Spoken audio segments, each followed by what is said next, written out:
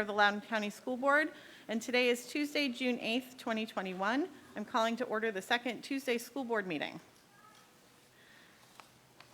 Board members, I've been notified that Ms. Corbo would like to remotely participate in tonight's school board meeting from home. She's unable to attend in person. And Ms. Corbo, can you tell us why? Yes, thank you, Madam Chair. I am not attending in person for health and medical reasons. Can you tell us where you are? I believe you're at home because we've all seen your home so many times. And also if anyone is with you. Thank you. Right. Yes, thank you. So I am at home and nobody is with me. Thank you. Board members, I'm going to entertain a motion that Ms. Corbo's request to participate remotely be granted. Is there a motion? So moved. Second. Moved by Ms. Reeser, seconded by Mr. Morse. Board members, is there any discussion? Seeing none, all in favor of the motion to allow Ms. Corbo remote participation, please raise your hand and say aye. And keep them up because I'm not used to doing this anymore, so thank you. The motion will carry 7-0 with Mr. Mehadevi absent for the vote. Ms. Corbo, you're now included in the meeting. Thank you. Thank you. And on that note, Mr. Mehadevi is on his way.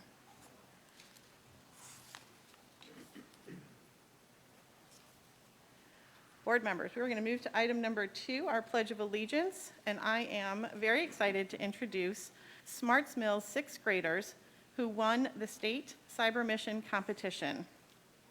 Smarts Mills Bay Challenge is a group of 6th graders from Smarts Mill Middle School, and they've won the eCyber Mission Challenge. The winning team is composed, and they're here tonight with us, of Addison Bauer-Myers, Kate Anderson, and Kaya Roberts. They were coached by their Spectrum teacher, Susan Shar, who is also here with us this evening.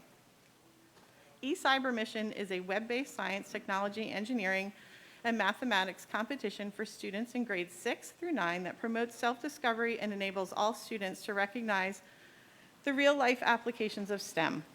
Teams of 3 or 4 students are instructed to ask questions for science or define problems for engineering, and then construct explanations for science or design solutions for engineering based on identified problems in their community.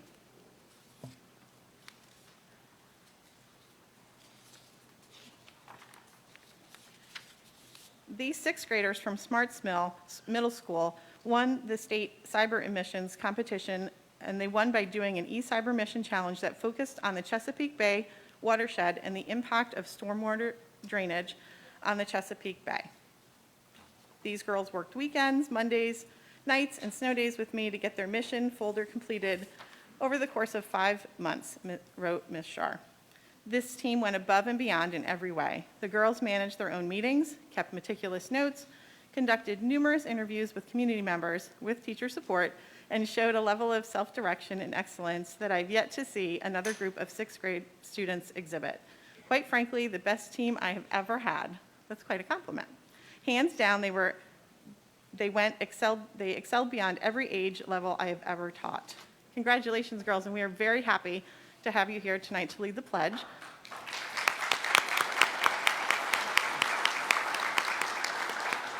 So now I'll ask everyone to please rise as the girls lead us in the pledge. I pledge allegiance to the flag of the United States of America and to the republic for which it stands, one nation, under God, indivisible, with liberty and justice for all. Thank you again for being here with us tonight. Let's give them another round of applause now that we have such a great group.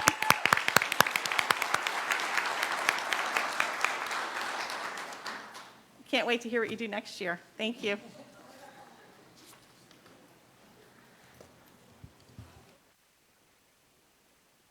Board members, we're going to move to item number 3, our disclosures, and we'll begin with Ms. Bartz.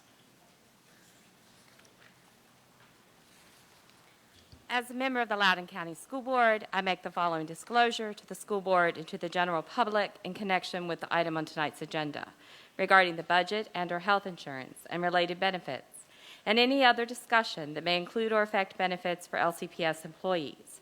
Specifically, as a school board member, I am eligible to receive health insurance and related benefits as an LCPS employee. These benefits, however, affect thousands of employees, well in excess of the statutory 3 employees, whose interests may also be affected, of which I am included. I can and will participate fairly, objectively, and in the public interest. This disclosure will be reflected in the public records of the clerk of the school board for 5 years. Thank you. Ms. Corbo. Thank you, Madam Chair. As a member of the Loudoun County School Board, I make the following disclosure to the school board and to the general public in connection with an item on tonight's agenda regarding employee salaries, the budget, and/or health insurance, and any other discussion that may include or affect salary and benefits for LCPS employees. Specifically, I'm enrolled in LCPS health insurance and may be affected by any potential changes to health insurance. Specifically, my son and daughter-in-law are LCPS teachers who do not reside with me and are not dependent on me. These subjects include thousands of employees well in excess of the statutory 3 employees whose interests may be affected, of which I am included. I can and will participate fairly, objectively, and in the public interest. This disclosure will be reflected in the public records of the clerk of the school board for 5 years. Thank you. Thank you. Ms. King. Thank you, Madam Chair. As a member of the Loudoun County School Board, I make the following disclosure to the school board and to the general public in connection with the item on tonight's agenda regarding employee salaries, the budget, and/or health insurance, and any other discussion that may include or affect salary and benefits for LCPS employees. Specifically, I am enrolled in LCPS Health Insurance Flex Spending Program and may be affected by any potential changes to the health insurance. These subjects include thousands of employees well in excess of the statutory 3 employees whose interests may be affected, of which I am included. I can and will participate fairly, objectively, and in the public interest. This disclosure will be reflected in the public records of the clerk of the school board for 5 years. Mr. Mahadavi. Thank you, Madam Chair. As a member of the Loudoun County School Board, I make the following disclosure to the school board and to the general public in connection with the item on tonight's agenda regarding employee salaries, the budget, and/or health insurance, and any other discussion that may include or affect salary and benefits for LCPS employees. Specifically, I'm enrolled in LCPS health insurance and may be affected by any potential changes to health insurance. These subjects include thousands of employees, well in excess of statutory 3 employees, whose interests may be affected, of which I'm included. I can and will participate fairly, objectively, and in the public interest. This disclosure will be reflected in the public records of the clerk of the school board for 5 years. Mr. Morse. As a member of the Loudoun County School Board, I make the following disclosure to the school board and to the general public in connection with an item on tonight's agenda regarding employee salaries, the budget, and/or health insurance, and any other discussion that may include or affect salaries or benefits for LCPS employees. Specifically, my spouse is an LCPS employee, and either my spouse or I may enroll in LCPS health insurance that may be affected by any potential changes to employee salaries, the budget, and/or health insurance. These subjects include thousands of employees well in excess of the statutory 3 employees whose interests may be affected, of which my spouse and I are included. I can and will participate fairly, objectively, and in the public interest. This disclosure will be reflected in the public records of the clerk of the school board for 5 years. Thank you. Mr. Sorokin. Thank you, Madam Chair. As a member of the Loudoun County School Board, I make the following disclosure to the school board and to the general public in connection with the item on tonight's agenda regarding employee salaries, the budget, and/or health insurance, and any other discussion that may include or affect salary and benefits for LCPS employees. Specifically, I am enrolled in LCPS health insurance and may be affected by any potential changes to health insurance. These subjects include thousands of employees well in excess of the statutory 3 employees whose interests may be affected, of which I am included. I can and will participate fairly, objectively, and in the public interest. This disclosure will be reflected in the public records of the clerk of the school board for 5 years.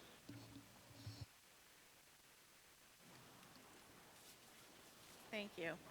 As a member of the Loudoun County School Board, I make the following disclosure to the school board and to the general public in connection with the item on tonight's agenda regarding the budget and/or health insurance and related benefits and any other discussion that may include or affect benefits for LCPS employees. Specifically, as a board member, I am eligible to receive health insurance and related benefits as an LCPS employee. These benefits, however, affect thousands of employees well in excess of the statutory 3 employees whose interests may also be affected, of which I am included. I can and will participate fairly, objectively, and in the public interest. This disclosure will be reflected in the public records of the clerk of the school board for 5 years.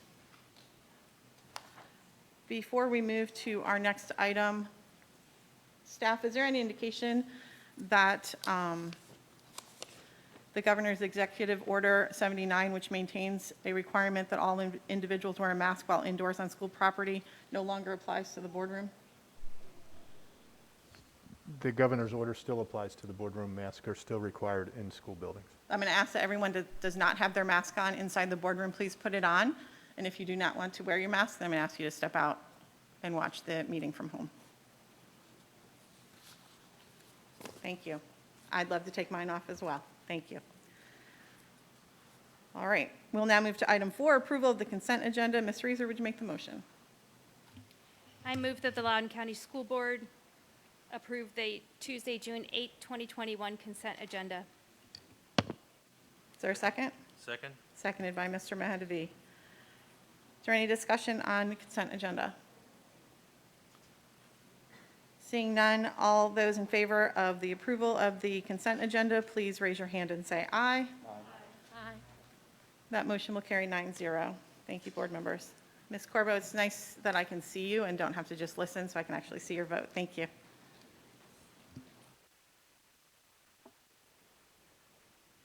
All right, we are now going to move to item 5, our student and staff recognitions from the Department of Instruction. Recognition of our 2020-2021 teacher cadet graduates, and I believe Dr. Lee Smith is here to introduce the item. Welcome, Dr. Smith. Good afternoon. I would like for our teacher cadet teachers and our students that are here with us today, is it okay if they stand? Absolutely. The Teacher Cadet Program is a Virginia Department of Education Teachers for Tomorrow dual enrollment program offered through Career and Technical Education. This 2-year program consists of 2 36-week dual enrollment courses, which are Teacher Cadet 1 and Teacher Cadet 2, that's offered to high school juniors and seniors who are interested in pursuing a career in education. The Teacher Cadet Program supports the Grow Your Own program through Loudoun County Public Schools and is designed to attract teacher candidates from high school students to the field of education through exposure to a world-class curriculum and hands-on experience that focuses on teaching. I would like to now introduce Bob Phillips, the Director of HRTD.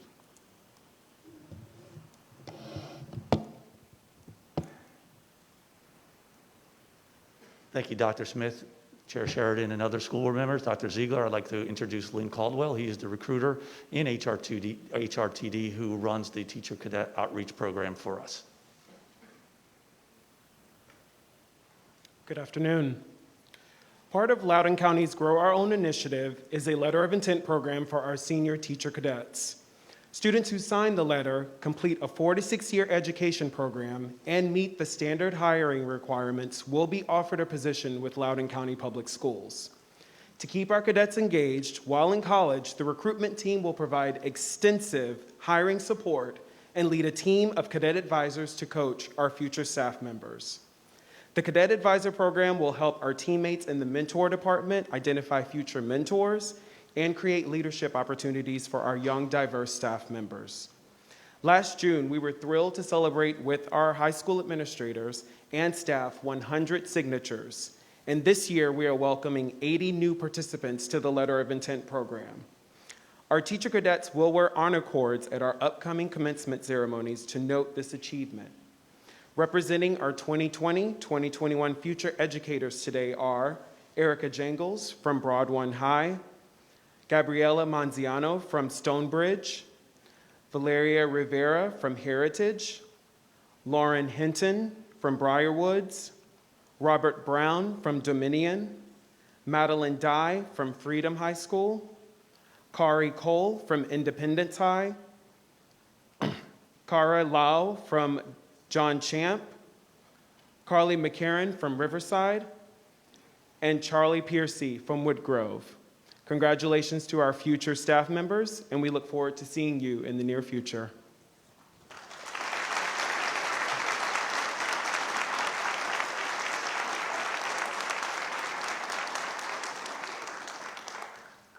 congratulations to all of you, and we look forward to having you return and join our ranks, and we're very proud of you and hope that your graduation ceremonies are everything they can be for you this year. Congratulations, and thank you for coming so that we could recognize you. Let's give them another round of applause.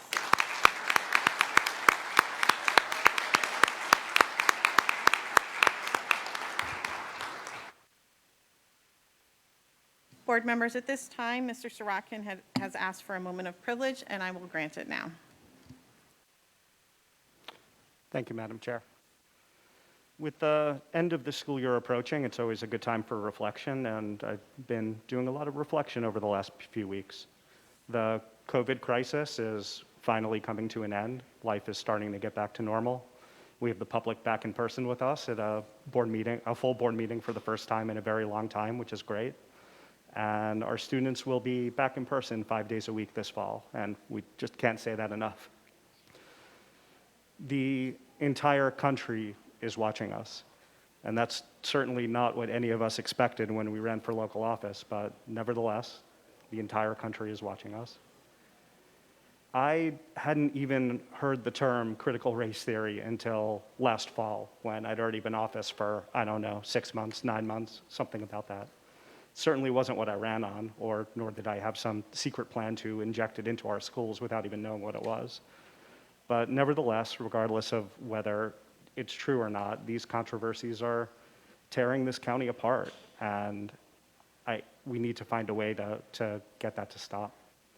The work session that we had on equity last week was at least something, but it was only one step. And our critics are right in that we need to find more ways of speaking directly with the community and not just to the community. I'm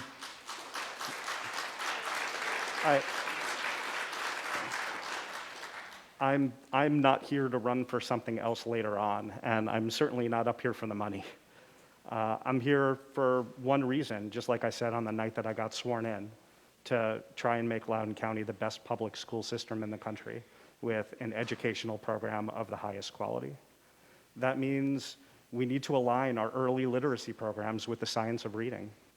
We need to focus on the social, emotional, and mental health needs of our students, especially in light of the isolation and suffering that many of our students have borne over the last 15 months. We need better and more frequent analysis of our MAP and SOL data, and even more importantly, analysis that results in action and improvement over time. We need to start identifying our gifted learners earlier than the 4th grade. We need a middle school honors program that's rigorous and standardized. We need to get foreign language programs back in our elementary schools and to offer more foreign languages in general. We need a middle school sports program. We need an international baccalaureate program. We need to offer paid parental leave to our staff. We need to improve our bus transportation so that we don't have long bus routes, second loads, and older students sitting 3 to a seat. We need to provide more options for advanced study, both at the academies and at each high school also. We need to provide more than one JROTC option in the county. We need to expand our partnerships with local community colleges to improve our vocational and trade programs. We need to expand our agriculture education program and leverage our partnerships with the local farming community. And yes, we need to make sure that every student in Loudoun County Public Schools is getting a fair shot. Everyone may not agree with all of these goals, and that's okay, but the hunger for our school division to be better than it is, that is what I think the community wants. It's why we were elected. And I believe we really can find areas of broad consensus with the community in many of these items to improve our schools. We have been in crisis management mode for 15 months. That time is over, so let's make today day one. Thank you.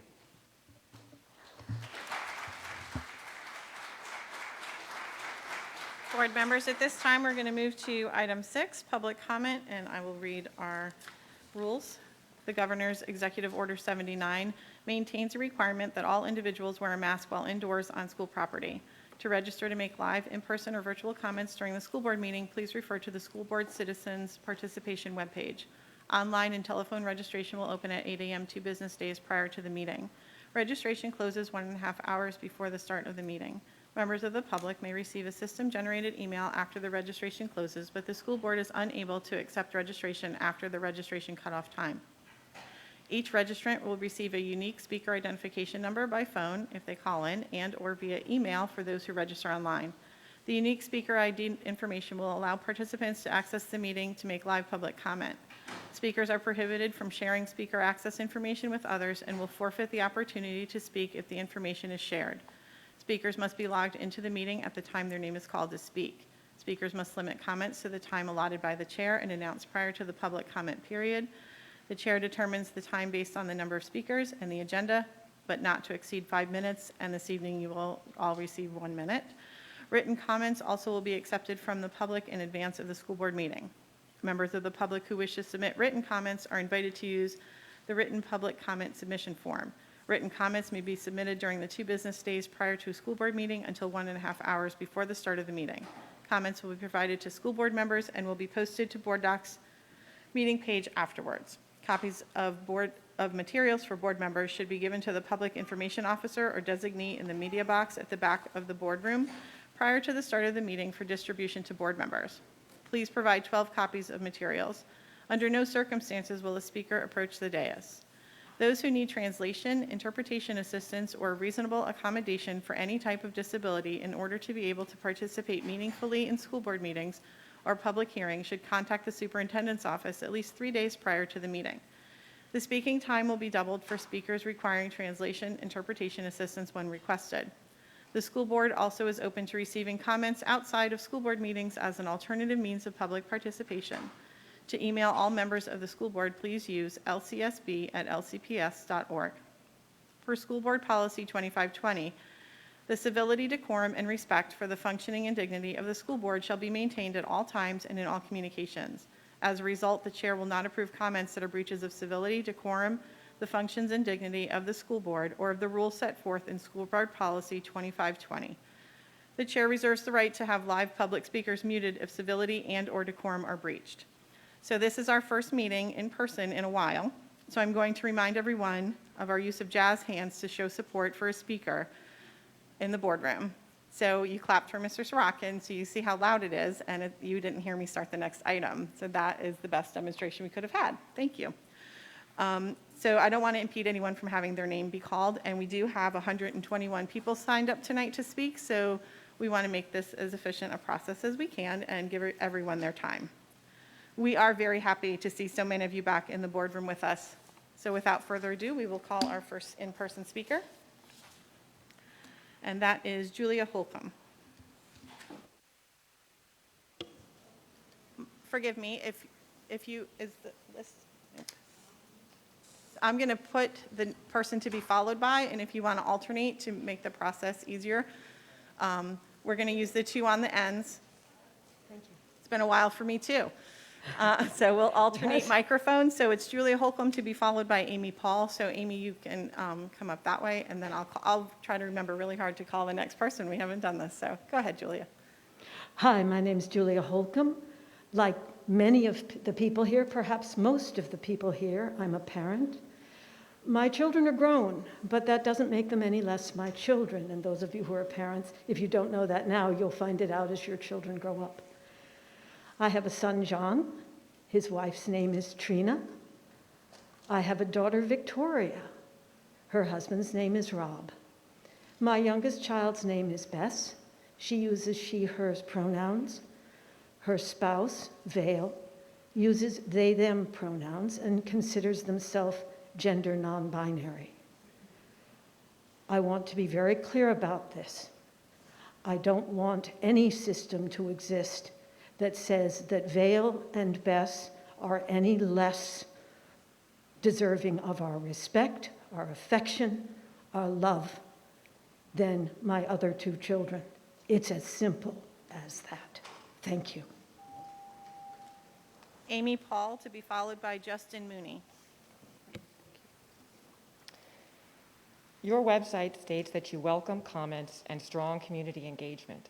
But 2 weeks ago, a teacher stood at this podium and voiced his objections to proposed school policies that would have required him to violate his Christian faith and lie to children. Your response was chilling and what I would have expected if we lived in North Korea or China instead of America. You tried to strip Tanner Cross of his job, faced with hearing a truth you don't like, that it's a scientific fact that girls cannot be turned into boys and vice versa. You sent a message to parents and teachers that if we dare voice dissenting views, you will retaliate. That's what tyrants do, not public servants in a free country. I don't know how you can expect citizens to trust you with our children after you've committed such a flagrant abuse of your power.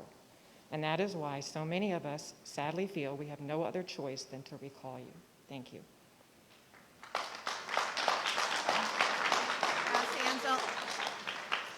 I'm going to remind you again, jazz hands only, please. Justin Mooney to be followed by Lori Avila.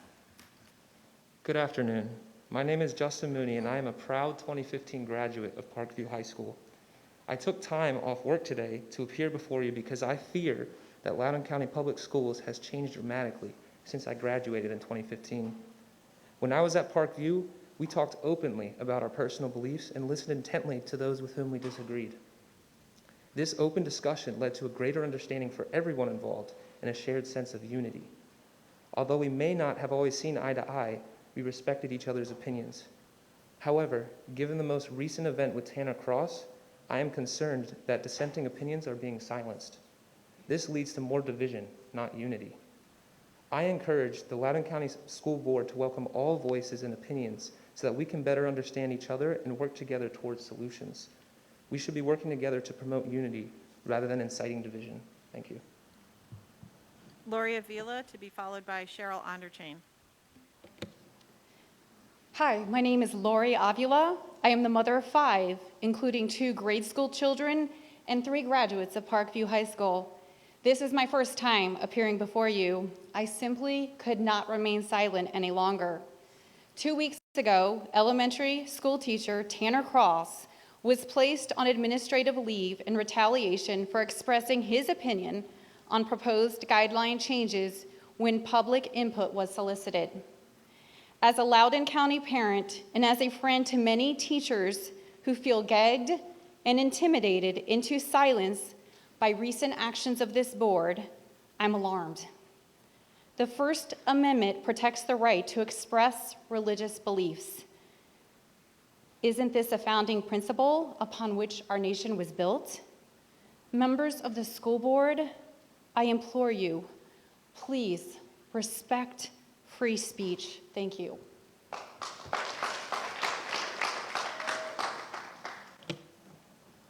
Jazz hand reminder. Thank you. We'll move to Cheryl Onderchain, followed by Carly Copeland. The Virginia Constitution requires that an education program of high quality be established and continually maintained. The LCPS mission statement states that you are to work closely with students, families, and the community to provide a superior education, safe schools, and a climate of success. It further states that you will promote intellectual growth, individual initiative, mutual respect, and personal development for productive citizenship. It is clear that the parents of Loudoun County have lost trust in the ability of the Loudoun County School Board to execute their duties as required by the Virginia Constitution and committed to in the LCPS mission statement. And we now offer you these articles to adopt as the Parents' Bill of Rights. Thank you. Carly Copeland to be followed by Rebecca Ratcliffe. Article 1, information provided to the public about instructional materials. Loudoun County Public Schools shall ensure that the following information for each school in the county is prominently displayed on the school website by July 1st of each year, organized at a minimum by subject area and grade level. The instructional materials and activities that were used at the school during the prior school year, including all of the following: anything assigned, distributed, or otherwise presented in any course for which a student receives credit, any materials from among which students are required to select one or more if the selection is restricted by the school. Rebecca Radcliffe to be followed by Alicia Brand. This is a continuation of Article 1, information provided to the public about instructional materials. Any materials used by LCPS for staff and/or teacher training, Any procedures for the documentation, review, or approval of the learning materials used for student instruction at the school, including by the principal, curriculum administrators, the Office of Equity, or other teachers.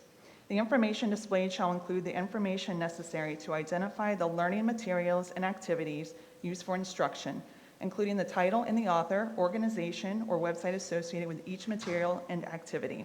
Nothing in this section shall be construed to require the digital reproduction of the materials themselves or the separate reporting of individual components of materials produced as a single volume. Alicia Brand, to be followed by Patty Menders. Ian, thank you so much. That was very meaningful. This is Article 3 related to open town meetings, town hall meetings. In order to provide transparency to the public, LCPS will host a quarterly open town hall meeting to present an update on LCPS activities and take questions from the public on those activities and other matters of public concern to the community. LCPS will make available at those open town hall meetings the superintendent, the members of the board, the chief of staff, and the heads of each division within LCPS. Thank you. Patty Menders, to be followed by Bree Bailey. Article 4 of the Parents' Bill of Rights, public input on certain LCPS contracts.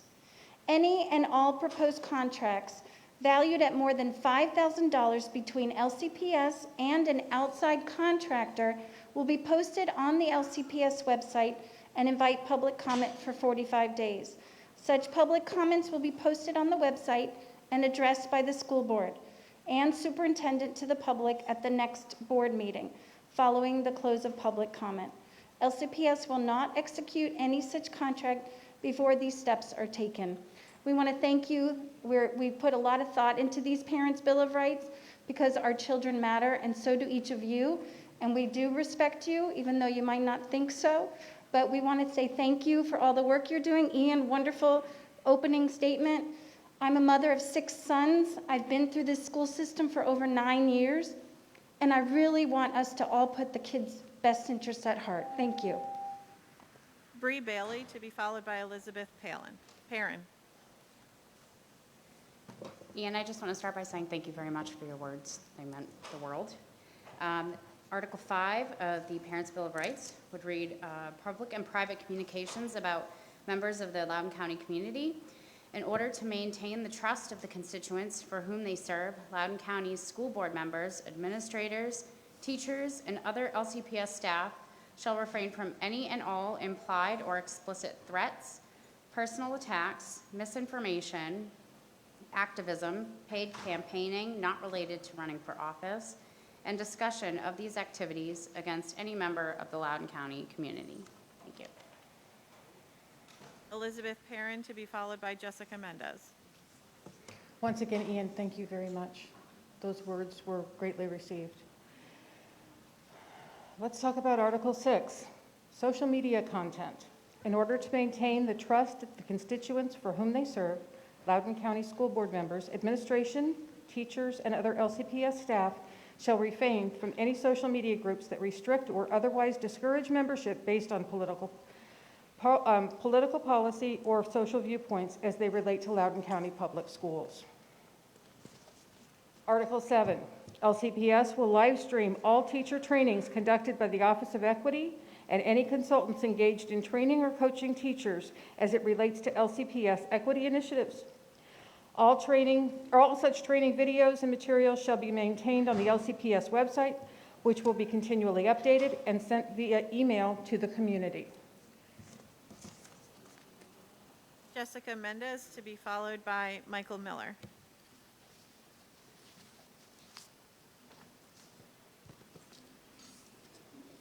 Article 8, prohibition of charges for Freedom of Information Act requests. Loudoun County Public Schools and the Loudoun County School Board will not charge Loudoun County residents for Freedom of Information Act requests. There should never be a charge for the truth from our government officials. This is your Article 9, prohibition on political affiliation discrimination. Loudoun County Public Schools will not discriminate against any student, teacher, or parent on the basis of political affiliation or perceived political affiliation. Thank you. Michael Miller, to be followed by Aaron Miller. Article 10 of this Bill of Rights, the prohibition on anonymous reporting by students, teachers, or parents against other students, teachers, or parents. LCPS will neither employ nor accept any anonymous report, complaint, or request for any action against any student or parents by any other student or parent, even if the subject of the report, complaint, or request for action is also anonymous. Further, for any and all students accused of either discrimination or the use of slur based on race, ethnicity, religion, sexual orientation, or gender expression, LCPS will work with the student and their parents with an opportunity for a hearing conducted in accordance with due process of law. These are all reasonable articles, and I hope that you take each of them into consideration. Thank you. Aaron Miller, to be followed by Joseph Joannides. Good afternoon. I have the 11th article, but no fancy board. Commitment to meritocracy, equal opportunity, and respect for the rules of law and the Constitution of Virginia and the United States of America. In all its operation, curriculum, and teaching, Loudoun County Public Schools and the Loudoun County School Board shall prioritize meritocracy, equal opportunity, and respect for the rules of law and the constitutions of Virginia and the United States of America. Thank you. Joseph Joannides, to be followed by Beverly McCauley. Good afternoon. My name is Joseph Joannides, and I am planning to move into Loudoun County in the very near future and eventually start a family. However, as a future resident, I must express that I am taken back by the current condition of LCPS. I want students to attend a school system which promotes openness and allows its students to freely express themselves as supported by the First Amendment of the Constitution. So I ask you all, are we going to keep the right to free speech and freedom of religion, the right to speak our opinions and faith without fear of being silenced? Tanner recently expressed his own moral convictions as to why he could not support a proposed policy, and he was silenced in result. Thankfully, he was just reinstated today, but the fact that he was put on leave is an attack on the First Amendment. I encourage LCPS to ask themselves, is silencing opinions the way to uphold our freedoms? Is that what America was founded upon? Or do we as Americans support the voicing of all opinions regardless of our own? Thank you. Beverly.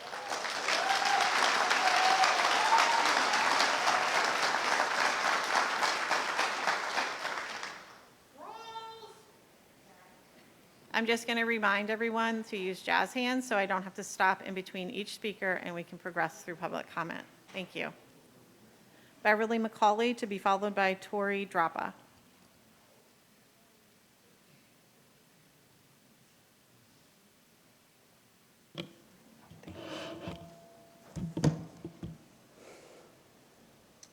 My name is Beverly McCulley, and I'm a mom of 11 and have lived in Loudoun County for the last 40 years. You can't change the world if you don't try. We have certain liberties, including religion, speech, press, assembly, and petition, and we should all consider these imperative. In our home, there's no topic of race. We're all just family.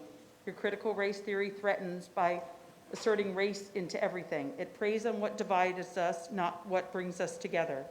It doesn't strengthen anyone. In fact, it destroys them and makes everyone look only at race, not the fact that we all bleed red.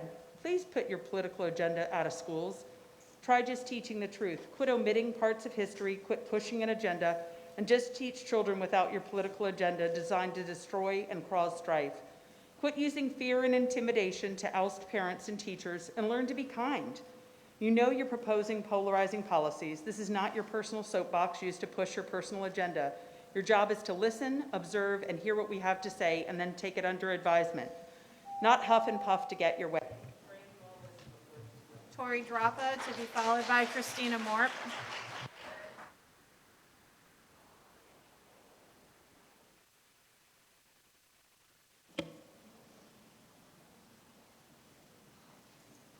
Hello, my name is Tori, and I'm a resident of Loudoun County. Throughout my school years, I struggled with hating myself and suicidal ideation. But then I met Jesus. He became my true source of joy and life, and isn't that what America is all about? The opportunity for everyone to pursue life, liberty, and happiness. It is not my desire to push my faith on anyone, but rather draw attention to the fact that religious freedom is a valuable thing for the next generation of Americans to experience. Thank you for your time. Christina Moore, followed by Lily Miller.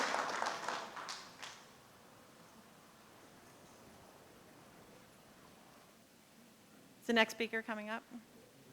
Oh, you didn't hear who it was? It's Christina Morp, to be followed by Lily Miller. She wasn't feeling well, she's not here today. Thank you. Lily Miller, to be followed by Rachel Pisani.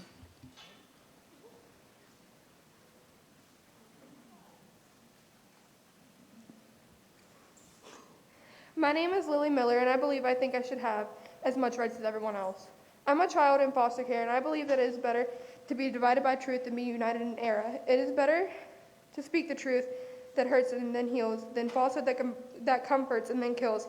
It is better to be hated for telling the truth than to be loved for telling a lie. It is better to stand alone with the truth than to be wrong with a multitude.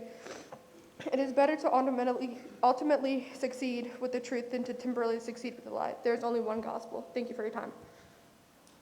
Rachel Pisani, to be followed by Ian Pryor.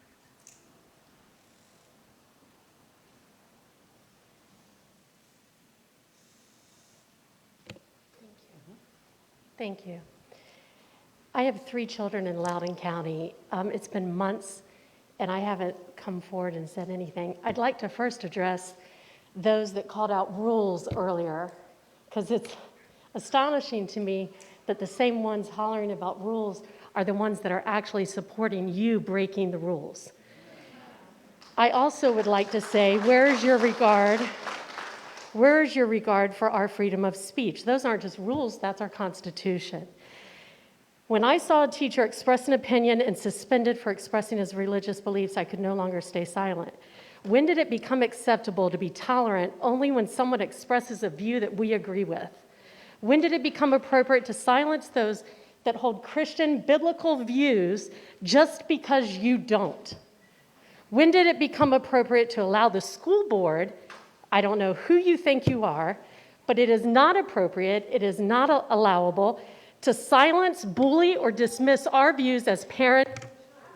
Ian Pryor, to be followed by Elizabeth Boyko. All right. Give me the...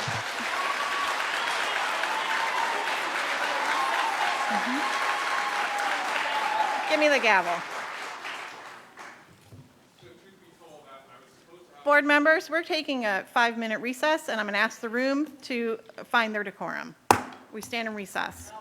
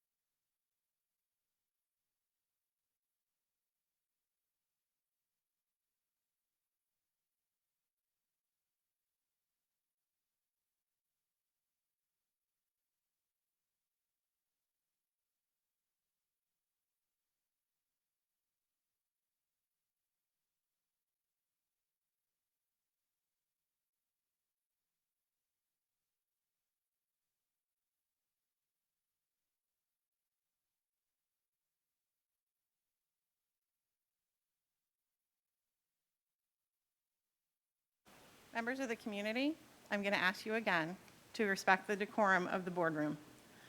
That requires the use of jazz hands. I understand you're excited about supporting your speakers that you're supporting, but I'm going to ask you to respect the decorum of the room. If you do not, I'm going to ask a member of the board to make a motion to move public comment as item 11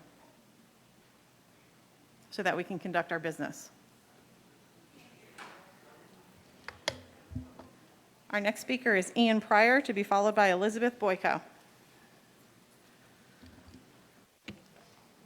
Well, I was going to be part of the board presentation, but the Army of Moms benched me, so I'm just calling an audible here. You know, every day when I drop my daughters off at school, and I'm sure this applies to everyone, there needs to be trust. There needs to be trust with the school board, the administration, teachers, because this is the most important thing in the world to us. It's more important than anything else. It's more important than politics. It's more important than, you know, enjoying yourself with your buddies on a Sunday. It doesn't matter. It's the most important thing. And that trust has been broken over the past year, whether it's through opening schools or how we teach our kids about complicated issues or our First Amendment rights. But I do want to say that, Mr. Sirotkin, tip of the cap to you for your thoughts today. Thank you. Elizabeth Boyko, to be followed by Joe Mobley. I'm reading a statement written by an LCPS teacher who wishes to remain anonymous. This isn't the first time I've had a community member read my statement. The interaction I've had with my school board representative confirmed what I hoped wasn't the case, that you only accept free speech when aligned with your agenda. I believe there is a way to show love and care for the 1% of students who are transgender in our school system without silencing staff and students who might disagree with those lifestyle choices.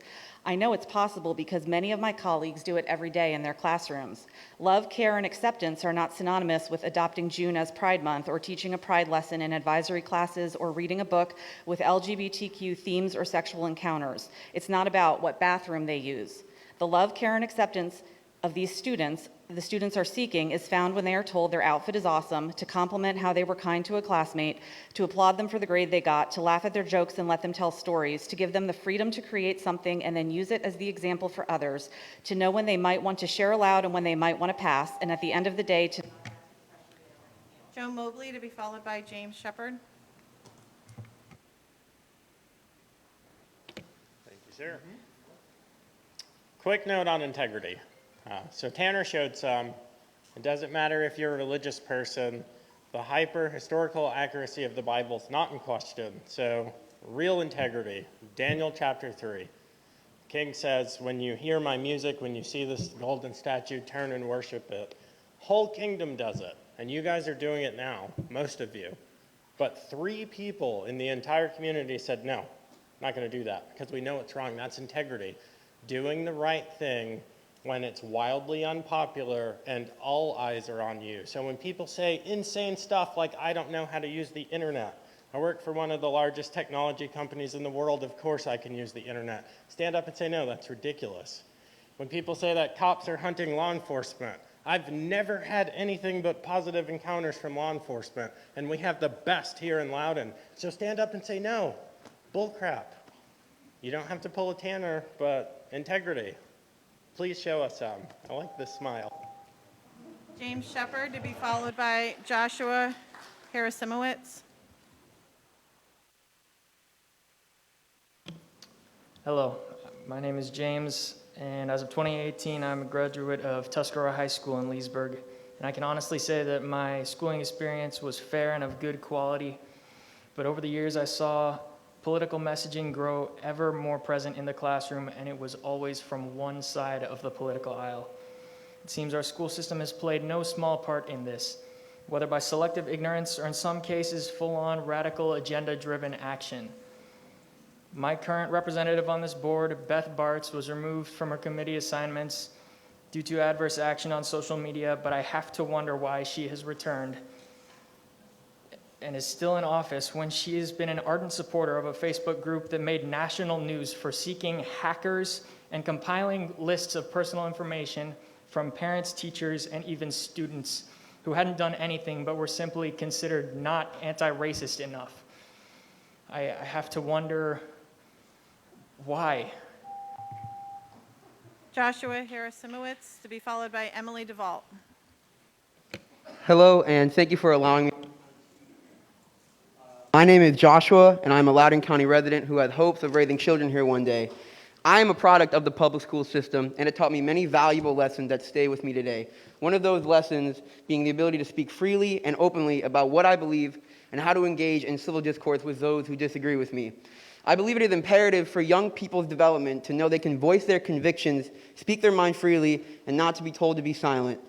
With recent actions by the school board, students may conclude that it is better to remain silent and stifle their convictions. Where would we be today if young people were taught to be afraid of their moral convictions and not speak their minds? We are a better nation because historically, young people knew it was right to stand up for what they believe. As adults, it is up to us to set the example and to show people, young and old, that they don't have to live in fear of speaking up about their moral convictions. And I say this to everyone in the room, how to engage with someone they disagree with in a civil manner. Thank you for your time. Emily DeVault, to be followed by Dick Staton.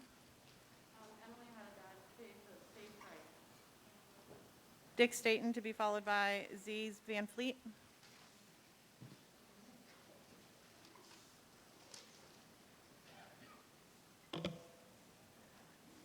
I've been very alarmed about what's going on in our school. You are now training our children to be social justice warriors and to loathe our country and our history. Growing up in Mao's China, all this seemed very familiar. The communist regime used the same critical theory to divide people. The only difference is they use class instead of race. During the Cultural Revolution, I witnessed students and teachers turn against each other. We changed school names to be politically correct. We were taught to denounce our heritage. The Red Guards destroy anything that is not communist, old statues, books, and anything else. We are also encouraged to report on each other, just like the Student Equity Ambassador Program and the bias reporting system. This is indeed the American version of the Chinese Cultural Revolution. The critical race theory has its roots in cultural Marxism. It should have no place in our schools.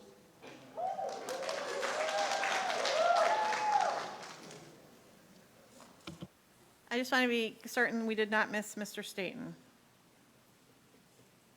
Okay. Chris Karansky.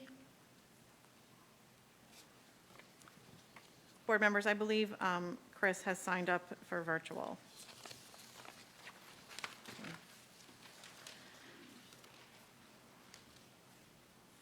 Nimat Sadeghi, to be followed by Arya Sadeghi.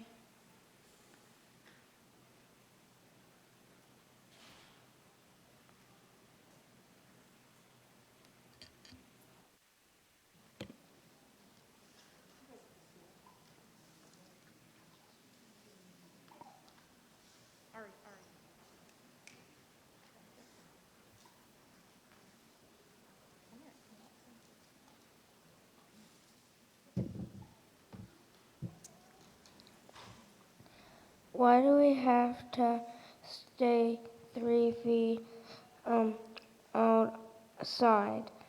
At my baseball, when I did baseball, I could get as close to people as I wanted to, and none of us got sick. So why do we have to do it at schools? It makes no sense. Thank you.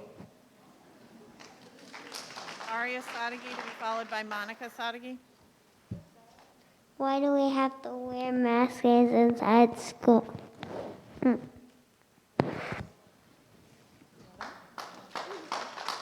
Monica Sadeghi, to be followed by Mo Sadeghi.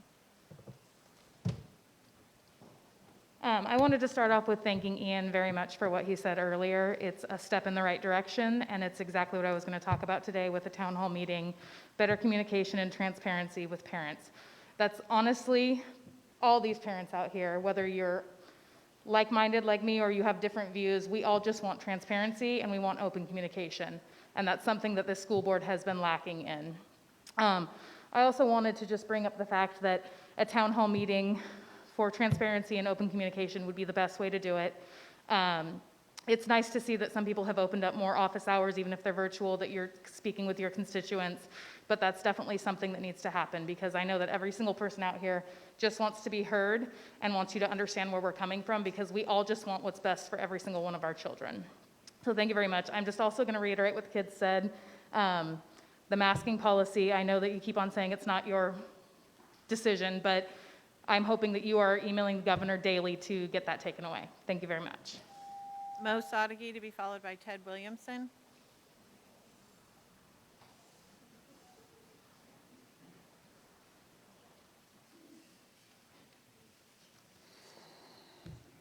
With this being the last meeting before the end of the school year, all I can say is what a long, tiring trip it's been. I want to thank all the teachers, staff, and students for sticking through a tough year, and especially those at Kenneth Colbert Elementary School. May it never be like this again. And I want to remind the board of the original focus for myself, and that is the return to 5-day-a-week in-person learning for students. I'd also like to get the board to do whatever impact and pressure they can on the governor's office and the Department of Education to remove the mask mandate going into next year. We can safely return to schools and bring back a world-class education for Loudoun County. As for the Tanner Cross issue, I'm conflicted on my thoughts. For the record, I don't agree with Mr. Cross's statements, but I do believe in his right to speak his mind during a public forum without reprimand from this body. The court of public opinion can make whatever decision it wants, but until Mr. Cross is proven to be derelict in his duties as a teacher and in actual violation of a policy, it's not up to the board to suspend an individual for stating their disagreement with the proposed policy. That sets a dangerous precedent. The board had an opportunity to begin a dialogue and start a difficult conversation about acceptance and what it means to different people. Ted Williamson to be followed by Michelle Tanis.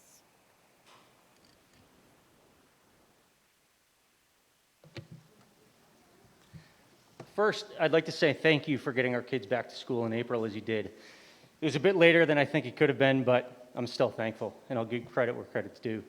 Second, I want you to all know in no uncertain terms that I will do everything I possibly can to fight to the bitter end until you prove to me that you are not teaching my children that they are racist just because they're white. I will rally, I will donate, I'll be vocal, and I will campaign against anyone and everyone who attempts to indoctrinate my children into the most racist of racist ideas, which is CRT. Am I against teaching my children about racism or equality? I'm not. Am I against teaching my children that equity is the answer and they, as white children, are the problem? Absolutely. Please just focus on the traditional subjects that public schools were created for. And I appreciate Mr. Strachan's comments at the beginning of the meeting. And Michelle Tanis to be followed by Betty Ringenson. Hello, my name is Michelle Tanis. I'm a mother of 4 kids and a retired service member of 21 years. Thank you for taking our comments today.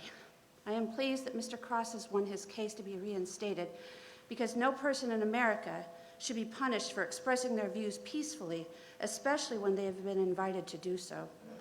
This is our First Amendment right, a right I gave 2 decades to protect. Even being threatened with termination for simply speaking one's opinion creates a culture of fear and silence, and this does not help anyone on either side of the aisle or our democracy. Thank you. Betty Ringeisen followed by Monica Gill.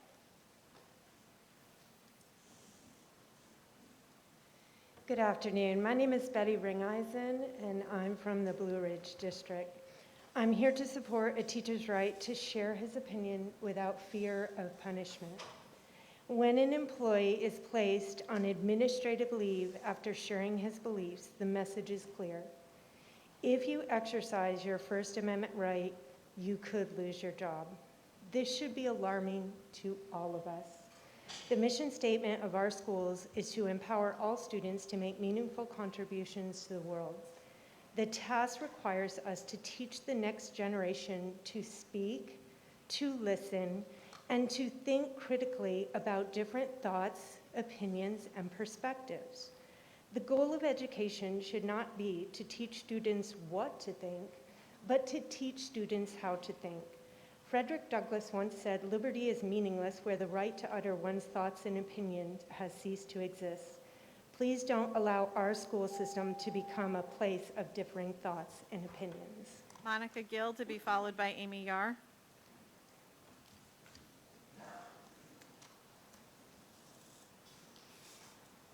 This Constitution shall be the supreme law of the land. That includes the First Amendment rights to free speech and religion. As elected officials, you are accountable to the Constitution above all else. Last fall, you attempted to silence teachers. Members of this board belong to a Facebook group that targeted parents. MSAC tweeted, "We will silence the opposition," and said teachers who question equity should be dismissed. My colleague Tanner Cross was put on leave for expressing his religious convictions and concerns. These actions resemble totalitarianism, not the Constitution. A Christian from the former Soviet bloc once said, "Dictatorship can make life hard, but they don't want your soul. Totalitarian regimes want your soul." We have to know that so we can protect what's most important to Christians.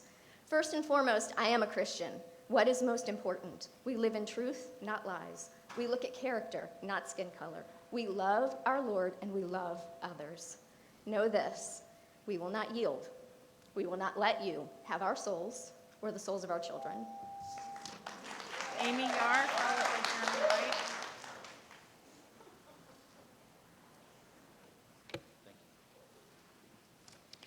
The number one priority of this school system should be to improve student achievement, especially on the heels of a year of distance learning. But instead, equity, inclusion, culturally responsive teaching are driving this train. In fact, you are railroading it through, oblivious to the fact that you derailed the train with your school closures. Why isn't the Equity Committee refocusing its goals and efforts to get the train, all of our kids, back on track, especially our kids with learning disabilities? Even the title of the latest Equity Progress Report screams your buffoonery: A Path Forward Together. A path towards what? Your definition of social justice? And a path forward together? Really? We could not be a community more divided. Mr. Sorokin, I appreciate your comments at the beginning of this. It's exactly what we need to do, is come together. There needs to be someone to bridge it. Mr. Ziegler, Dr. Ziegler, that is your job as our leader. And if you cannot do it, it is your job to find. Jeremy Wright to be followed by Melissa Dober.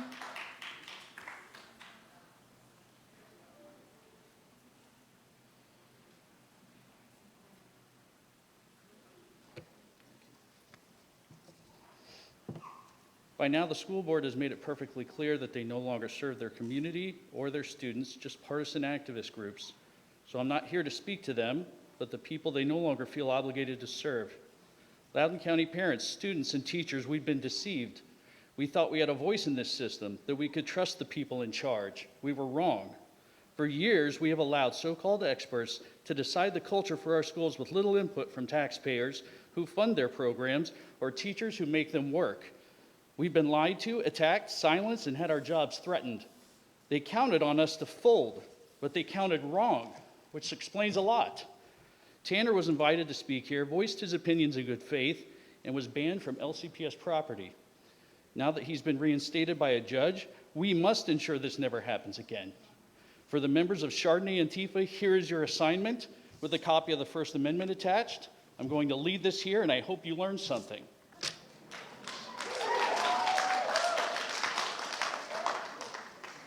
I'll remind you that I will entertain a motion to move public comment to the end of our agenda. Jazz hands only. Melissa Dober, followed by Scott Pio. Hello, my name is Melissa Dober. My 6 children have attended LCPS schools, and this is my 16th year as a middle school dean in LCPS. I am here to stand with Tanner Cross in defense of his First Amendment rights. Like Tanner, when staff members are hired, we do not surrender our rights as a condition of employment. As a dean, my job is to love and respect all my students, and this is what I do daily. In the culturally responsive framework, equity training, and policy 8040, it requires states we are to affirm students struggling with gender identity. This goes against my First Amendment rights, since it is against the truth of what I believe as a Christian and as a former science teacher. I am called to love and respect everyone, which I do every day in my job. As educators, we need to remain neutral, but teachers are made to affirm and teach progressive ideologies that are not neutral and against teachers' First Amendment rights. Please revise Policy 8040 to support the rights of everyone. Thank you. Scott Pio, to be followed by Christina Hastings.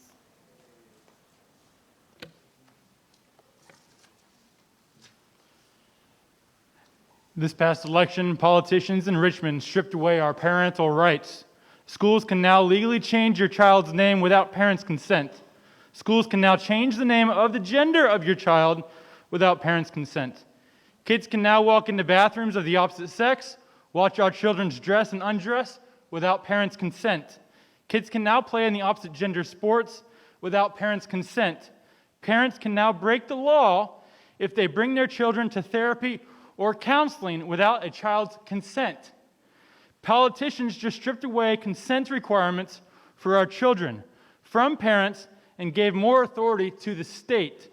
The state controlled of our children without parents' consent. What's the school board doing about it? I'm a parent of 2 children. I'm running for Virginia delegate, and I will give consent back to the parents. Christina Hastings. Christina Hastings, to be followed by Julie Perry. I am a 2017 graduate of Briarwoods High School and an employee of LCPS. In all my years learning and teaching in this county, I have witnessed a rapid transition from the encouragement of free speech and open discussion to a climate of cancel culture towards differences in opinion, religion, and conviction. I myself am a devout Christian, and I delight in my freedoms here in this country, yet I will admit it is not easy to stand here today as I see the doors of free speech closed to our students, parents, and staff members for fear of threats and jobs being taken when different convictions are voiced. I serve the Lord as my God, not the school system, and the right of free speech is protected for all by the U.S. Constitution. We, as leaders of the rising generation, set the precedent in our classrooms. We must be the people of our word as we stand together and pledge our daily allegiance to be one nation, under God, indivisible, with liberty and justice for all. Thank you. Julie Perry, to be followed by Darius Hess.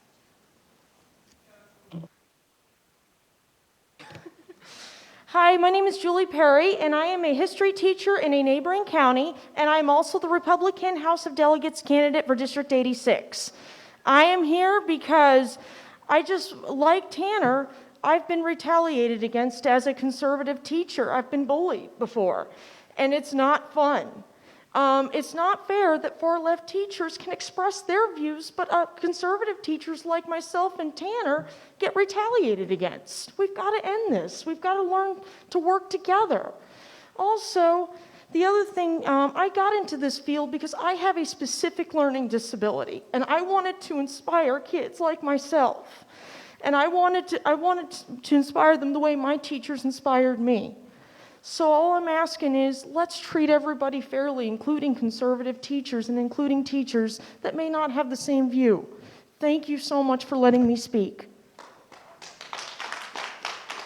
Darius Hess, to be followed by Michelle Friel.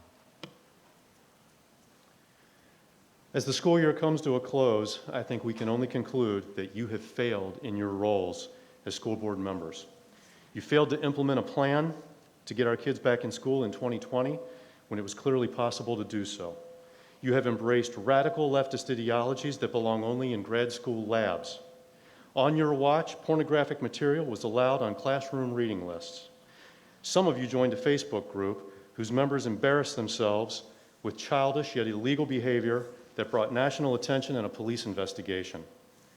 And most recently, you again put Loudoun County in the national spotlight with the Tanner Cross situation. Over the last year, many families have abandoned LCPS for other school options, not because they wanted to, but because they felt they had to. You have lost the trust of the taxpayers you serve. I think you all need to go. Michelle Friel, to be followed by Gary Higgins.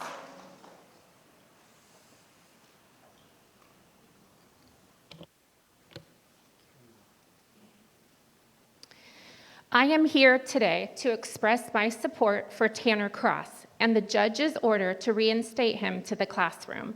LCPS, you have tried to force conformity by silencing dissent. You violated Tanner's First Amendment rights. You tried to create fear in the hearts and minds of teachers that want to speak out against your ideological agenda. It's now time you establish a policy that reinforces students and teachers' right to express their views about education and proposed policies without fear of retaliation by the administration. Gary Higgins, to be followed by Andrea Weiskopf.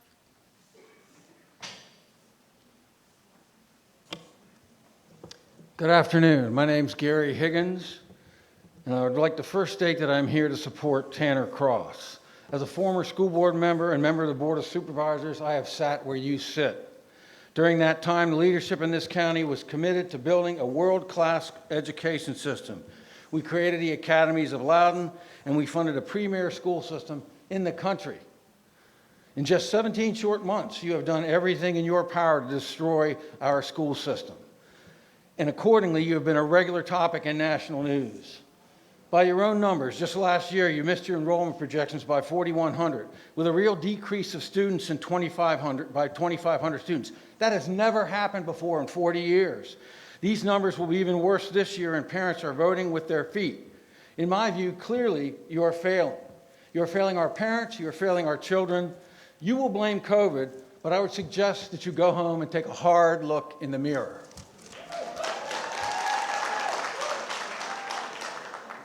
Andrea Weiskopf, to be followed by Lisa Levine.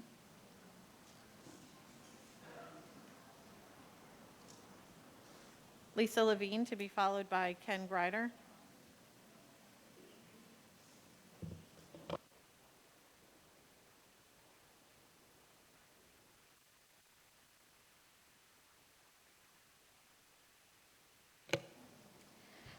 Hi, I have a message for the new superintendent.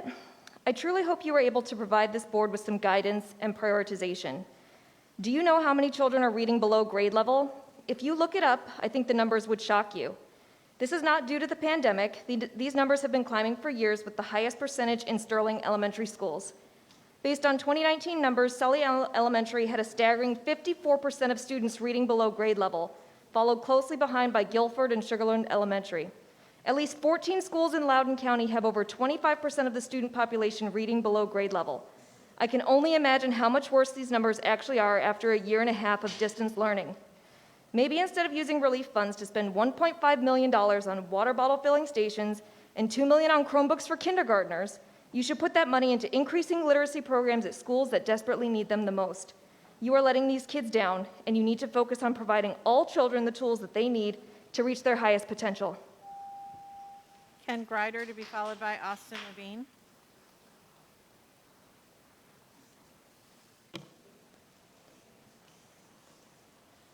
I'm not going to speak into the record about what was said in the sexual content on the two books regarding Monday and Trending Murder, but I want to say to you that there's a direct parallel to my experiences of working at Freddie Mac. I suffered for a year of the exact same vocabulary that's in those books, and when I made a complaint, I was fired.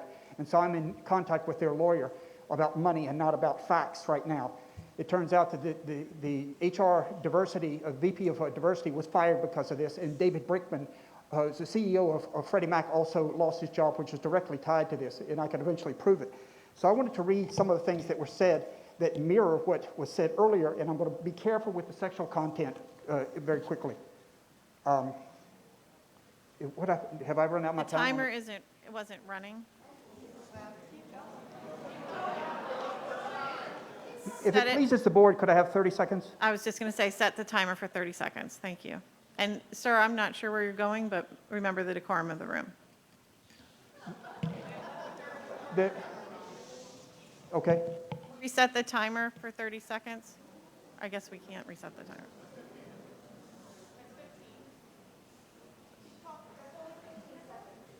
How about we do this? Set it for a minute, and when it runs out, we When will. it gets to 30, I'll stop.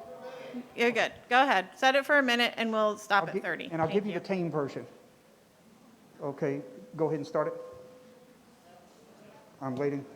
Okay, anyway, so the The most striking piece from the trending murder parallel is that an employee sitting near me said, "I wonder what it would be like to kill someone. I wonder if I would feel remorse if I touched the body." Managers and other employees said, "We like to beat contract workers. We like to haze contract workers. We hate contract workers. You know, if there was going to be a mass shooting, it would be the contract workers." And I have here a picture of the beating stick that the manager actually brought to work.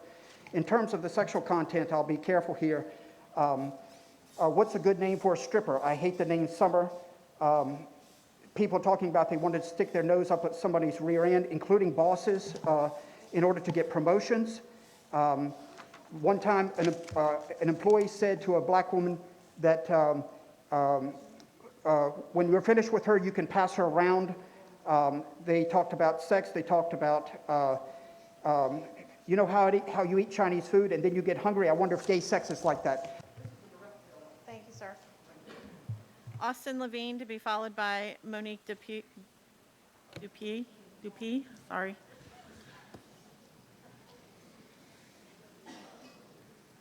You ready? Over the past 10 months, this board and its interim superintendent issued over 20 proclamations and sent almost as many emails recognizing and denouncing things on a litany of topics from the rise in Asian hate crimes to school gun violence. It seems like you overachieved virtue signaling and checked every box on your equity scorecard, but you forgot one. Where's your proclamation or email denouncing the rash of violence against Jews and the increase in anti-Semitism? Is it because Jewish students and families don't matter? Is it because many of our skin colors aren't on your palette of the oppressed? Where is your equity committee and your conscience when it comes to the forever growing hatred of Jewish children and their families? My family. Is your agenda so driven by the far left and radical anti-racist that now anti-Semitism seems to be the only form of passable bigotry for the school board and this system? Was your enemy list just the preamble for worse things to come? You each have the opportunity tonight to denounce those who spew anti-Semitism in our schools and community. Will you have the chutzpah to take a stand, or will you continue this farkakta charade? Monique Dupuy followed by Shelley Slaybrick. Hello. When LCPS hired Byron Cross, they did so because they felt he was the best man for the job. They thought he would be a great teacher, an awesome role model, and a caring individual. He is all those things.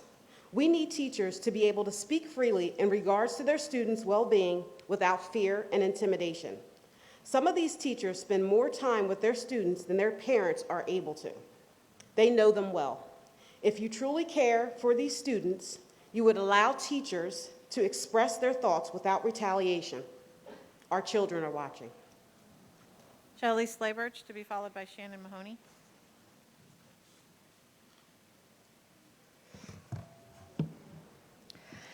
Ian, you started with everybody thanking you tonight, and one of the things you said was the entire country is watching us. It has been months. We are on the news every week, but you asked the public, or not the public, the media, not to come in. We sat outside today and were told 2 stations, Fox and NPR, were allowed in the room. Why won't you let this be publicized? You said you want to speak with the community, not to the community. Ms. Sheridan just asked to stop a meeting. We're trying to be heard. You can't continue to silence us. I want to know if your words came because you know you're on top of this recall. Were they truthful? Beth March, you are sitting there laughing at me, and it is not a joke. We can continue this conversation. I cannot and I will not be silenced, nor will the rest of this group. You're not cute and you're not funny. You do represent every person in this county. We will get your signatures. You said you can't be recalled. You'll be the first. Shannon Mahoney to be followed by Tom Mahoney.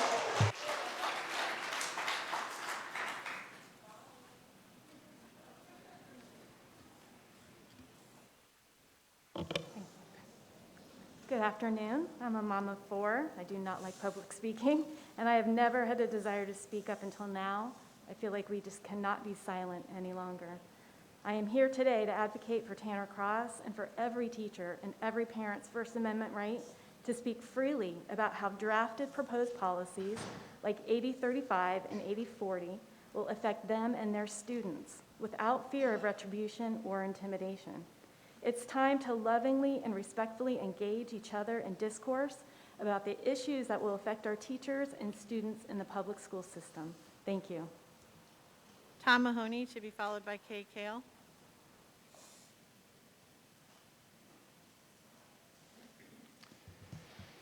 Ladies and gentlemen of the school board, thank you for this opportunity to participate in this public forum. We applaud today's court ruling in support of Mr. Cross and all of the Loudoun County Public Schools teachers, faculty, and staff members' right to share their honest and personal views regarding relevant topics in a respectful and civil manner in an environment that is protected from discrimination, retribution, intimidation, or harassment. Regarding the draft LCPS policies 8035 and 8040 currently being considered, we urge this board to conduct a series of public hearings to allow complete review and discussion of these complex and sensitive issues by all sides in an empathetic and compassionate manner, including testimony from individuals who have detransitioned from the trans lifestyle to provide a long-term perspective on these issues. Thank you very much. Kay Kale, to be followed by Peter Livingston.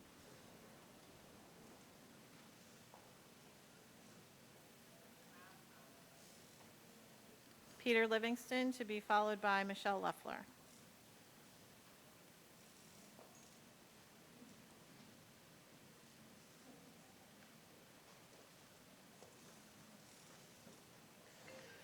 I'd like to start by thanking Dr. Ziegler for putting the entire district on his back in the last 6 months and moving us all forward on so many fronts. I can't imagine how difficult that was when you consider some representatives have no moral compass and routinely threaten staff and administration.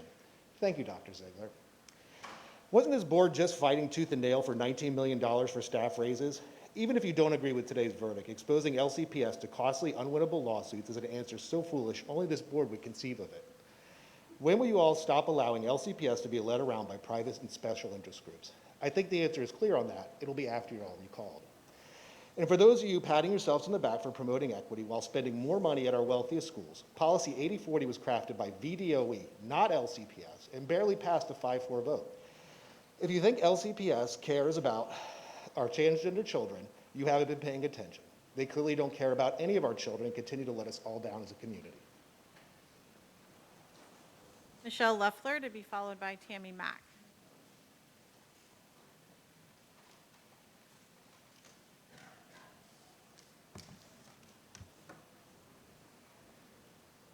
Hello. As usual, I come up here and I change my mind on what I'm going to say, but I'm going to say today that I'm a veteran and my father and his brothers were veterans too, and we served our country to make sure that it's united. It's not united now. I'm on the Equity Committee and I'm grateful for that, and thank you for that opportunity. But just listening to here and listening to the audience now, this is not equity. This is exclusion. We cannot have equity discussions without including the audience here, and we can't find one race to be the scapegoat for every bad thing that's ever been done. We need to include each other. We need to listen to each other. We have amazing people here, amazing people that are elected. Please go to the core of your values and remember, equity listens with an open heart and an open mind and includes the public. Thank you. Tammy Mack, to be followed by Daniel Brubaker.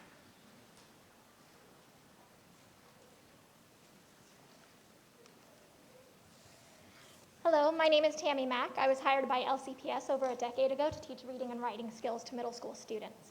Up until recently, I have been expected to appear religiously and politically neutral to my students, but now I am pressured to directly address controversial topics in my classroom that are best suited for family discussion.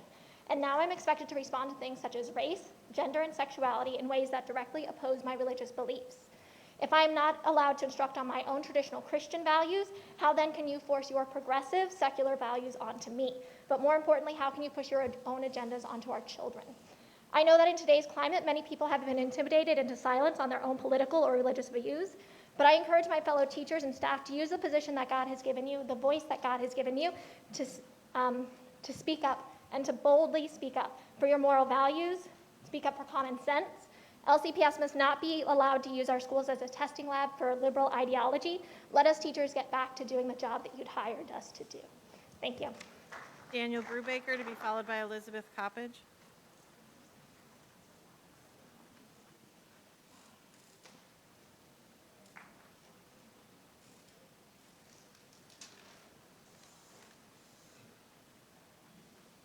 Thank you. LCPS has a systemic leftism problem, and it is hurting children. Several of you seem to have drunk the Kool-Aid. Callously, you allow authors to write things to our children for which, if they said them directly, they would be arrested. Heartlessly, you are quick to affirm a gender-confused child of your preference, ignoring the vast majority of children with such feelings grow out of them. Like generations of your Democrat predecessors, you patronizingly repeat the myth that black children are not good enough, not capable, that black children can only succeed if opportunities are taken away from other children. You weave these racist and infantilizing equity initiatives into the culture of our schools, teaching kids to hate people. You embrace policies endangering children's physical safety. Gun-free zones are the most dangerous places in America. If you do not know this, you are incompetent. If you do, yet you vote for LCPS to remain gun-free, you are morally deficient. We all know that Democrats use children as shields to achieve their twisted policy preferences. As a citizen and a parent, I came here to tell you to stop it. Thank you. Elizabeth Coppage to be followed by Jill Fowler. Good evening, board members. Thank you for the opportunity to speak to you this evening. My name is Elizabeth Coppage, and I'm speaking on behalf of the Loudoun chapter of Moms Demand Action for Gun Sense in America. And I'm asking you to use the power given to you by the General Assembly this year to prohibit firearms from all LCPS buildings, including this one. We know the presence of a firearm can turn a simple disagreement into a deadly incident in mere seconds. Firearms are already prohibited in school buildings where students are present, and this building and others should be no different. Please do the right thing and prohibit firearms in all LCPS facilities. I would also like to thank you on behalf of Moms Demand Action for your work on diversity, equity, and inclusion initiatives. We stand with the Loudoun LGBTQ community in asking that you protect the rights and dignity of all students and faculty in LCPS.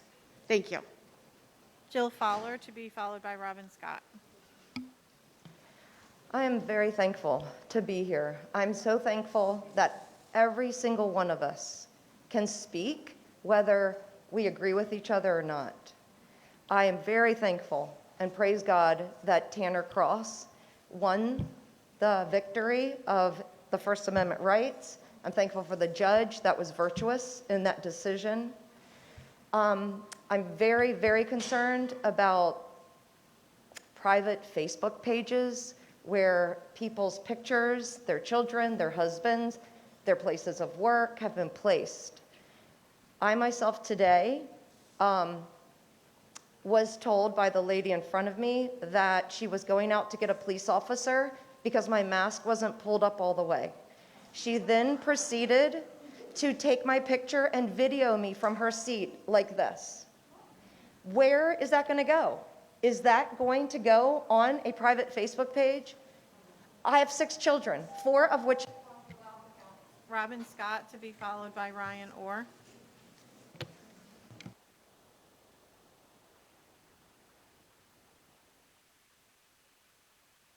Ms. Scott, your public comment is supposed to address the board. If you could face the board, please. Thank you. Thanks. My name is Robin Scott. My pronouns are she, her. I'm here today as an LCPS parent and former student, not only in support of our school board's effort to improve equity, but to speak directly to our community, asking to stop turning equality into a weapon. We all have the right to life, liberty, and the pursuit of happiness. The adults bullying our children need to be reminded that if you don't have anything kind to say, don't say anything at all. Stop projecting your fear on our children. This isn't about bathrooms or white discrimination. Hate speech is not free. We have kids without food, clothing, shelter. We have LGBT kids who are actually afraid to go to school. We have students of color who have experienced so many micro and macro aggressions that the Attorney General has launched an investigation. They're just being children. Let's support this diverse, beautiful rainbow that is Loudoun with kindness and acceptance. Our children deserve respect and dignity, especially from adults in their lives. If you have fear and anger about this or you just don't understand, my challenge for you is to educate yourselves and examine your heart. Our kids... Ryan Orr to be followed by Colin Doninger. Ryan Orr? Are you Ryan? Okay. Yeah, hello. My name is Ryan Orr. I'm a graduate of Broad Run from 2013. I've been in Loudoun County since 2019, and then I moved, and I'm in between stuff, staying at home with my parents, like I think a lot of people my age are doing now.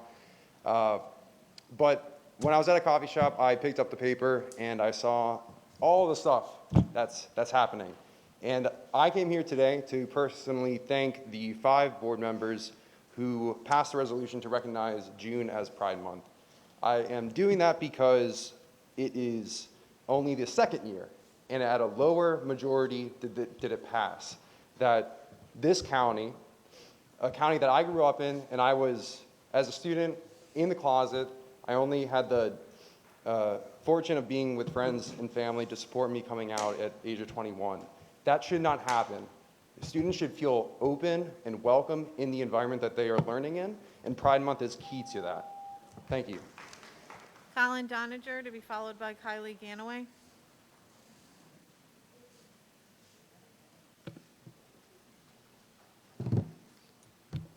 Mr. Ziegler, members of the board, I recently was reading the Washington Post article with your response to a lot of what the parents have been saying about critical race theory being taught in schools, and you continue to insist that critical race theory is not taught in schools.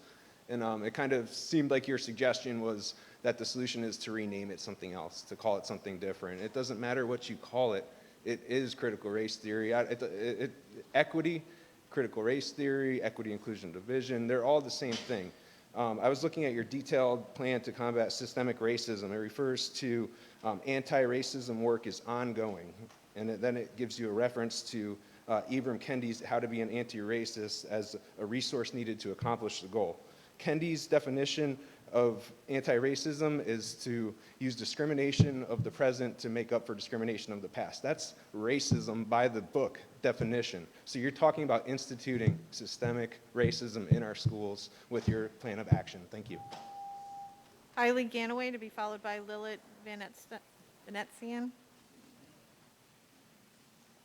I might need the stool here.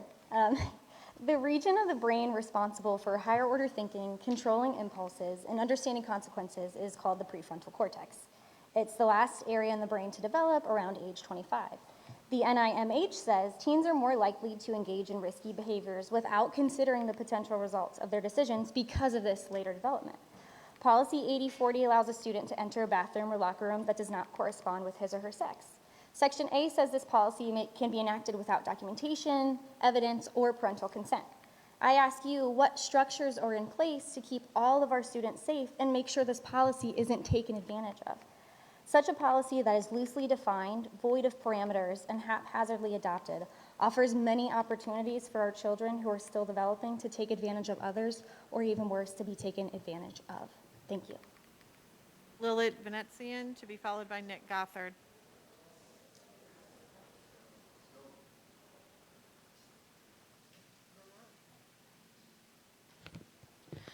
Hi, I'm a teacher from Fairfax County Public Schools. I'm going to Do you give have a medical exemption? I'm sorry? Do you have a medical exemption for I do. mask? Okay. You've been cleared by staff. Can someone? Yes, I have. Can I have my full minute, please? You may. Thank you. I'm waiting for staff to give me a thumbs up that the medical exemption was granted.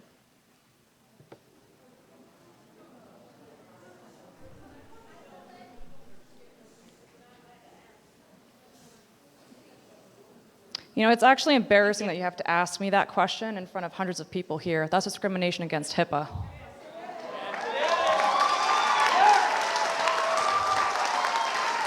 It is.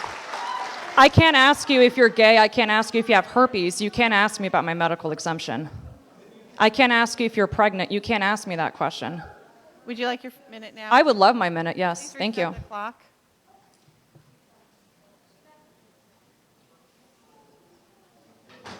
Okay.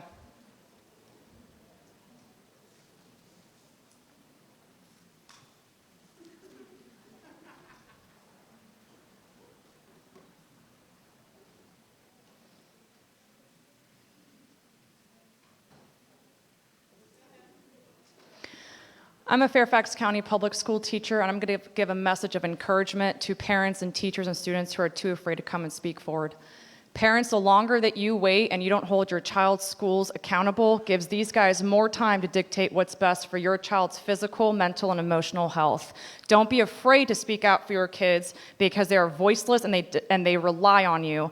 You should be afraid of them rooting for socialism by the time they get to middle school. Teachers, it may seem that our careers have come to a dead end, but I'm here to remind you we don't work for the school board. We work to mold the next generation of well-rounded American patriots. So don't give up because it is up to us. Students, you are on the front lines of these indoctrination camps. Challenge the staff when you're presented with a ludicrous statement, and do not allow anybody to tell you that you cannot accomplish anything because of your skin color or to hate yourself because of your skin color. Students, it is up to you to be the next generation of victims or victors. And finally, to the board, this isn't over, and your policies are just as pathetic as making us wear a mask. Nick Gofford, followed by Ryan.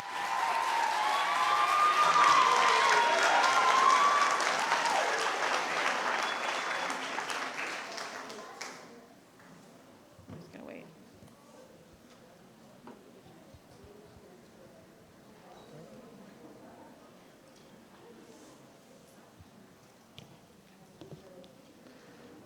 Today, I'm speaking not for myself, but for the countless others who are too afraid to stand at this podium.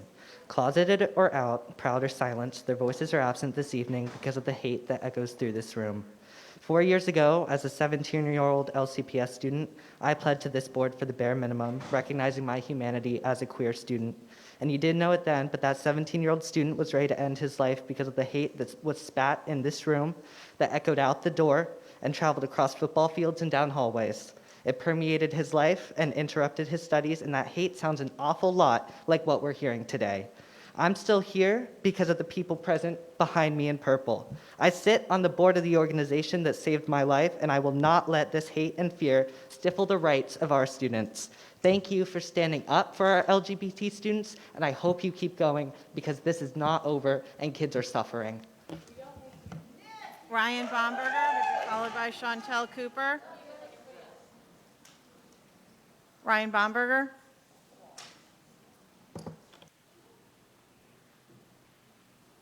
And now Ryan will be followed by Chantel Cooper.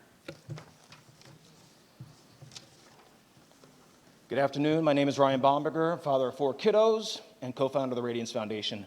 LCPS needs much less activism and a lot more factivism. There is no America without free speech and religious liberty. Yet LCPS acts like its policies can simply erase constitutional rights fought for and defended by courageous heroes we just celebrated on Memorial Day. We hear a lot about love and tolerance.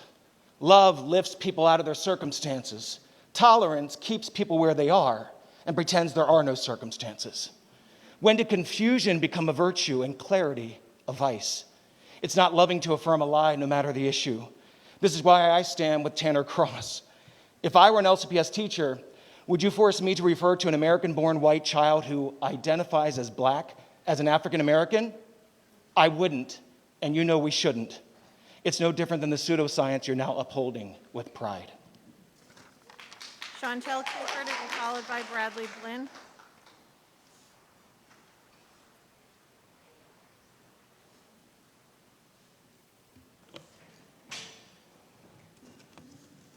We have made it clear for Loudoun County Public School Board to ban CRT and its likeness, and to not recruit our children as activists, anti-Americans, and Antifas. I will not sacrifice my children or others to the unlawful teaching or systematic programming of minors. It's reckless for the school board to think they know what's best for our children. Under the Loudoun County Public School Board elementary curriculum, this book, a project of the Southern Poverty Law Center, copyright 2018, is from an organization that is known for racism. The Southern Poverty Law Center employees have said, quote it, working for the SPLC felt like being on a plantation. This is an organization that fights racism with more racism. Do you see the dynamic? You cannot be an advocate for the oppressed while serving the oppressors. You all know teaching CRT is a violation of the Civil Rights Act of 1964. As promised before, we parents are taking a stand for our children, and we're going to get to the bottom of this. Katherine Johnson once said, "Let yourself be heard, pay it forward." Bradley Blinn to be followed by Jolene Grover.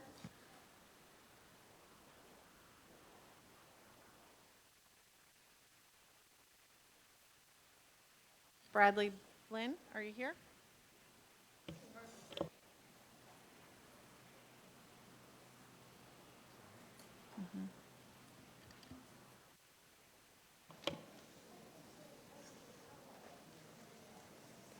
I stand in support of Mr. Cross. I stand in support of the First Amendment.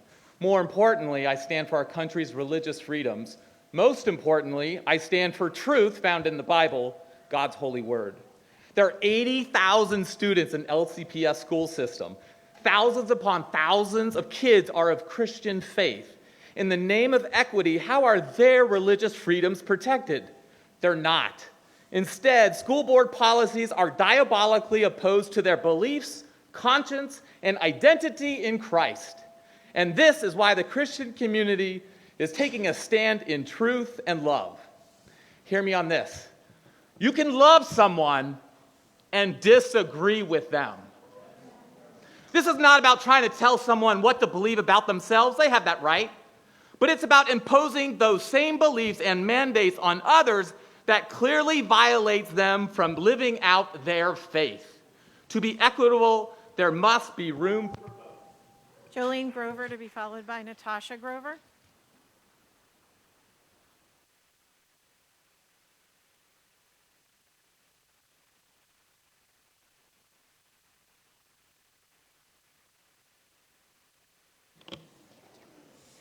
Two years ago, I was told Policy 1040 was just an umbrella philosophy, and you weren't going to allow boys into the girls' locker rooms. But here you are doing just that. Everyone knows what a boy is, even you. Your proposed policies are dangerous and rooted in sexism. When woke kids asked me if I was a lesbian or a trans boy because I cut my hair short, it should tell you these modern identities are superficial. My guidance counselor's response to my concerns about bathroom privacy and safety was, well, there are stalls in the bathrooms.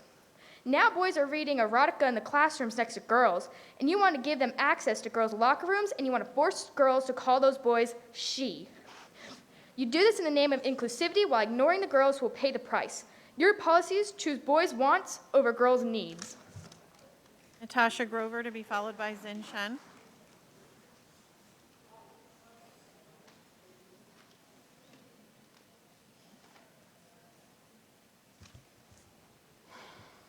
I thank God for bold teachers like Mr. Cross who speak truth to power.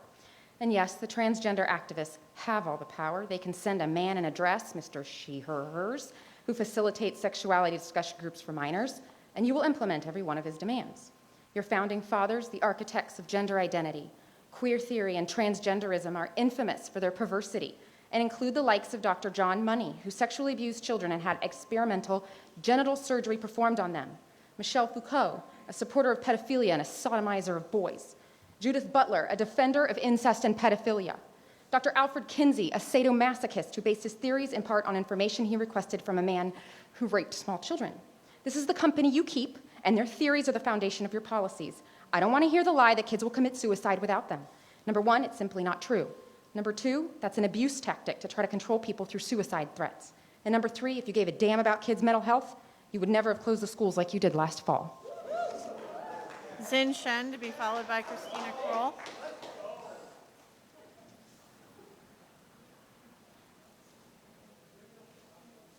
Zin Shen, followed by Christina Kroll.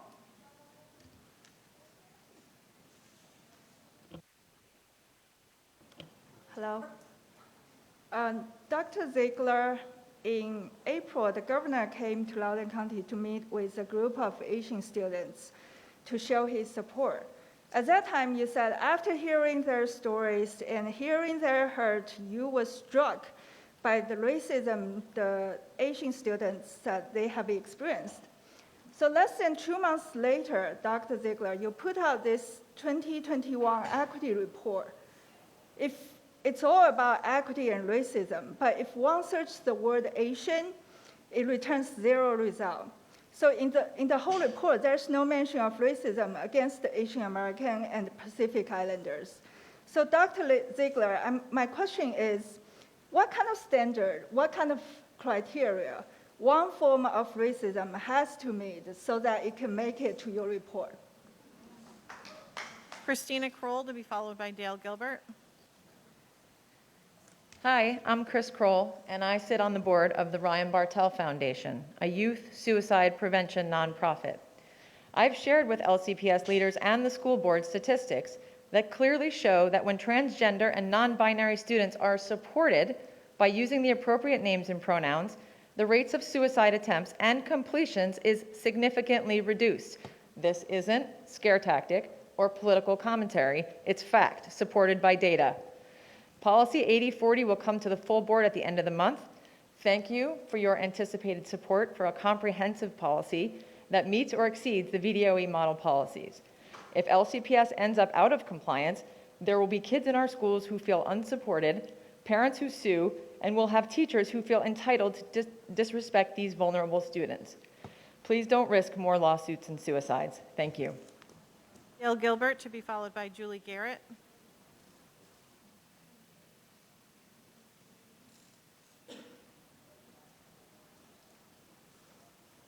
Julie Garrett, to be followed by Mark Farr. I'd first like to commend the school board on recognizing Gun Violence Awareness Day and state my support for prohibiting firearms in the administration building and the transportation center. I'm speaking in support of LCPS equity policies and thank the school board and administration for your continued work in updating our policies and curriculum to reflect and honor all our students and population. The school board and administration are battling fear-mongering, drudged up by anti-LGBTQ bigotry behind a veil of stated religious freedom that's drudged up by buzzwords like critical race theory. To quote Interim Superintendent Ziegler's statement cited by Fox News, LCPS has not adopted critical race theory. They have not adopted critical race theory as a framework for staff to adhere to. In explaining LCPS equity priorities, it might be helpful to state that what they are not an effort to indoctrinate students and staff into a particular philosophy or theory. What they are is an effort to provide a welcoming, inclusive, affirming environment for all students. Mark Farr, to be followed by Chris Stevenson.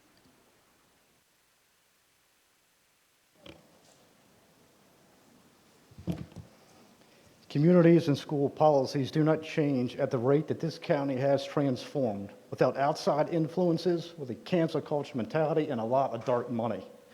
Your decisions are encroaching on my personal life. Your divisive, racist, and hate-filled policies are being spewed into the minds of my children. Unfortunately, through clever wordsmithing, you have dodged people's new, number one concern, the indoctrination of our children through the Marxist CRT ideology. You can call it the Equity Collaborative, you can call it the Culturally Responsive Framework, or CRT. They're all interchangeable. Per former Superintendent Mr. Williams, an email to me September 18, 2020, why LCPS is not adopted CRT, some of the principles related to race as a social construct, and the sharing of stories of racism, racialized oppression, etc. We are encouraging through the plan of action to combat systemic racism in some learning modules, and our use of instructional resources on the social justice standards do align with the ideology of CRT. Thank you. Chris Stevenson, to be followed by Jennifer Paddock.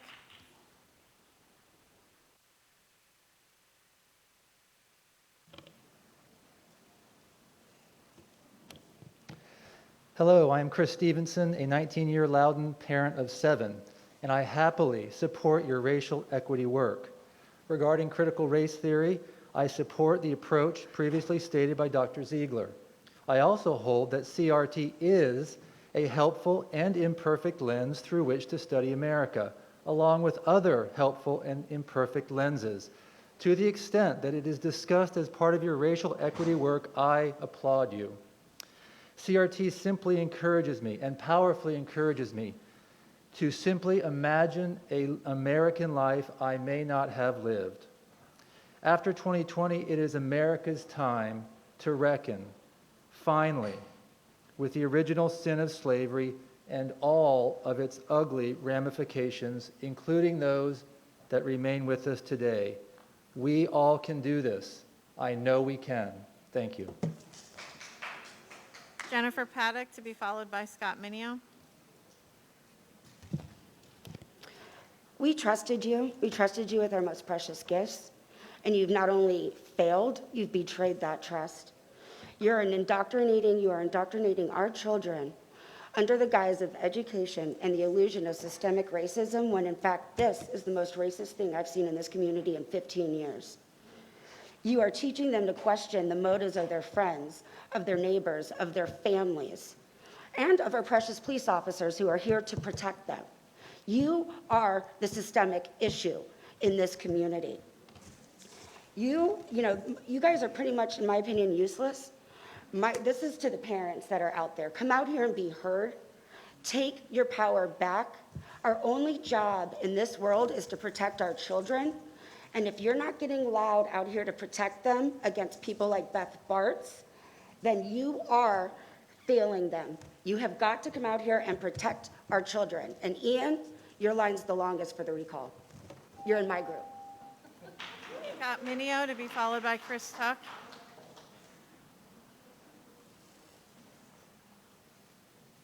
Scott Minio. Chris Tuck to be followed by Lindsay Tuck.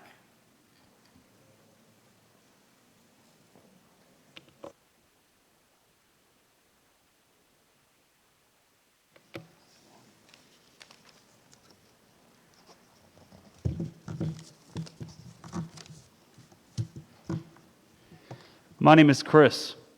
I am a combat veteran, a conservative, a Christian, a parent, and a father to two in LCPS. I am also transgender. I have a lot to say, but I'm going to leave you with just this note. This week alone, I've been on the receiving end of verbal harassment and threats of violence from dozens of people and parents here in Loudoun County, just for speaking up about protecting transgender children. By advocating for what every single major medical organization in the United States supports, the affirmation of those children and their gender identity. I cannot share, because of the little ears that I brought here tonight, the disgusting and violent things that I've been called, the calls for me to kill myself, and having threats of people kill or erase me. But I will tell you that we will not allow our transgender students to be erased, threatened, and harassed. Religion, freedom of speech, there is no excuse for hurting and abusing a child. That is not freedom, that is hate, that is not love, that is bigotry. Lindsay Tuck to be followed by Olivia Tuck. Hello, my name is Lindsay Tuck. I just wanted to say simply that I support trans youth and I support policy 8040, and that I wanted to thank all of you guys for all the hard work you're doing.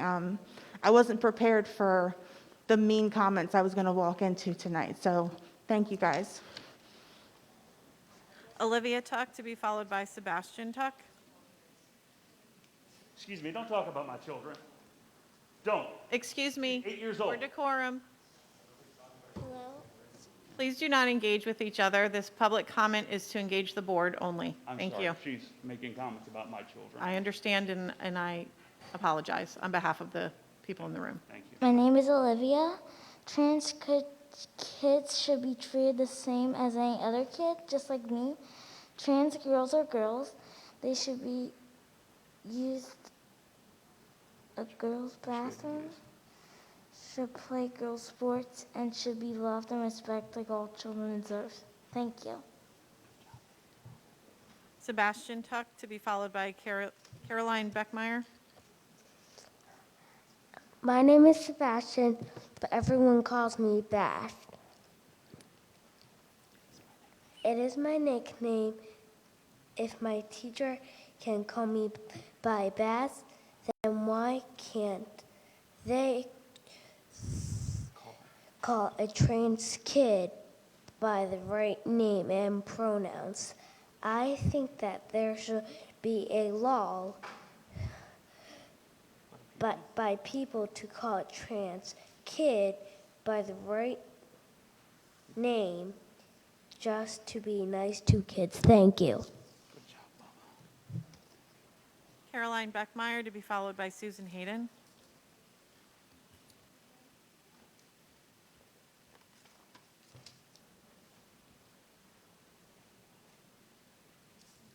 Okay, I'm a native Northern Virginian. I attended Fairfax County Public Schools. For the past 6 years, I've been a tutor for numerous public school kids all over Northern Virginia. Currently, the majority of my students are homeschoolers whose families have decided to leave the public schools. Yes, thank you all, my business is booming. because families are waking up to the reality that you're committing nothing short of child abuse. What incredible irony that in your misguided effort to teach tolerance, our kids are being brainwashed to hate their country, its founding, themselves, and each other by being taught the Marxist, communist principles of critical race theory. This is not a mask, it's a muzzle. It's obedience training. We know that children are not vectors for COVID and that masks are at best ineffective and at worst dangerous. If most teachers are protected by the vaccine, what are you worried about? Unmask our children. Parents remaining silent and complying is only prolonging this nightmare. Susan Hayden to be followed by Ann Miller.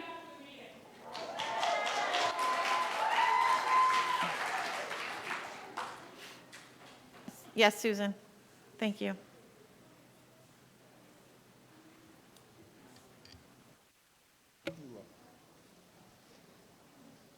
Hi, I'm Susan Hayden. I'm a volunteer with PFLAG Loudoun. I'm a mom. My oldest child is transgender. I fully support the equity work that LCPS is doing. I am so proud of the progress we have made to put our words from the equity statement into action. I'm so proud that we're working together. We're trying. It's a long road, but we're working on it. We're working together to disrupt systemic racism and hate of all kinds. I'm so proud that we are embarking on protecting our trans kids. Building an anti-racist school system includes building acceptance for our trans students. To paraphrase Emma Lazarus, none of us are free until we are all free. For Pride Month, my sincere hope is that everyone will open their hearts and connect with the central message of Pride. That message is love, unconditional love, and it's available. Ann Miller to be followed by Susan Cox.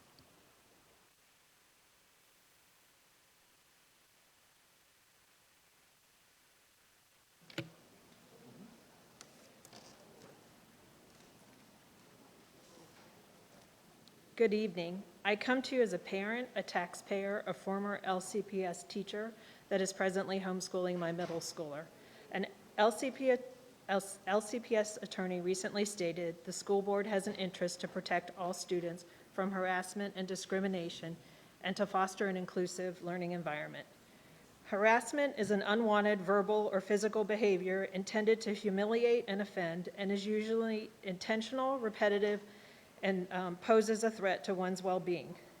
LCPS's equity platform is a Trojan horse meant to intentionally and repetitively expose our children to harmful behaviors and mindsets through brain pop news, equity libraries, school policies, and Pride Month curriculum, to name a few. Normalizing these behaviors and mindsets has the potential to groom our children to in fact seek these behaviors out. It is unfathomable that our children are being bombarded with sexual and racial content. Brain research has shown. Susan Cox to be followed by James Krutel.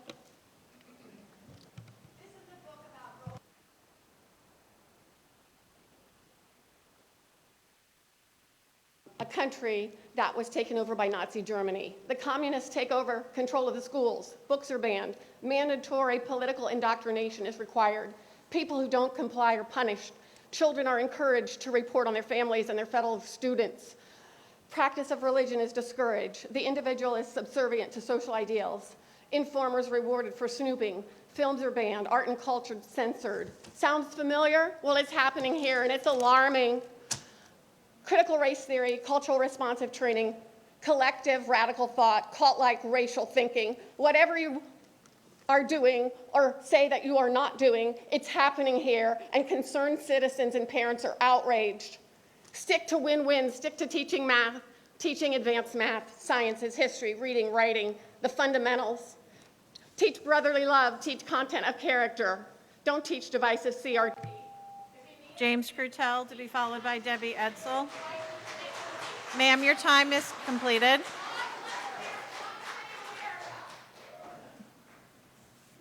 James Krutel to be followed by Debbie Edsel, and I'll remind everyone when the timer goes off, that means you are to yield the mic, thank you, I was missing a word. Yield the microphone to the next speaker. I'm not sure the next speaker heard me. James Crutel.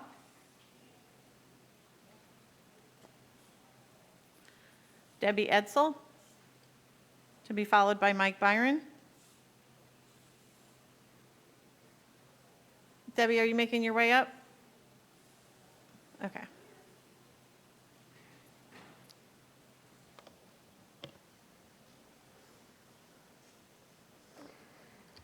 I started coming to these school board meetings in September, working with a very determined group of parents who wanted nothing more than to get our kids back into school. Meeting after meeting, we showed up and honked our horns and asked you to come up with a plan to get our kids back. We saw firsthand the damage that the lack of school was doing to our children. But what did you do with our request? You did nothing. You all failed our kids and you failed us. And then I found out in the early part of this year that I had become the target of an anti-racist Facebook group with membership that included 6 of you, because I showed up to your meetings and wanted answers as to why my child was not being allowed in school for her senior year. Schools across the country were opening their doors and making things work, but not here in Loudoun County. You all wonder why the school board recall has begun, but look at what little you've done and accomplished this year on the tax dollars of all these concerned parents here today. You have only yourself to blame for what is now happening. Stop stirring up social media hate. Stop targeting parents and teachers who oppose your views. Stop attempting to bring in Mike Byron, to be followed by Layla Hike. Please yield the floor. Thank you.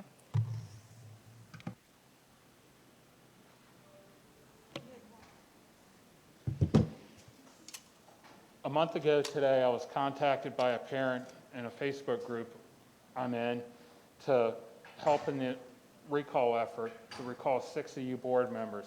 Without hesitation, I said yes. Since then, see these petitions? See this clipboard? There's a bunch of us parents. Every time we go to Costco, Target, Wegmans, we bring these with us, okay? Family events, churches, everywhere. Personally, I've taken signatures at 6:30 in the morning when I'm trying to get my kids ready for school, and as late as 10 o'clock at night before I go to bed, okay? This is the beginning to stop you people from shoving policies down our throats, firing teachers for speaking up, okay? You know what else this is?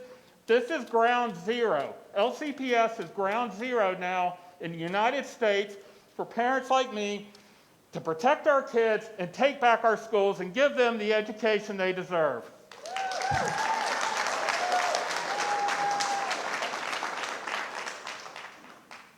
Everybody remember the jazz hands?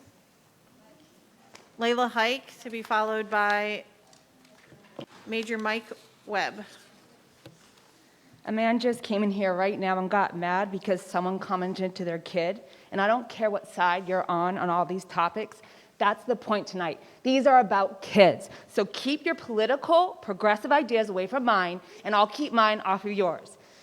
You know, when someone comes into this board with a dissenting opinion, they face retribution. It started with parents putting other parents on a Facebook page, and then parents doxing kids, and then LCPS putting Mr. Cross on leave for expressing his own religious viewpoints. A judge just ruled that this was a clear violation of his First Amendment rights, and he also said it was vindictive of LCPS. That's right, you guys are vindictive. There's no transparency with CRTs. You keep saying it's not in school, but I just heard teachers and a lot of brave students that came in and said, you guys keep instilling your progressive left ideas on them. So how are you saying it's not there when they're speaking to you tonight? The outcry tonight is to keep your views off of ours, and everyone just focus on school. Major Mike Webb, to be followed by Daniela Harris. Excuse me, sir. Please take your seat. Major Mike Webb.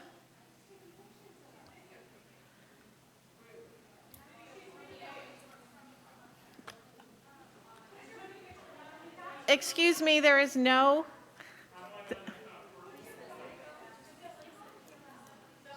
We're going to take a 5-minute recess. Thank you.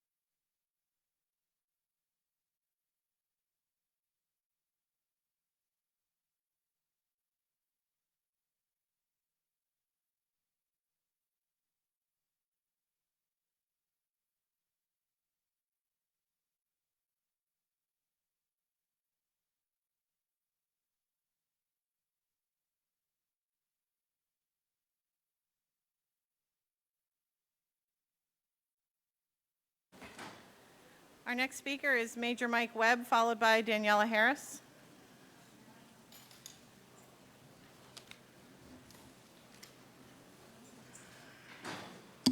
Daniela Harris to be followed by Tori Walden.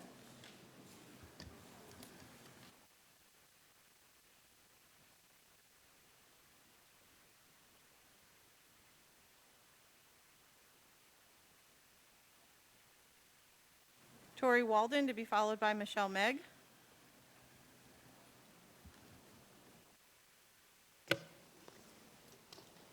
My name is Daniela Harris. I'm a mother of 4 and a grandmother of 2.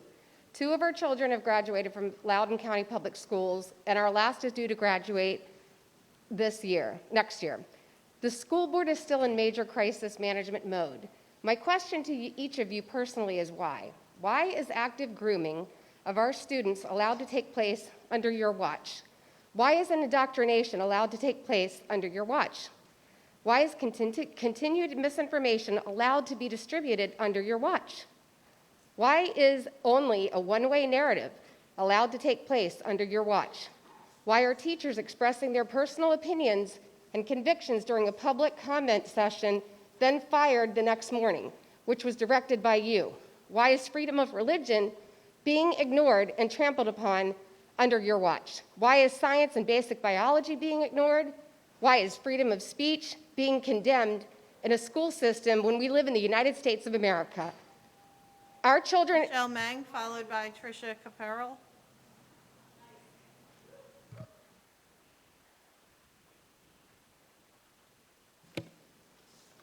Hi, good evening. My name is actually Michelle Megg. That's like edge without the D. I'm pretty sure I mentioned that before because I've been here before. However, you might not have been listening. And unfortunately, I've met a lot of people who also agree with me when I've been collecting signatures for the recall. I just want to share with you some of the people that I've met over the past couple weeks. I've met a lot of people who've already retired. I've met a lot of people who would love to be on this board. I've met a lot of homeschoolers who are really, really worried about the children of this county and the trajectory of the education.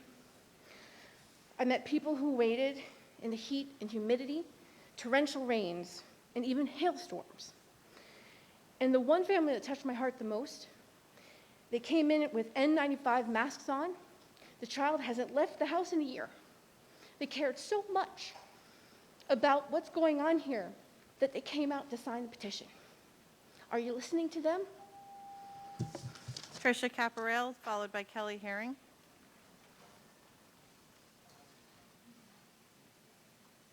Kelly Herring, followed by Aaron Dunbay, excuse me.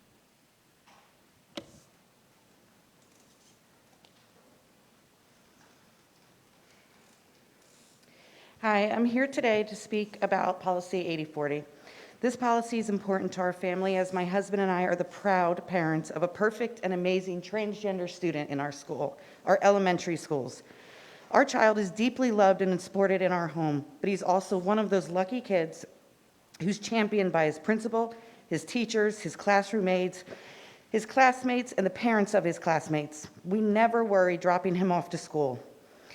Unfortunately, if we were zoned for Leesburg Elementary School, our son would go to school each day under the tutelage of Byron Tanner Cross, a man so deeply obsessed with what is between the legs of the young children in his care that he was compelled to stand before our community,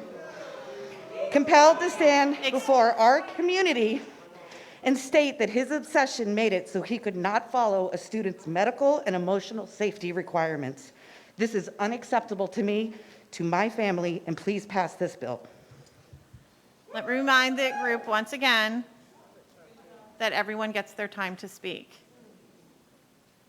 Aaron Dunbay.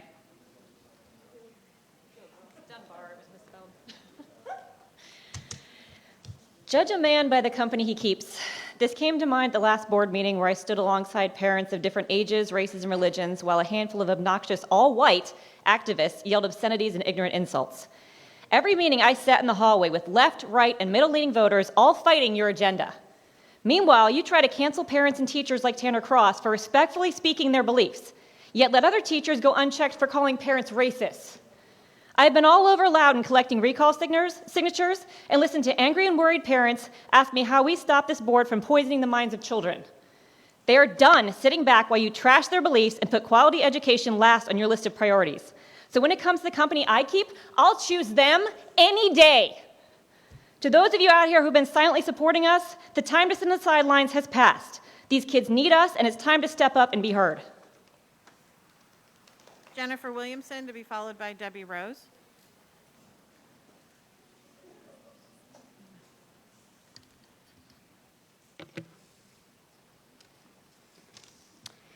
I do not need LCPS to instill morality in my children. I do not need you to teach them how not to be racist. I don't need you to tell them to apologize for where they were born, what they believe, or who they are. Let me make something clear. LCPS and I are not co-parenting. I pay you with my tax dollars to provide a service to my children. That service is teaching language arts, math, science, history, foreign language, fine arts, and a few fun extras. But right now that service is mediocre at best. If I pay a roofer and they do a C- job, I would fire them and demand my money back. But when we even mention vouchers or school choice, LEA and the ilk scream that we are racist and entitled. You guys may be woke, but I am wide awake. And the thousands of other parents in this county who are clued into the Marxist agenda that is being pushed by this school system will never put our heads in the sand again. We are coming for your jobs. We are coming to change this curriculum, and we are staking our claim to our children's education. Debbie Rose, to be followed by Randy Rose.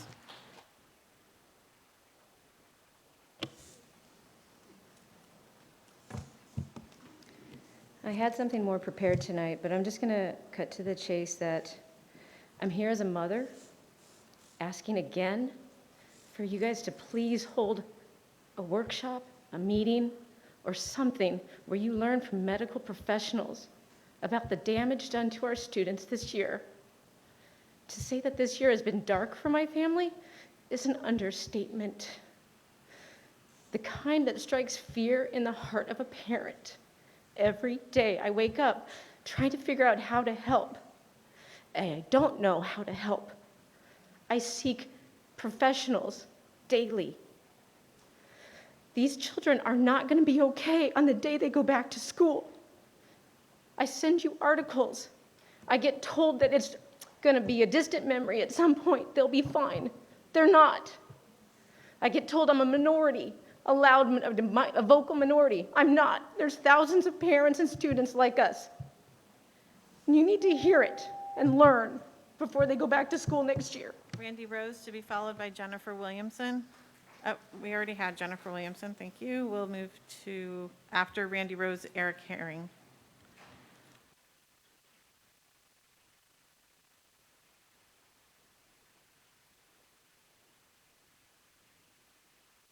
Eric Herring, to be followed by Buddha Bibarai.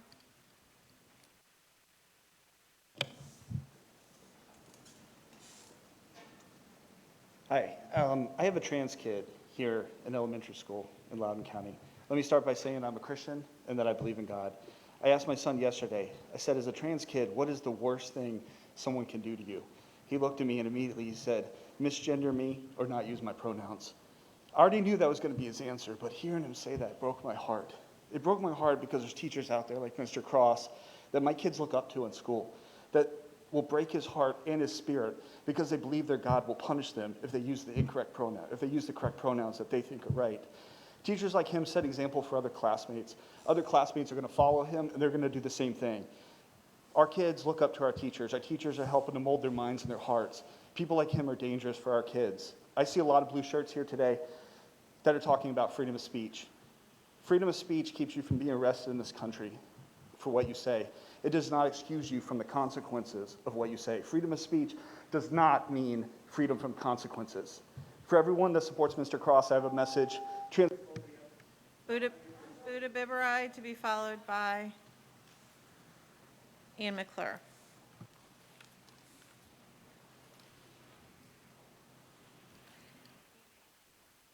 Ian McClure, to be followed by Lynn Davis.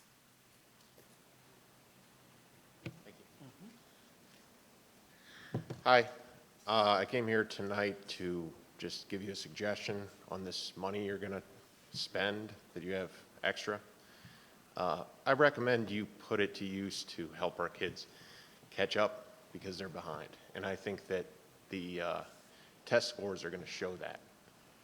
And you're going to be dealing with it for a long time. Think about it. Lynn Davis, to be followed by Ann Mulhall.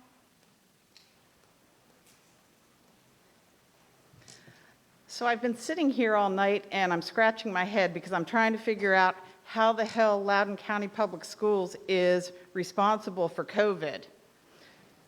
Every school in the country practically was closed, and none of our students died from it. So, anywho, freedom of speech, okay. What about freedom of religion? What about freedom of not religion? If I'm a non-Christian, can I go into my classroom and demand or tell the students that when they say the Pledge of Allegiance, they should omit one nation under God because it offends me and my lack of God? I mean, that's my religious freedom. I don't hear anybody talking about non-Christian rights. There's a lot of non-Christians, and if you're going to bring up religious rights, you got to take them all. Love you what you're doing. Ann Mulhall.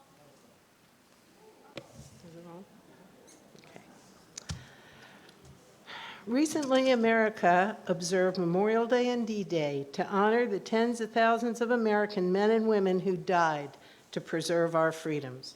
2 of these freedoms are enshrined in the First Amendment to the Constitution. It would be nice if you would look at me, Brenda. The freedom to exercise religion and the freedom of speech. Sadly, I have watched as this school system has trampled all over these freedoms in order to instill in the curriculum ideas that a large number of Loudoun County citizens are dead set against. But you give no opportunity for discussion and conversation. The school system functions as a dictatorship. Responses to emails are non-existent. Speakers are given only 60 seconds to speak, and no opportunity is offered for a town hall meeting. And there's little resemblance to America here in this building. It's no wonder. Thank you. Please yield the mic to the next speaker. Board members, we're just shy of stopping at 6:30, and I want to remind you all that we have a time certain, 6:30, for our item number 8, our student and staff recognitions. At this time, we are finished with our in-person public comment, and we only have our virtual speakers to complete. And I would like to know if we could find out if all of our delegates and senators are here. I see Senator Boysko, but I'm not sure who else is present.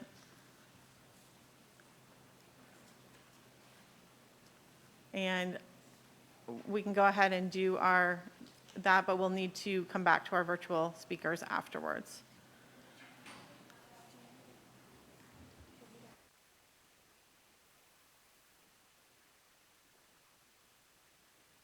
Also, I'd like to ask council, I asked during the break if the recording of speakers by board members is against the rules, and so I'd ask Mr. DeVita at this time to speak to that. I asked for legal guidance on that one. Thank you.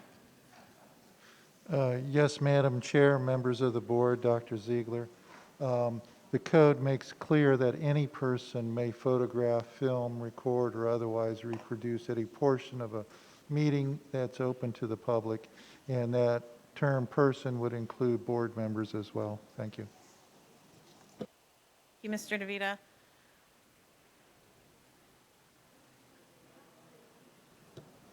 Yes. I just said thank you.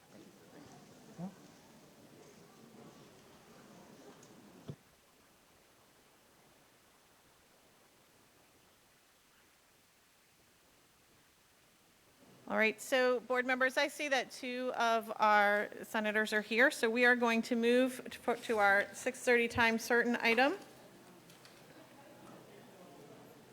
And we'll ask that our virtual public commenters hang tight, and we'll get right back to you.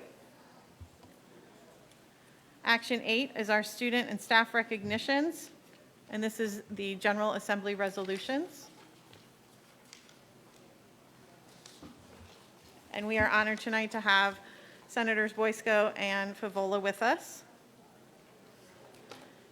And I believe we're starting with Resolution 538 from Senator Favola.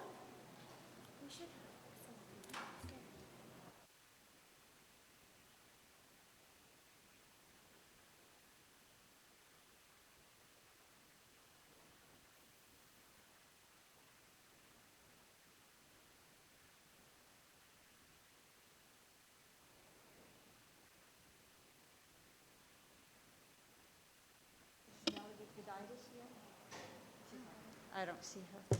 So it's just the two senators? Okay. Thank you for being here. We certainly appreciate it. Thank you, Madam Chair. So we'll go ahead and introduce, you may go ahead and read your resolution and present it to the honorees at this time. Yes, of course. Please stand with me.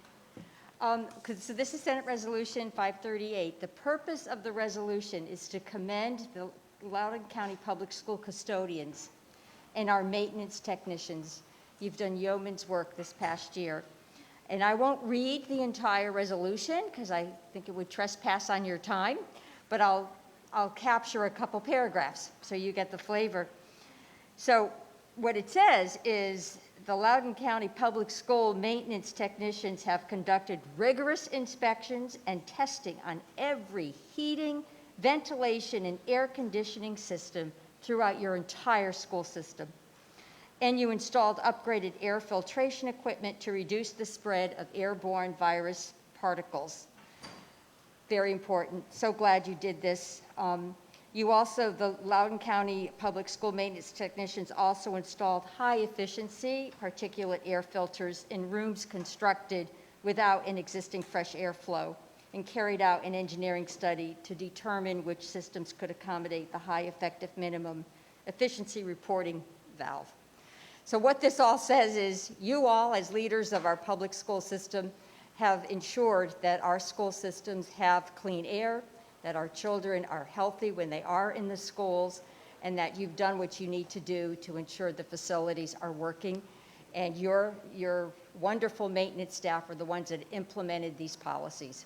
So kudos to you, kudos to the maintenance staff, and I understand a few of them are here. Okay. Going to ask them to come forward. Oh, if wonderful. Any of our Please come maintenance forward. custodial I have staff be a Kevin part of the Premier. photo. Did you want to name them, Madam Chair, or do you want me to do that? I would. Madam Chair, I have the names if you'd like. Thank you. I don't have the name, so yes, if Okay. you would, Dr. Ziegler. Accepting on behalf of the custodial staff, we have Kevin Primu and Brian Schmidt. Thank you. Here you go. Let's just- And send you both back. And our school board member.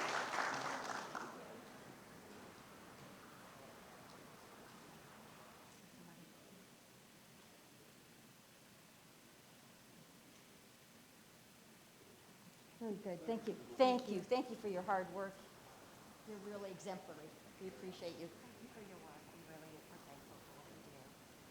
So I'll get to Senator Boysko, would like for you to do number 553 next. Oh, yes, sir. Thank you so much. It is good to be with you all tonight. The Senate Resolution number 553 was patroned by myself, Senator Favola, and Senator Bell, who all represent parts of Loudoun County. And we are commending the School Nutrition Service, the Planning Services, and the Transportation Division of the Loudoun County Public Schools, who have done yeoman's work over the past year to make sure that children are taken care of and still have access to food, have access to transportation, and I'm just so pleased. I will read portions of it as well. Whereas the School Nutrition Services, Planning Services, and the Transportation Division of Loudoun County have admirably served the community by distributing meals to students during COVID-19 pandemic. During the outset of the pandemic, the school board resolved that no student would face food insecurity at home as a result of the school system's transition to distance learning. And therefore, they have prepared approximately 5 million meals, breakfasts and lunches, as well as hundreds of thousands of dinners and snacks to feed students and children across the district. They worked in partnership with the United States Department of Agriculture's Summer Food Service Program, and they were able to provide the free breakfasts and lunches to children in all parts of Loudoun County from July 2020 to the end of the year. The school nutrition services have offered daily walk-up service at nearly all of the public schools here in Loudoun, and the transportation system has delivered meals along routes spanning hundreds of miles, ensuring that all students have access to healthy and nourishing food. The planning services distributed interactive maps of the community to locate the best meal site deliveries and to make plans for the distribution to be carried out effectively and efficiently. These accomplishments of the school nutrition services, the planning services, and the transportation division are the result of hard work and a steadfast dedication to the health and the well-being of all of Loudoun County's schools. And it is because of that the Senate of Virginia presents this proclamation to our school nutrition services, planning services, and transportation division of Loudoun County Public Schools with deep appreciation.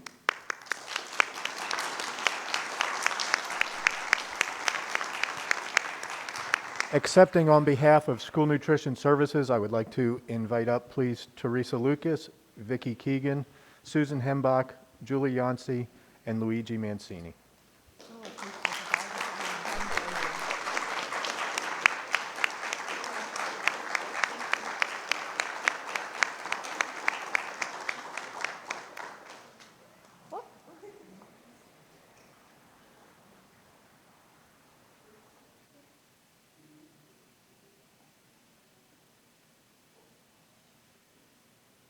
Thank you. Thank you so much.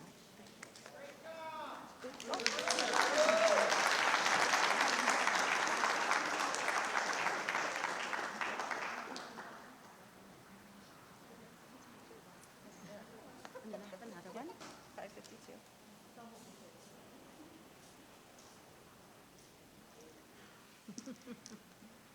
This is another very special one. Can we get Kirk Donaldson to come up right now? Is he here?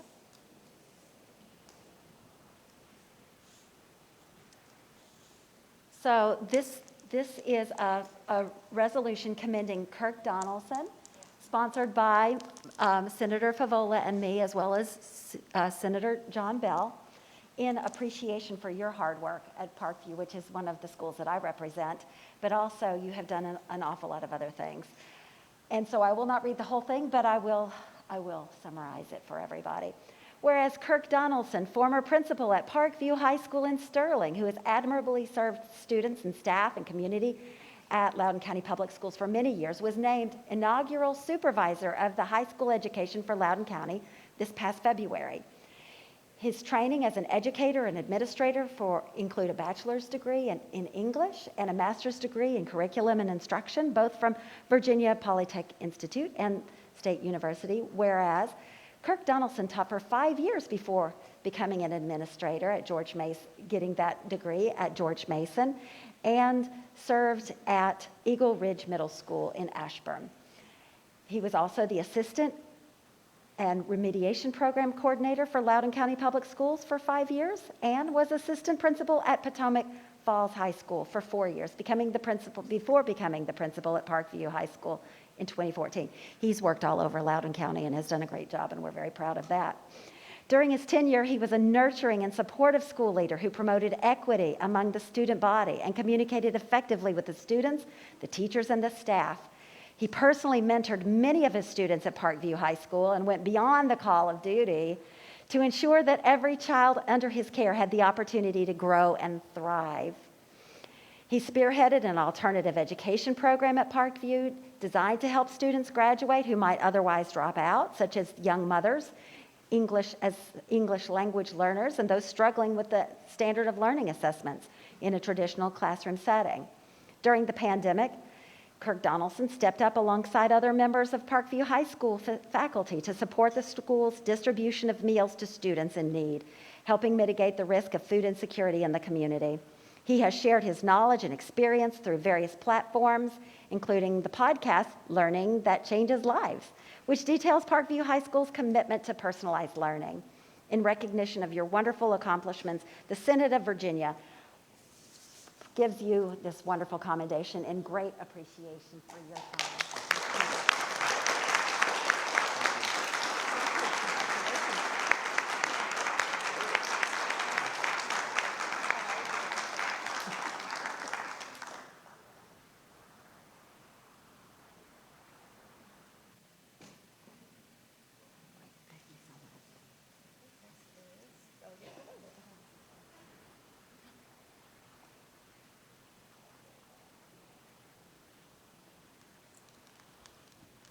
I've never done it from down here before, but all right. Our next House Resolution 579 is being presented by Delegate Goditis. Thank you so much for being here this evening.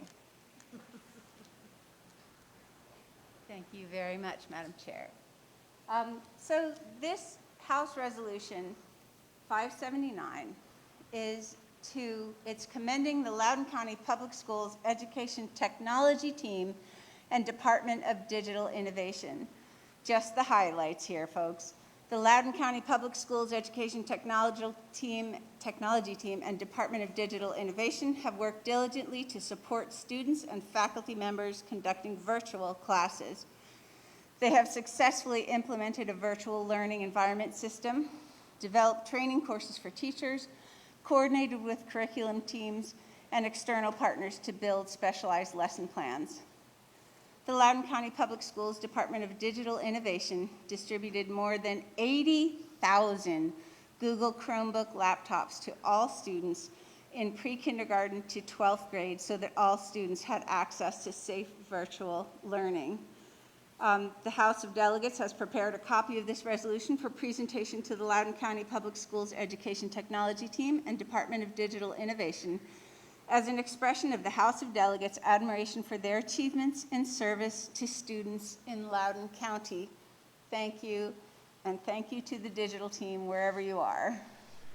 Thank you, Delegate. And accepting on behalf of the Department of Digital Innovation is Mike Henriksen, Josh Tom, Hannah Prebick, Craig Spragans, Nick Grazita, Justin Donovan, Chris Watson, Kevin Brooks, Kara Bain, Joanna Kaler, Thomas Wolf, Karen Tyrell, and David Parker Ross.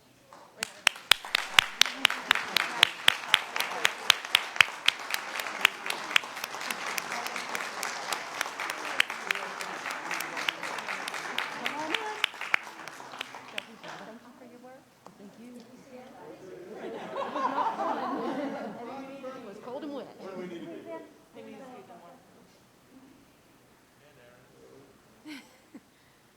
No, Aaron.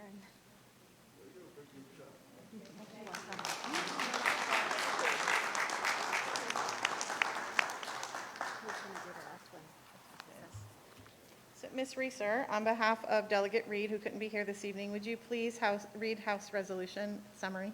Thank you. So Delegate Reed has a conflict tonight, regrets that he was not able to be here in person. On behalf of Delegate Reed, the other members of the Loudoun delegation, and the entire Virginia House of Delegates, I'm proud to present this commending resolution.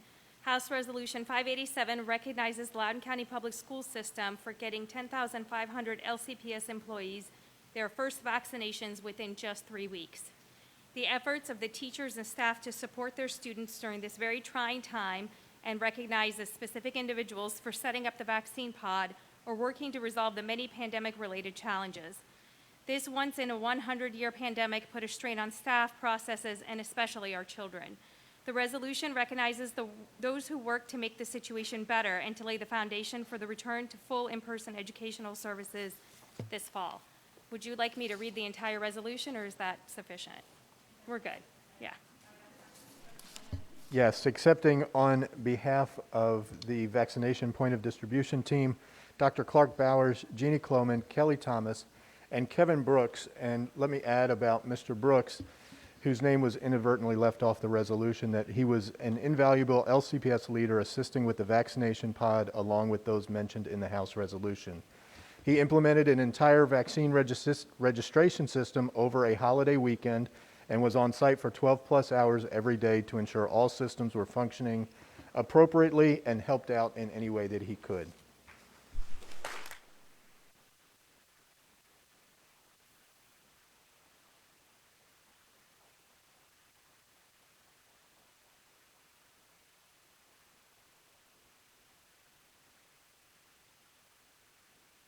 Could I just add, he's usually here to help me on Tuesdays when I have that inevitable problem logging in.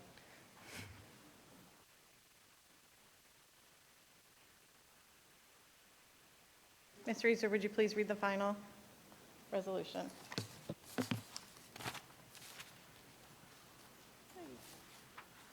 On behalf of Delegate Subramaniam and the Virginia General Assembly, I'm proud to present this resolution commending Loudoun County Public Schools educators and support staff for their outstanding work in providing virtual and hybrid learning during the COVID-19 pandemic.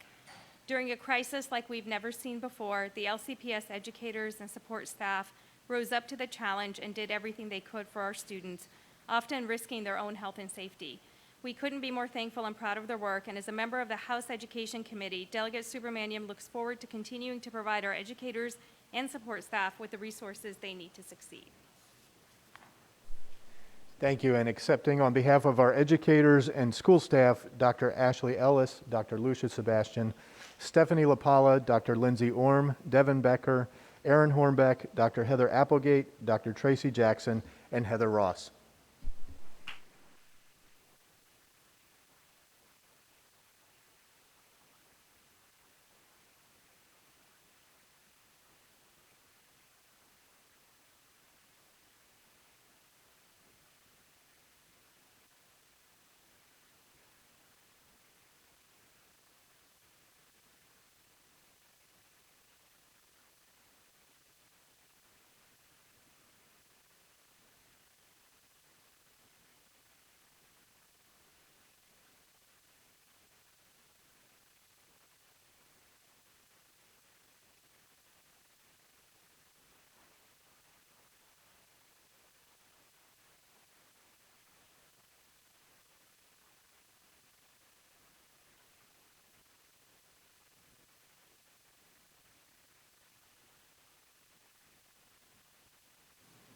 And just on behalf of the chair and the entire board, we'd like to thank our delegation for being here in person and for all of the extra work that you did with the multiple reconvene sessions, making sure that we had what we need to be taken care of. We really appreciate it.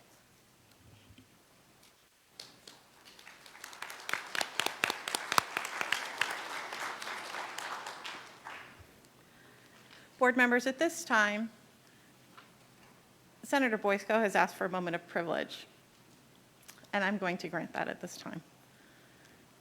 Senator Boysko? Absolutely. Thank you so much. I'm Jennifer Boysko. I represent the 33rd Senate District, which is about half of Loudoun County on the eastern side. I would just like to clarify for the public to understand that the new policies that you all are undertaking have been mandated by the State Board of Education, in part by legislation that I carried. I carried the bill that sets out the new parameters of how our transgender students should be treated in schools, and we worked for a year with teachers from all over the state, with educators, with administrators, with families and parents, and got input from people from all corners of Virginia. And this is a mandated program that you all have been required to carry out. And I want to thank you for your commitment to equality and to making sure that every child feels loved and valued. The second thing that I wanted to bring up, where people are talking about critical race theory, is the legislation that we have been working on over the past year is not critical race theory. It is looking at the regular changes at the SOLs for social studies and history classes, where we are looking to make sure that we are telling the stories of all the people who live in Virginia now. And again, we have a very robust, over 150 different educators participating in this process. Again, I want to thank you all for your commitment to making every child feel valued no matter where they come from. But I feel that there is an enormous amount of misinformation and fear-mongering and scare tactics. We've seen that this is going on all over the country. And I would just want to say that people are being taken advantage of, because I think during COVID, people are frustrated and angry and scared, and getting people riled up is not helpful for our students. It is not helpful for our teachers. It is not helpful for our administrators. And I want to just say thank you again, and just make it clear that some of these programs are mandated by the state, that you all are required by law to take over. Thank you so much for your time and talent and giving us your hearts. Thank you, Senator Boysko. Board members, at this time, we're going to move back to public comment and go to our virtual speakers. And when Aaron tells me he is ready and I see the timer, I will call our first speaker.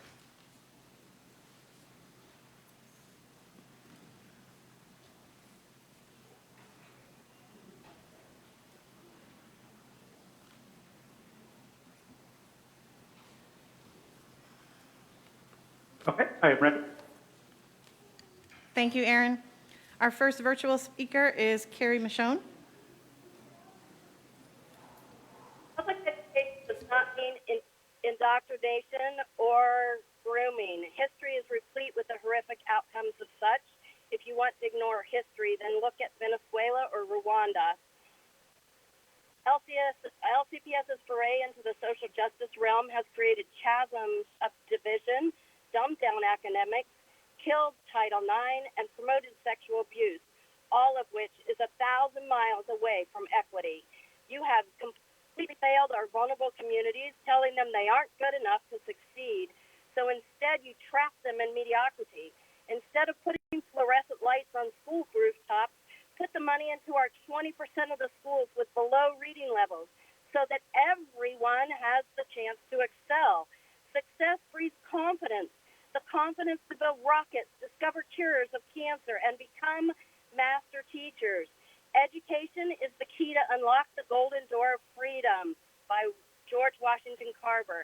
Education, not indoctrination.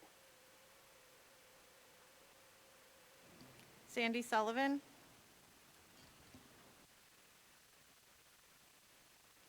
I do not see an attendee by that name.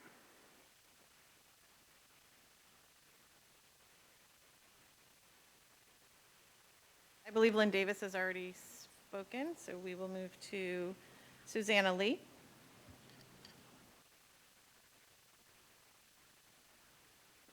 I do not see an attendee by that name. Jack Shelton.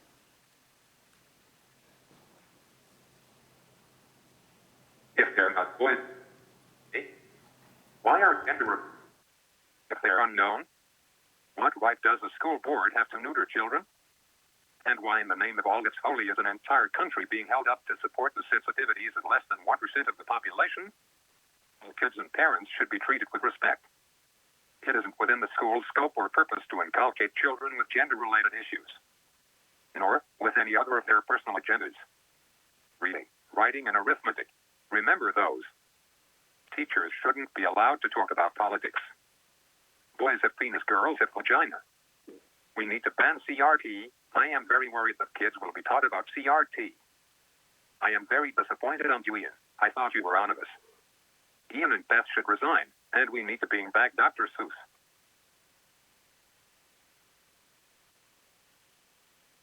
Samantha Tuttle. Can you hear me?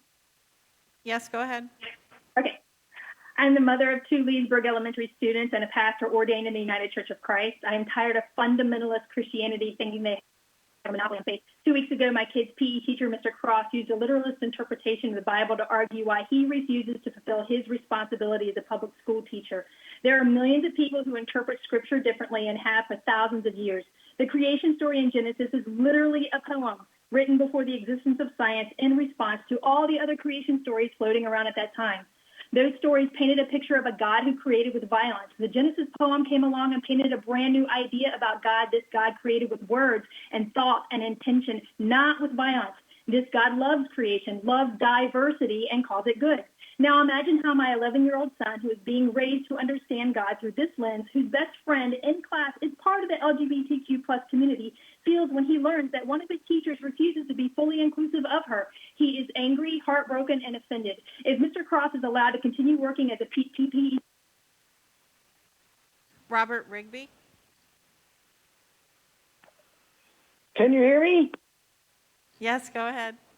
My name is Robert Rigby. Policies supporting trans and gender expansive kids are new to Loudoun, but they are not new. Policies like 1840 have been in effect in this country for more than 15 years. There are hundreds of them. 4 million children are covered by such policies. Arlington County and Fairfax County already have policies that are even more welcoming than 1840. We have not heard about disastrous effects like those that are speculated on. In fact, there are no reports of bad things happening. Trans kids feel more welcome and life goes on. LGBTQIA plus people are loved in this universe, and we should feel respected, welcome, and safe. Policy 1840 means trans and gender expansive kids will feel a little more welcome. Please pass it. Thank you. Brian Davison?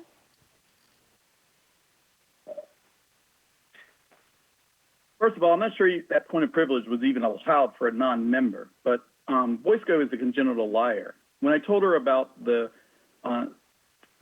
child of a single parent who got sexually molested about a year ago, she couldn't even care less. So that just kind of gives you the point of where Boysko's values are. Nearly 7 years ago, I sent a welcome email to ex-Superintendent Williams as he took the reins of LCPS. I respectfully asked for student growth data. What did I get in response? Silence. They were required to provide it under federal law, but you just refused to do it. Since that time, you've broken numerous federal laws, state laws, and constitutional protections. You are a complete disaster. Every time you take a survey, the community says they don't trust you and they don't believe you. But I would like to repeat my attempt of 7 years ago and welcome the new superintendent and say, we are willing to lend our hand and work with you, but you can't be an accomplice to this corrupt school board. You have to stop violating laws and protect people's rights. It's your choice. Sydney Bryan? Can you hear me? Yes, go ahead. Thank you. I'm speaking because I'm a mother in Loudoun County and I care about our students and teachers. Our teachers are overworked and underpaid. They're teachers, social workers, guidance counselors. Policies 8350 and 8040 dealing with transgender pronouns and restroom facilities take away our teachers' time to teach because no teacher wants to intentionally harm a student. Their focus is going to be shifted to using the fluid pronouns, which, by the way, can change minute by minute or day by day for transgender students. It's also very confusing to our children. My young son, who will see fellow little boys being called girls and then boys again and then girls. Lastly, comments were made that those in opposition to these policies were disgusting because they were worried about children's genitalia. That's absolutely wrong. Whoever thought of this policy was thinking of children's genitalia. School is for learning. It's not a social experiment or sexual exploitation. Stop trying to be a progressive pioneer. Chris Karansky? I do not see an attendee by that name. And I believe that was our last public speaker virtually, and that concludes public comment for this evening. Board members, at this time, we're going to take a 20-minute break. So I'm going to ask that you be back in your seats at 7:25, ready to hear the superintendent's report. Thank you.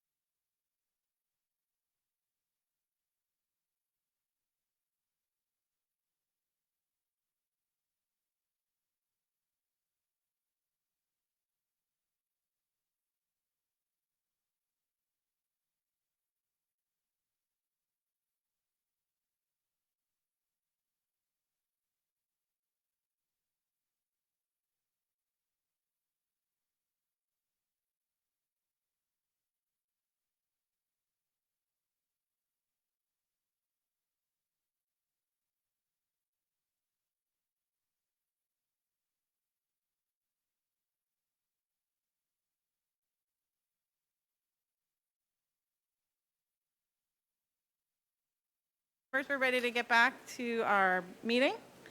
Please take your seats. And I'm going to move to item 7, the superintendent's report, and ask Dr. Ziegler to present his report. Thank you, Madam Chair. Mr. Smith, thank you.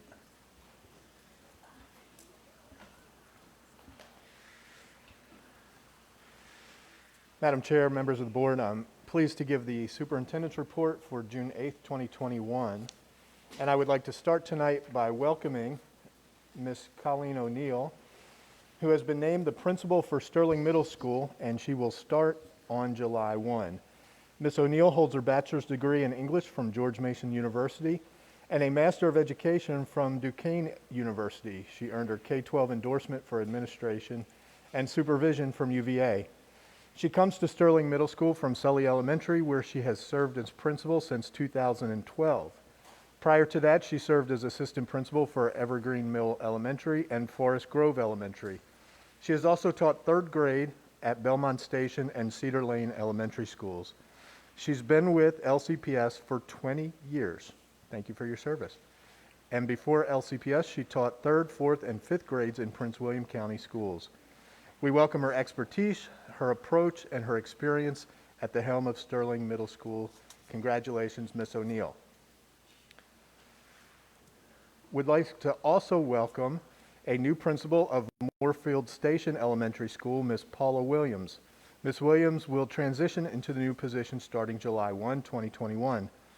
Ms. Williams holds a Bachelor of Arts in History from Longwood University and a Master of Education in Teaching English as a Second Language from Marymount University. She earned her Certificate of Administration and Supervision from the University of Virginia. Ms. Williams has served her 18 years in education in Fairfax County and Prince William County Public Schools as an ESOL teacher and assistant principal. Ms. Williams has experience with providing businesses with English language support. Ms. Williams has a passion for positively impacting student achievement, building the capacity of teachers, cultivating family engagement, and forging strong relationships with all stakeholders. She plans to be a collaborative leader and continue sustaining the culture of success at Moorfield Station Elementary. Ms. Williams is looking forward to joining Loudoun County Public Schools and meeting the Moorfield community. Welcome, Ms. Williams. John Champ Rocketry has qualified to compete in the national finals of the 19th Annual American Rocketry Challenge. The high school team is one of 100 from across the country competing in the American Rocketry Challenge's final fly-offs on June 12th and 13th at the Plains, Virginia. Jeff Hovarth, John Champ Rocketry sponsor, says, "Our students have worked very hard on both engineering and fundraising in the years leading up to this success. It is amazing that, even with the challenges that the pandemic presented, the students were able to qualify for the national finals." The American Rocketry Challenge is the aerospace and defense industry's flagship program, designed to encourage students to pursue STEM study and careers. The competition challenges middle and high school students to design, build, and fly a rocket that meets specific altitude and flight duration parameters. This year's rules require teams to design, build, and launch a model rocket that carries one raw egg to an altitude of 800 feet, stays airborne for 40 to 43 seconds, and returns the rocket to the ground safely with the egg intact. John Champ Rocketry was founded 3 years ago by a group of students that were interested in aerospace engineering. They have since graduated and gone on to study engineering at respected universities. This year, John Champ Rocketry will compete for more than $100,000 in cash and prizes, along with the title of National Champion. The top 25 teams at Nationals will be invited to next year's NASA Student Launch Workshop.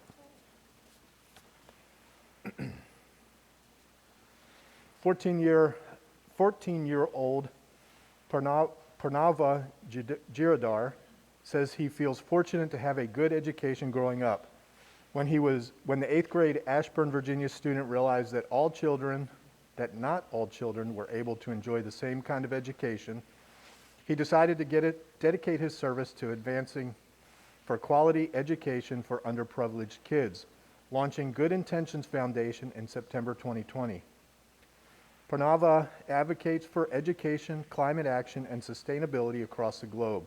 Dedicated to offering critical social services, Panava says good-intentioned volunteerism became even more important during the pandemic as individuals around the world faced adversity. When asked what inspired him to volunteer, he said, "I never had to worry about whether I had to hop on a bus or walk 2 miles to school. And the more I read about the issues some children face and how that adversity results in lack of education, that hit me and made me want to help in any way I can. It's a blessing to have an education, and I want to help provide that blessing to other children, particularly underprivileged children." When asked about his volunteerism, he responded, "As founder, CEO, and chairman of the board," that's founder, CEO, and chairman of the board, and 8th grade student, of the Good Intentions Foundation, I led education and some environmental initiatives. I am the president of my middle school student council, and we wanted to do something for the community. We believe everyone deserves education, and Good Intentions is a long-term project to impact underprivileged children and make sure we're able to solve issues across the environment and education. Finally, when he was asked to describe in one word what volunteering means to him, he answered humility. We congratulate him on his prestigious recognition of the good work he is doing and inspiring others to join. LCPS is home to award-winning videos. The 2021 Telly Awards were announced May 25th. The Public Information Office won a total of 3 Telly Awards: a Silver Telly for the Apology to the Black Community, a Silver Telly for the Digital Promise piece from the technology conference we hosted, and a Bronze Telly for the e-cigarette use prevention video. Congratulations to the communications team who brought these stories to life. The dedication of Light Ridge High School was unique from its 94 predecessors. On Thursday, June 3rd, Light Ridge conducted the first progressive dedication in the 150-year history of Loudoun County Public Schools. The ceremony began in the gym before moving to the main staircase in the foyer, the auditorium, and the main entrance to the school for the traditional ribbon cutting. Moving throughout the building made the ceremony pandemic safe and gave the maximum number of students the opportunity to participate. Principal Dr. Ryan Hitchman noted that the unusual dedication reflected a very unusual year for LCPS's 17th high school, the only public high school in Virginia to open in the fall of 2020. Dr. Hitchman said, "We did everything a brand new high school typically does. We just happened to accomplish it in the virtual learning environment during a global pandemic. I get emotional because what our students and staff have accomplished this year is truly monumental. We had every excuse to say this can't be done. We can wait until next year to start our clubs and programs. At Light Ridge High School, we don't make excuses. We find avenues for success." Hitchman said his mantra is that the Light Ridge High School is a place where students and parents want to be, not a place they have to be. Quote, "Early on in my career, I learned that schools were built for students. If schools are built for students, we should listen to their voices and their experiences." Students told Hitchman they wanted a school where all students felt accepted, respected, and included. He said, "Those words have resonated with me this year and have impacted every decision I make." At the dedication, the band, chorus, and orchestra performed, and the school was presented with Loudoun County's coat of arms, the official welcoming gift for each new school at its dedication. Light Ridge's mascot, Bolt the horse, was also in attendance. The last stop in the progressive ceremony was the main entrance, where the ribbon cutting was celebrated by the band and cheerleaders. We are delighted to have officially dedicated this new school and look forward to many successful students and stories about Light Ridge High School. And thank you, Madam Chair. That concludes my report for this evening. Thank you. Mr. Morris, did you want to make comments regarding Moorfield Station's new principal? Thank you, Madam Chair. Yes, I would like to thank Ms. Williams and welcome her to Loudoun County. It seems like a lot of folks are headed north to Loudoun from Prince William, and we're poaching the best. There's nothing wrong with that. I can appreciate that, but I do want to welcome her into a community that is very warming, and the computer science immersion program there, it is a top-notch elementary school environment with top-notch educators. So welcome, Ms. Williams. We are excited to have you on board, and hopefully we'll see some smiling faces in the fall. Thank you. And I would like to take a moment also to provide comments on Colleen O'Neill. So normally I would be unhappy to see a park principal leave a post they have served so successfully and with such compassion and dedication. It's a daily commitment, and I'm truly grateful for your service to Sully Elementary School. So of course, I'm delighted to have you serve as the next principal of Sterling Middle School. I'm so excited for the Pioneers and the Parkview cluster, as you are now the elder. And she'll know what that means. And really look forward to seeing everything that you inspire our pioneers to do at Sterling Middle, and look forward to continuing to work with you. It's been a pleasure for many, many years, as my own children were at Forest Grove when you became the assistant principal there. So thank you very much for your service, and we look forward to continuing to work together. Thank you for the report, Dr. Ziegler. Board members, we're going to move to our action items. There's nothing important going on here tonight. That was a joke. Thank you, Mr. Morse. All right, we are moving to item 901, announcement of the superintendent. Ms. Reeser, would you like to make the motion? Thank you, Madam Chair. I move that the Loudoun County School Board approve and accept Dr. Scott Ziegler as the selected superintendent. Second. Seconded by Mr. Mahadavi. Ms. Reeser, would you care to speak to your motion? Thank you, Madam Chair. So as the chair requested that I keep my remarks shorter than I might otherwise like to, I just picked one thing to talk about tonight. Dr. Ziegler, I thought the public would be interested to know that you served for 8 years in the police department as a chaplain. And the reason I chose to speak about that is it is a high-stress environment where people look to you for leadership and a moral compass, and I think that will translate excellent here, as it already has shown to do. We're very excited to have you. Thank you. Is there any other comment? I'm inclined to just go down the line. Mr. Sorokin? Thank you, Madam Chair. So when Dr. Ziegler expressed interest in the interim superintendent position 6 months ago, I was skeptical. I think a lot of us were. I didn't know him well, other than being the HR guy who had joined LCPS pretty shortly before we did. Frankly, at the time, I was just interested someone was stepping into the interim role based on where we were. But I've come to learn so much more about Scott Ziegler over the last 6 months, starting with his time as a special education teacher in the beginning of his career, and more than 15 years in total as a classroom teacher before moving into school and then district administration experience, which gives him unique perspectives and helps him connect directly with our students and with our educators. I think with regards to COVID, when you look at where we were in January, the job that Scott Ziegler did as interim superintendent was remarkable. Within weeks of taking over, he had proposed a clear plan for resuming hybrid instruction. Within 2 months, all of our hybrid students were back. A month after that, Dr. Ziegler announced expansion of hybrid to 4 days a week because it was going so well. There's certainly a lot of frustration from some that we haven't opened up further, and I certainly share that. But again, consider where we were on January 1st and where we are now, and the difference is really clear. I have appreciated Dr. Ziegler's plain-spokenness, his honesty, his openness to ideas and suggestions, his work ethic, and the relationships that he's forged with board members, cabinet, educators, and students. So congratulations, Dr. Ziegler, and I look forward to working with you for years to come. Ms. Parks? In December of 2020, we were struggling as a district.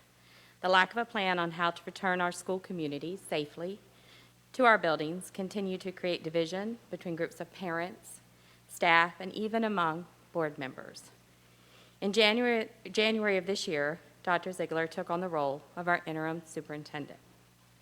Within 30 days, we had a plan to bring back our children and staff to in-person instruction, a budget that supported not only our students, but also our staff. And after almost 6 months on the job, Dr. Ziegler has shown us what it means to be a strong leader in the areas of communication, tough decision-making, and in providing a safe, empathetic, respectful, and supportive learning environment for all, the mission of LCPS. Dr. Ziegler, I welcome you to the position of Superintendent of Loudoun County Public Schools. Mr. Mahadevi. Thank you, Madam Chair. So Dr. Ziegler, again, as Mrs. Sirodkin and Ms. Bart mentioned already, how you have come and helped LCPS. But I'll sort of talk a little bit about the process we went through and what I got to learn a little bit more about you. So I think there's 4 sort of things that, again, as we went into the journey about looking for a superintendent, was finding a leader, finding a communicator, and somebody who had sort of compassion as we move forward with it. So I believe you exemplified those qualities. Not only that, but I think during this in interview process, I also got to learn a little bit more about your vision. Again, we have seen you come in, step into this role, save us, save Loudoun County, open up schools as has been stated earlier. But the vision that you have and the approach you have sort of demonstrated so far, but I think I'm looking forward to your leadership, your communication, compassion, your honesty, and again, asking for grace of the unknown factor as we make the journey together. So I'm really looking forward to working with you, and I think Loudoun County will be really well served with your leadership for the next decade or plus. Thank you. Welcome to LCPS. Mr. Beatty. Thank you, Chair. I would echo all the things my colleagues said, but I think you've got to go back to one specific point that really crystallized it for me, and that was early in January when you just made an offhand comment that we're going to buy these plastic shields for the desks. And of course, it's controversy about how their efficacy. But I appreciated that you were willing to try something unique and just to see if it would work and see if it would help. And it's tough to prove a negative, but maybe it worked, maybe it didn't. But it was just that idea that just try something, because I think that's what people were frustrated with, is that we weren't trying anything, didn't have a concrete plan. And you came in and you just gave it, it was a small thing, but I think it's just part of the many things that you'll bring to this position. So welcome, Dr. Ziegler. Mr. Morse. Thank you, Madam Chair. It's getting rather redundant. I am going to echo everything they said. I'm just not going to say it. But I think the moment, every one of us up here has one moment. And the moment for me was the fact that we had a school board and a superintendent that for 9 months fretted over opening schools. We went back and forth. We had facts, we had figures, we had everything going. We could not make a decision. We were absolutely frozen and could not move forward until you stepped in. And it took courage, because you knew half of the board was not going to necessarily agree with the position that you were taking, that we were going to go back into school. That took a lot of courage, especially for an interim superintendent, to step up, not only stepping up to the plate to be the interim superintendent, but stepping up and facing the board and making a profound decision that impacted absolutely the lives of every student in Loudoun. I appreciated that leadership, and I hope to see that throughout the years as you serve as our superintendent. Thank you. Ms. King. Dr. Ziegler, I think it took a lot of courage to be interim superintendent and a lot of strength from you, because many of the changes you were trying to make were temporary because you were interim. I think my moment when I thought this is the right person is when you gave your first superintendent's report. And it was so different from what we had been getting. It celebrated LCPS students and staff and the good things that we were doing. It was so positive and uplifting, and that just hit me right. But I also want to say I've been very impressed, because we know you work long hours, but you have also attended a number of the committee meetings. I've seen you at these committee meetings. I also learned some interesting things about you when you spoke at the at the graduation for Douglas School. So you're there for us and for the students and the staff, and I think that is so very important. Thank you so much. Ms. Corbo. Thank you, Madam Chair. I wholeheartedly agree with everything that my colleagues have already said. I just want to congratulate you, Dr. Ziegler. I look forward to working with you, your staff, this board, the community, as we move forward to put into place a strategic plan, which we have not done because of COVID. And I believe that is our way of moving forward. So I appreciate everything that Mr. Sorokin highlighted earlier in his moment of personal privilege. This board interviewed many candidates for superintendent, excellent candidates. And each one, including you, echoed much of what I brought forward as an educator in this division. The research and educators around the country agree early intervention is critical. We've heard it over and over. With reading as the foundation of all learning, we must invest in literacy.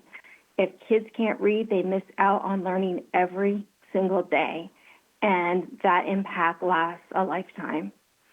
We've heard repeatedly early intervention is critical across many things: reading, mental health, teaching equity, identifying and nurturing our gifted learners, special education, and so much more.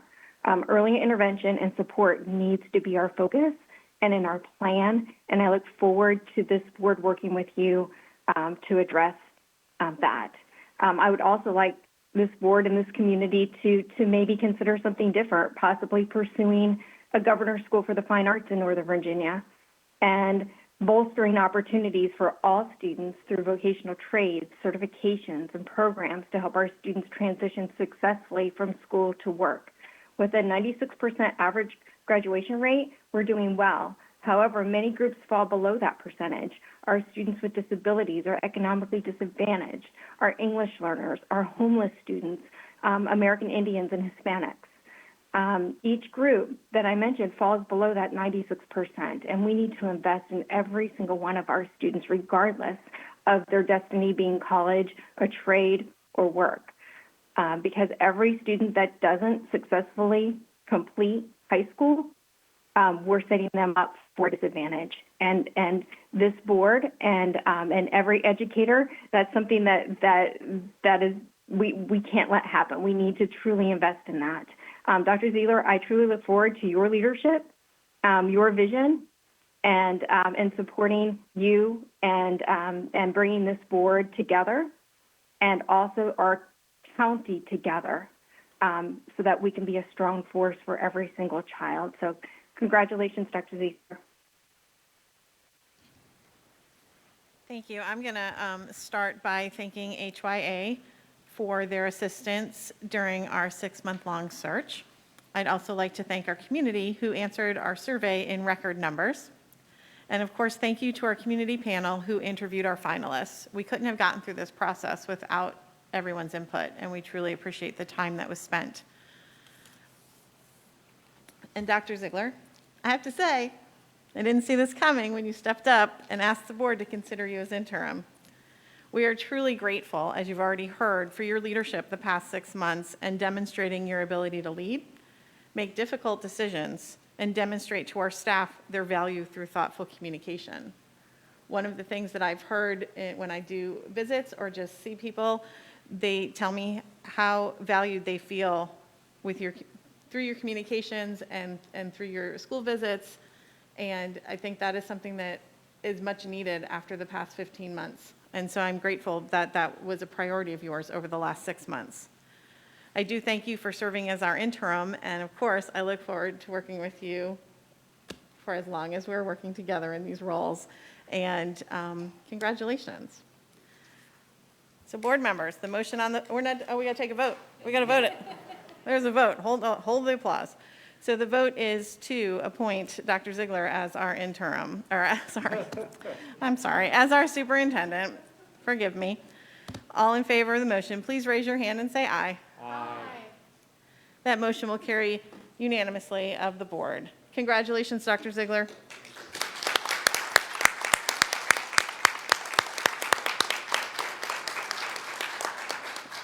At this time, I'd like to offer you a few moments. Thank you, Madam Chair. First, I would like to say thank you. Thank you to the board for your kind words this evening, and thank you for your vote of confidence, and thank you for being willing to work with an interim superintendent. There is a great temptation when becoming or appointing an interim just to keep the status quo and to keep the ship barely afloat as you move forward.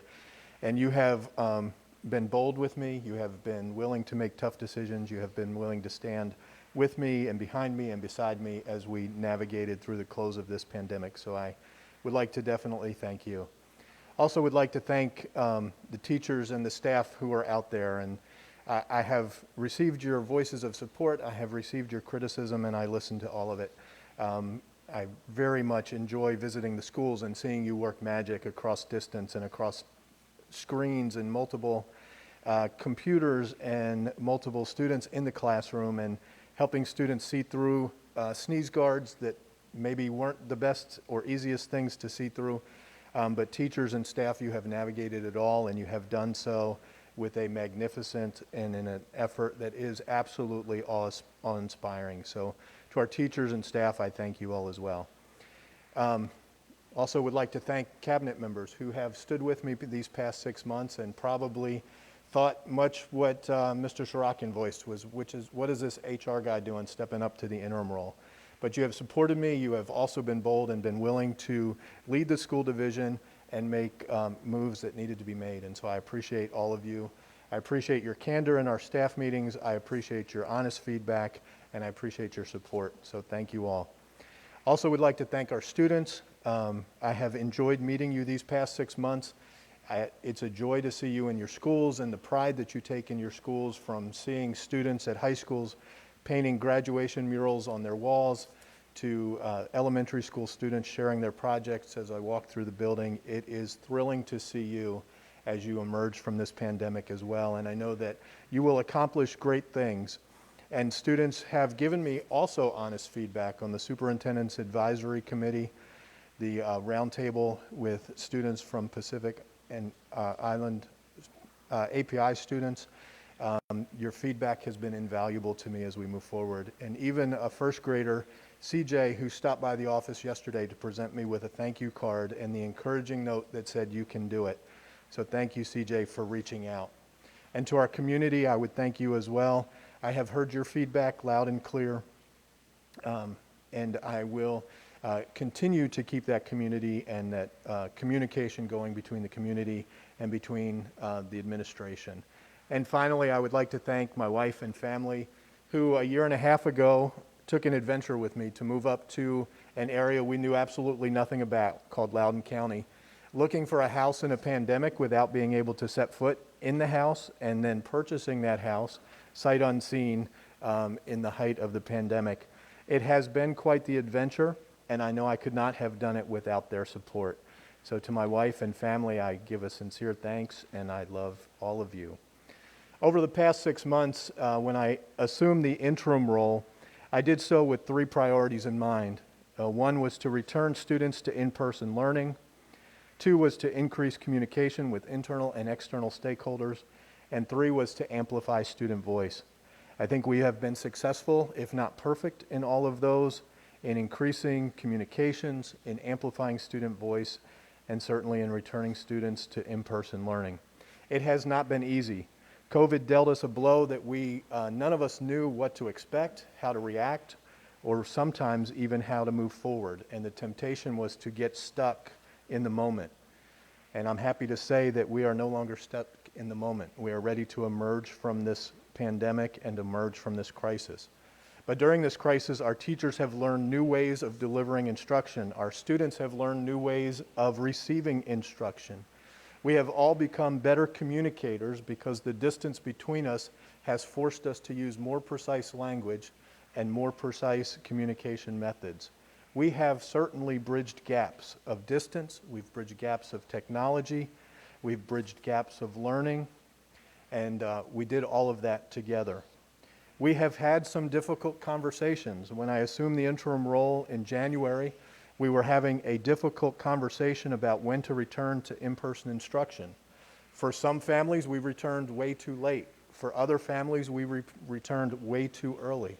But we had the conversation and we met through it. We went through that challenge together. And in January, I issued a communication to our families that encouraged us to communicate with one another with grace, with flexibility, and with patience for the not yet known. I echo those words again today of grace, flexibility, and patience with the not yet known as we continue to have difficult conversations around equity and about what true inclusion and what a safe, affirming, and welcoming environment truly looks like for students. And we will continue to keep the focus on students, which is exactly where it belongs. Our students are hurting, they're experiencing racism and hatred in our buildings, and we need to take steps to diminish that and to mitigate that. We also need to continue to look for ways to amplify student voice and keep student voice at the center of every conversation. In the past 6 months, we have together had some victories. We did return our students to 4 days a week of in-person instruction. I'm happy to say that our mitigations have by and large worked. We had very low transmission rates at our schools, and because of that, our students were able to stay engaged and stay in person. Our teachers have worked hard, and hard is not even the right word, but our teachers have worked hard to deliver instruction and to bridge those gaps. And again, I look at our teachers with a sense of pride, with a sense of awe, and with a sense of wonder. And also our support staff as well, who delivered, we heard tonight, over 5 million meals, who continued to deliver children to school and from school in ways that were safe. Our custodians stepped up their game and kept our buildings sanitized, clean, and safe for our students. And we know that many of our students thrived in this online environment, but we've also had some struggles. We've had some students who have struggled with isolation and depression. We have some students who struggled with assignments and grades. And to that end, I have directed staff to begin 2 initiatives. Starting last week, we have formed a student mental health task force. While these objectives are not final, the immediate charge to the task force was to provide mental health resources and direct services to students experiencing trauma, anxiety, and loss as a result of COVID-19, and to aid in the transition of these students from distance to in-person learning. The long-term goals of this task force will be to steer the creation of a comprehensive plan to expand school-based behavioral health programs and services to facilitate social emotional development and remove barriers to learning. They are charged with reporting to the Loudoun County School Board no later than January 22, a report that provides an analysis of the current state of student mental health, provides an analysis of mental health programs available to LCVS students, provides recommendations for connecting students to community-based care, and increasing partnerships between schools and mental health providers, and when necessary and applicable, to bring that care into the schools. And to provide recommendations for professional development for licensed and non-licensed staff. I've also directed staff to formulate plans to mitigate learning loss as students return to the school, and this plan will include multi-tiered and individualized systems of support based on data at the student level. It will include changes to curriculum and pacing guides, and it will provide social and emotional support to aid the transition and to assist students struggling. There is not much research on returning to kids to school after a pandemic, but the closest research that I could find has to do with teachers who are exposed to 1 year of a substandard teacher or a less skilled teacher. Research tells us that it takes about 3 years to make up for the learning loss of 1 year in a poor teacher's classroom. We imagine that our learning loss will continue for the next several years, and we will continue to provide strategies and plans to mitigate that. In the past 25 years, Loudoun County has seen a lot of growth and change. We have gone from a county of we have seen growth of over 61,000 students and 41 schools constructed. We have been in expansion mode for 25 years. We have provided an excellent education for students, but we have focused on the expansion. In the coming months, I will ask the school board to approve strategic actions that will enhance our ability to provide a world-class education. Now, these are just ideas, and Mr. Sorokin did mention a few of them earlier tonight, But these are ideas that will need broad community and board support, as well as support and funding from the Board of Supervisors. And that is that we have specialized career interest academies at our high schools. And to that end, on June 14th, the Department of Curriculum and Instruction will present to the Curriculum and Instruction Committee a proposal for a Health and Medical Sciences Academy, which is a 4-year immersive programs that will prepare students for careers in the medical fields.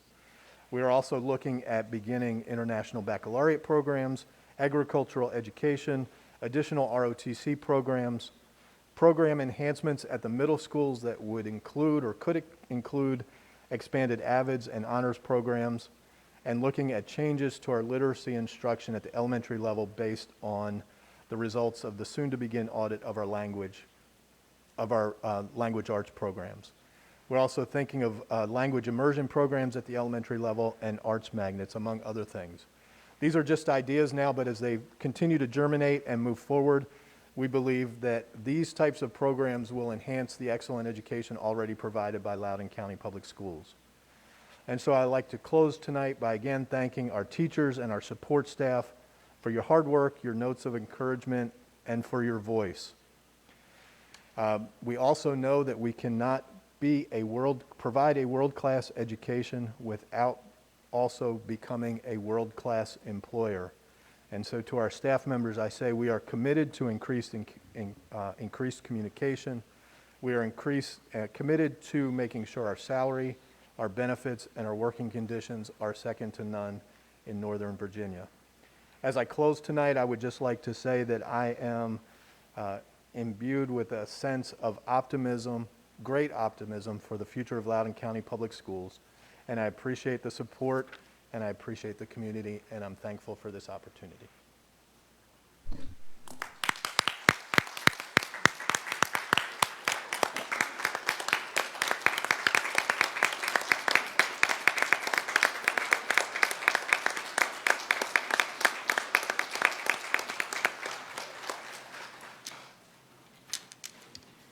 Thank you, Superintendent Ziegler.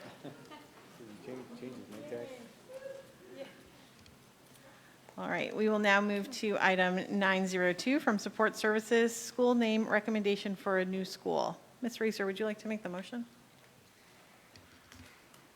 I move that the Loudoun County School Board name the new high school opening with the start of the 2021-2022 academic year, William Obadiah Roby High School. Second. Motion made by Ms. Reeser and seconded by Mr. Sorokin to name the new high school William Obadiah Roby High School. Ms. Reeser, would you care to speak to your motion? So as the public can read in board docs, Mr. Roby was born in the 1800s and died towards the end of the century.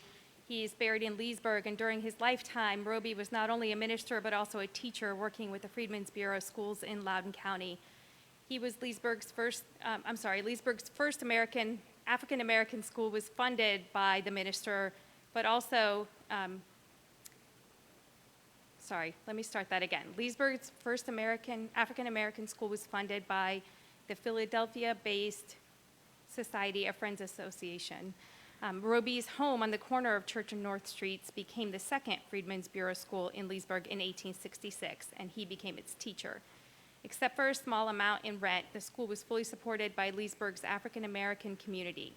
Roby initially had approximately 20 students, about 16 of them were over the age of 16.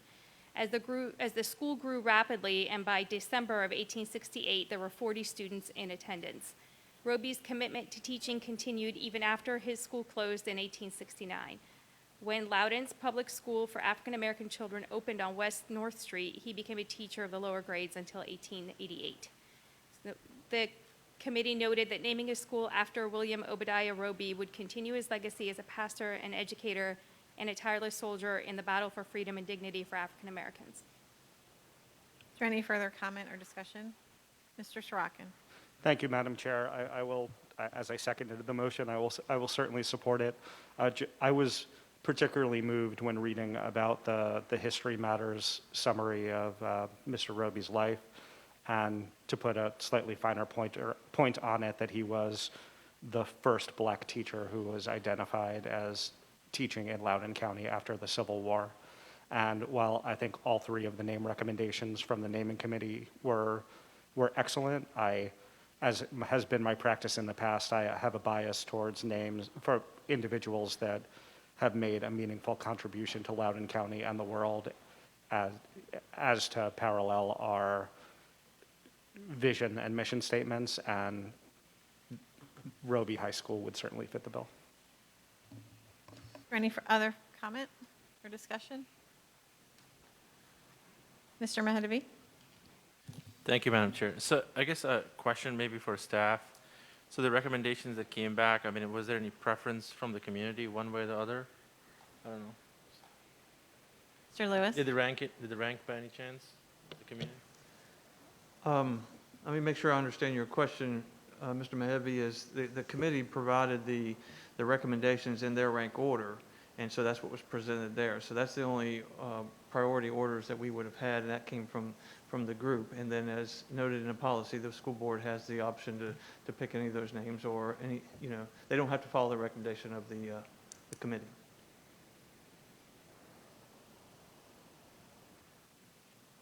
Any further comment or discussion, board members? All right, seeing none, the motion is to name that the Loudoun County Board name the new high school, opening with the start of 2021-2022 academic year, William Obadiah Roby High School. All in favor of the motion, please raise your hand and say aye. Aye. That motion will carry 9-0. Thank you, board members. We'll now move to 903 from Pupil Services, the revision of policy 8155, school assignment. Ms. King? Thank you, Madam Chair. I move that the Loudoun County School Board approve and accept revised policy 8155, school assignment. Second.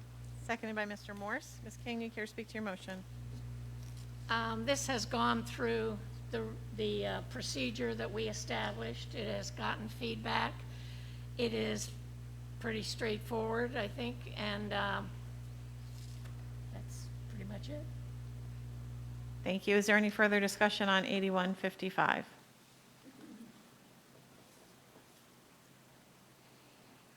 Okay, seeing none, all in favor of the motion that the Loudoun County School Board approve and accept revised policy 8155, school assignment, please raise your hand and say aye.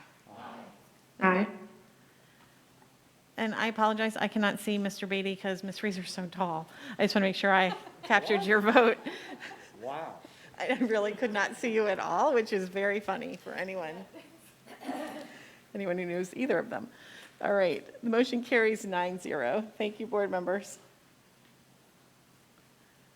We'll move now to item 904, Legislative and Policy Committee, implementation of House Bill 1909, gun-free school board property. Ms. Reeser, would you like to make the motion? I move that the Loudoun County School Board designate all school board buildings and property that are outside of school zones and where LCPS employees are regularly present for the purposes of performing their official duties as a gun-free zone, and that all individuals, except those provided by law, are prohibited from knowingly purchasing, possessing, transferring, carrying, storing, or transporting firearms, ammunition, or components or combination thereof, while upon such property, all in accordance with Section 22.1-131.1 of the Code of Virginia, effective July 1st, 2021, and thereafter, and that the superintendent is directed to develop implementing regulations. I'm going to second that. Sorry, Ms. King. Ms. Reeser, would you care to speak to your motion? Certainly. So this item was on our legislative agenda. The General Assembly passed legislation that this board asked them to pass to allow us to exercise this option. As you may remember, guns are already school-free zones, and normally we have 2 students sitting up on the dais with us. And as we had tonight, we have students that lead the pledge. We often have students who are here in attendance to give presentations. We have Boy Scouts and Girl Scouts who come and work on merit badges. And this is a building and a room that is used for students and with students. And I believe those are the reasons why the board supported pursuing the legislation and why we should and take advantage of the fact that the General Assembly gave us exactly what we asked for. Is there any further discussion? Mr. Beatty, and then Ms. King. Thank you. Just as a point of clarification, did this come as an information item to the full board? Or are you going off of the legislative recommendations we sent? Due to the fact that this was discussed multiple times in Legislative and Policy Committee, and then, of course, as part of our legislative program as a board, we discussed it and supported it. I brought it back for action so that we, because we've already supported it as a board. Okay. So I would say that every death is a tragedy, especially those that are preventable. And I think we can say that's why we closed the schools last March. But I think a policy like this is kind of like a white picket fence gun control, because it's only going to affect those who are following the law and not those intent on committing a crime. And I don't believe this will help stop preventable deaths. And I will not support this policy. Ms. King? Thank you, Madam Chair. I grew up with guns. My dad hunted. My 4 brothers all hunted. My oldest son is in law enforcement. He and his 3 sons hunt. I think it's important that people are allowed to go hunting with their guns. They have no place in our schools or our school properties. Our children are there. Our teachers could be there, and staff. We're also talking about the garages and the maintenance repair for the computers, for our school buses, and they have to be repaired. It just is common sense. It's not taking away guns from people. It's saying you can't bring them where there could be danger for children. So I'll be voting for this. Is there any further comments? Mr. Morse? As you may recall, prior to this coming on the legislative and policy on our agenda for the state, I went out to several of our facilities and interviewed a lot of people in those facilities off the school property. And at that time, after speaking with all of them, I told the board, came back in the dais, and I supported the motion. I will support it tonight, but I'm going to make one stipulation, and that is that with this in place, I will not support any removal of the SROs from our school or from our properties. Thank you. Thank you, Mr. Morse. As I've commented many times, the evening you came back and supported this in a previous term was one of your finer moments, and you had my utmost respect at that time, and you continue to. All right, is there any further comment? All right, seeing none, the item is, I'm not going to read that whole thing again, to support the implementation of House Bill 1909, gun-free school board property. All in favor, please raise your hand and say aye. Aye. Opposed? That will carry 8-0 with Beatty, 8-1, sorry, with Beatty opposed. We'll now move to item 905 from Business and Financial Services, FY21 appropriated unspent year-end funds update. Ms. Willoughby, I believe you have an update for us before we take any action. Thank you. Yes, thank you. And I believe Mr. Smith is going to share my slides. I just have a couple of slides to provide an update on where we're at with our FY21 year-end balance. It's important to note that the fund balance can be built off of excess revenues and/or expenditure savings. And so, Mr. Smith, if you could, there we go, thank you. So starting with revenues, the sales tax and lottery projections are exceeding budget. We have been fairly aggressive in our projections of sales tax revenues, but the actual amounts keep coming in higher. Our historical average over the last 6 years has been a growth of about 6.7%, and we're currently projecting growth for this fiscal year to be 8.2%. We still have 2 months outstanding in actual collections and won't have final numbers from VDOE with their projections until mid to late June. So it is likely that this may tick up even more. There is also a relationship between sales tax and basic aid from the state. The sales tax that we receive is partially offset by a reduction in basic aid. And just last week, we found out from VDOE that the final payments for this year will not have this adjustment. Any excess sales tax revenues will not be offset by a basic aid reduction, meaning we will have even more revenues than originally projected. On the expenditure side, we are having some challenges in obtaining items. Either items are unavailable or they have long lead times. Also, small projects are not able to be accomplished due to the permitting process at the county meeting the June 30 deadlines, as well as a backlog of other projects and just overall staff capacity. Staff are inundated with activities surrounding expenditure of funds. Not all spending is a simple purchase. We must monitor spending to make sure it's in accordance with procurement guidelines, of course, and that is not just for single purchases, but purchases across the district. So for example, while 1 or 2 schools purchasing a picnic table may not trigger any procurement threshold action, if all 90+ schools purchase a picnic table, that may trigger a procurement threshold, as these thresholds are division-wide. So there is considerable effort to monitor and coordinate this with the departments. Next slide, please. So these 2 areas have contributed to our current projected fund balance of $9.8 million. I now want to introduce the concept of appropriated or budgeted funds and unappropriated funds, which boils down to what you can and can't spend. An example, though, first would be our adopted budget is $1.4 billion, meaning we have the authority to spend $1.4 billion. Even if $2 billion of revenues come in, we can only spend $1.4 billion. The way to spend the additional funds is by approving a supplemental budget appropriation, which is what this school board has been doing with our COVID relief funds. Each time we received COVID relief awards, we brought those forward as actions to increase our spending limit. So back to our $9.8 million fund balance. On this slide, you'll see it's broken into the 2 categories of appropriated and unappropriated. The appropriated fund balance is $3.2 million, and this is what we have authority to spend. The difference of $6.6 million we cannot spend. The projection of these additional state revenues and information from VDOE do not give us enough time to seek a supplemental appropriation, since this also has to go to the county for approval. And just recognizing that we're 3 weeks out from June 30th. Even with a few weeks remaining, we do continue to rerun our projections, and so it is likely that final FY21 year-end balances may be slightly higher. Next slide, please. So based on our updated $3.2 million of available spending, staff has recommended the motion to spend $1.5 million on the water bottle filling stations. There has been procurement action on this already, as this was previously on the COVID relief spending list, so it really just needed a funding source. If this motion is approved, that would leave a balance of approximately $1.7 million. Due to timing, the only other possible uses would have to be related to compensation, and with motions approved this evening, so that payroll has enough time to process. And that concludes my update. Thank you, Ms. Willoughby. Are there questions for staff? Go ahead, Mr. Morse. Thank you, Madam Chair.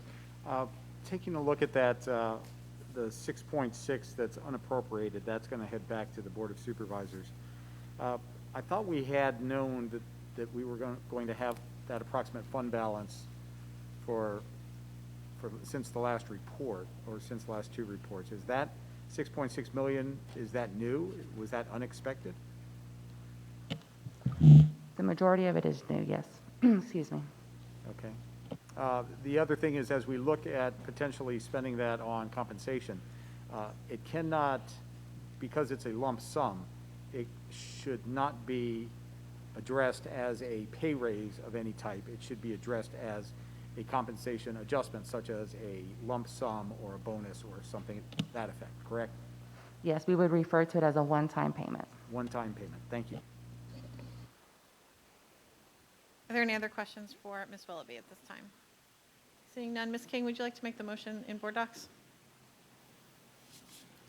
Yes, I recommend that the Loudoun County School Board authorize the expenditure and transfer of appropriated unspent funds in the amount of $1.5 million for water bottle filling stations. Seconded by Mr. Mahadevi. Ms. King, did you want to speak to your motion? Well, I think it's important to have this, so it's been spoken before by other board members. I don't think there's anything more that needs to be said. Ms. Bartz.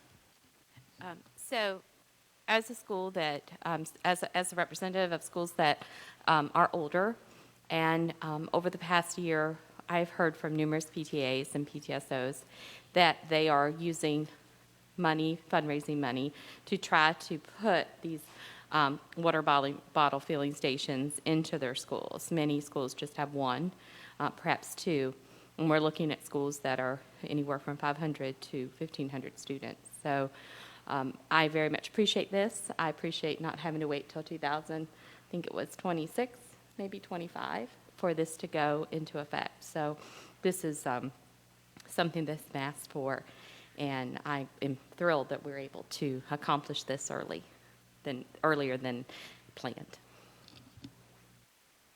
Any further discussion on this motion? Seeing none, board members, all in favor of the motion that the Loudoun County School Board authorize the expenditure and transfer of appropriated unspent funds in the amount of $1.5 million for water bottle filling stations, please raise your hand and say aye. Aye. Ms. Corb, I'm sorry, I missed yours as I was looking around. Okay, the motion carries 9-0. Thank you.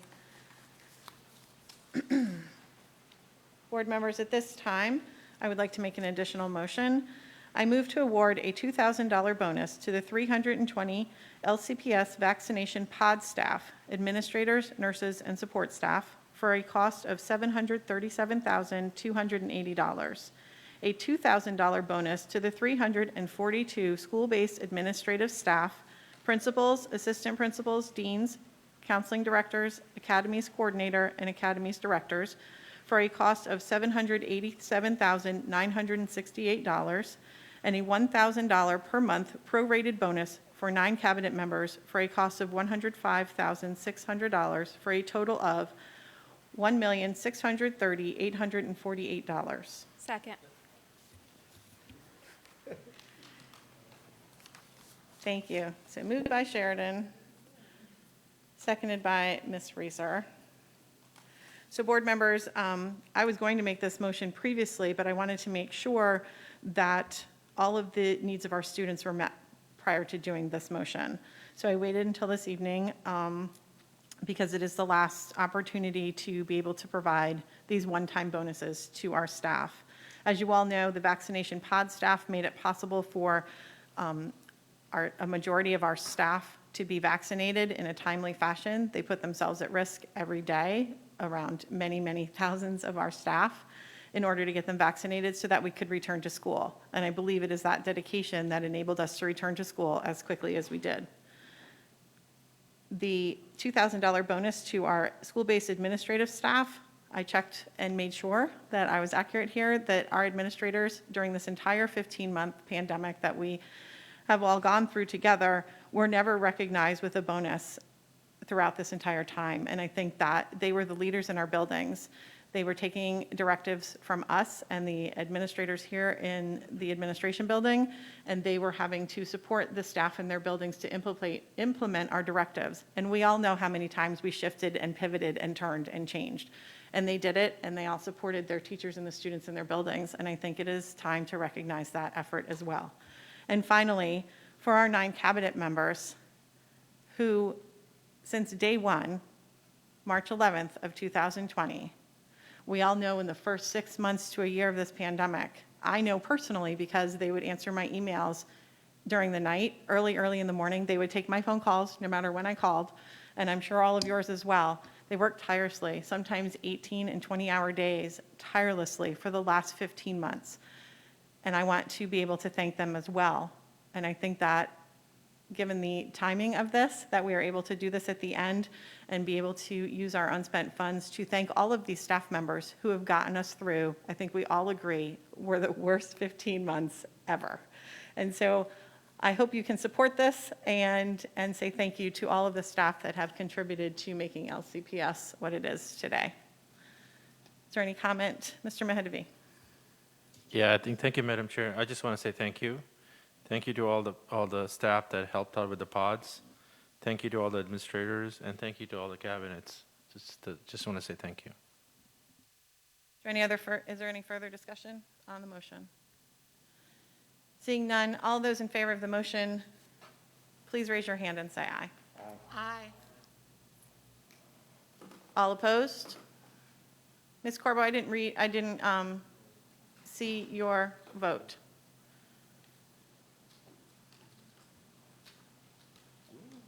Ms. Corbo, I was not able to see your vote.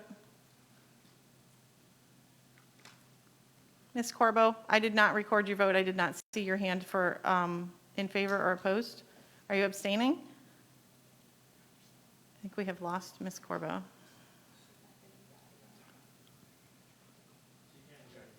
She cannot hear us.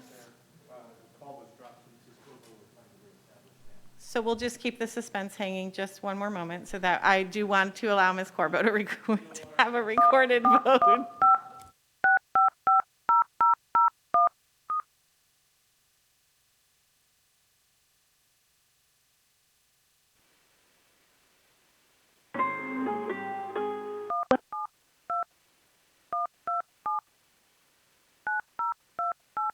Enter your attendee ID number.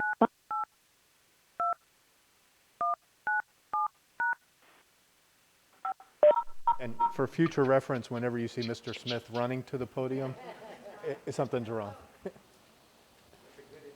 Ms. Corbo, can you hear us now?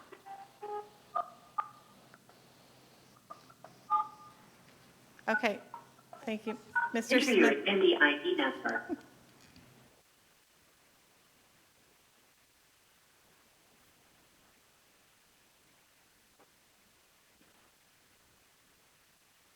Something's wrong. Ms. Corbo, can you hear us now?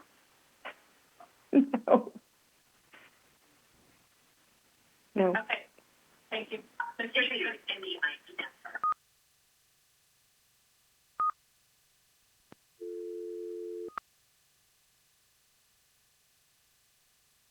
Hello, Ms. Corbo. I'm trying to record your vote. I know you got dropped, and I want to record your vote as to whether or not you are in favor of the motion for the staff bonuses. Could you please say your vote? Yes. Great. The motion carries 9-0. Thank you, board members, with just a smidge of suspense. All right. Are there any other items under 905?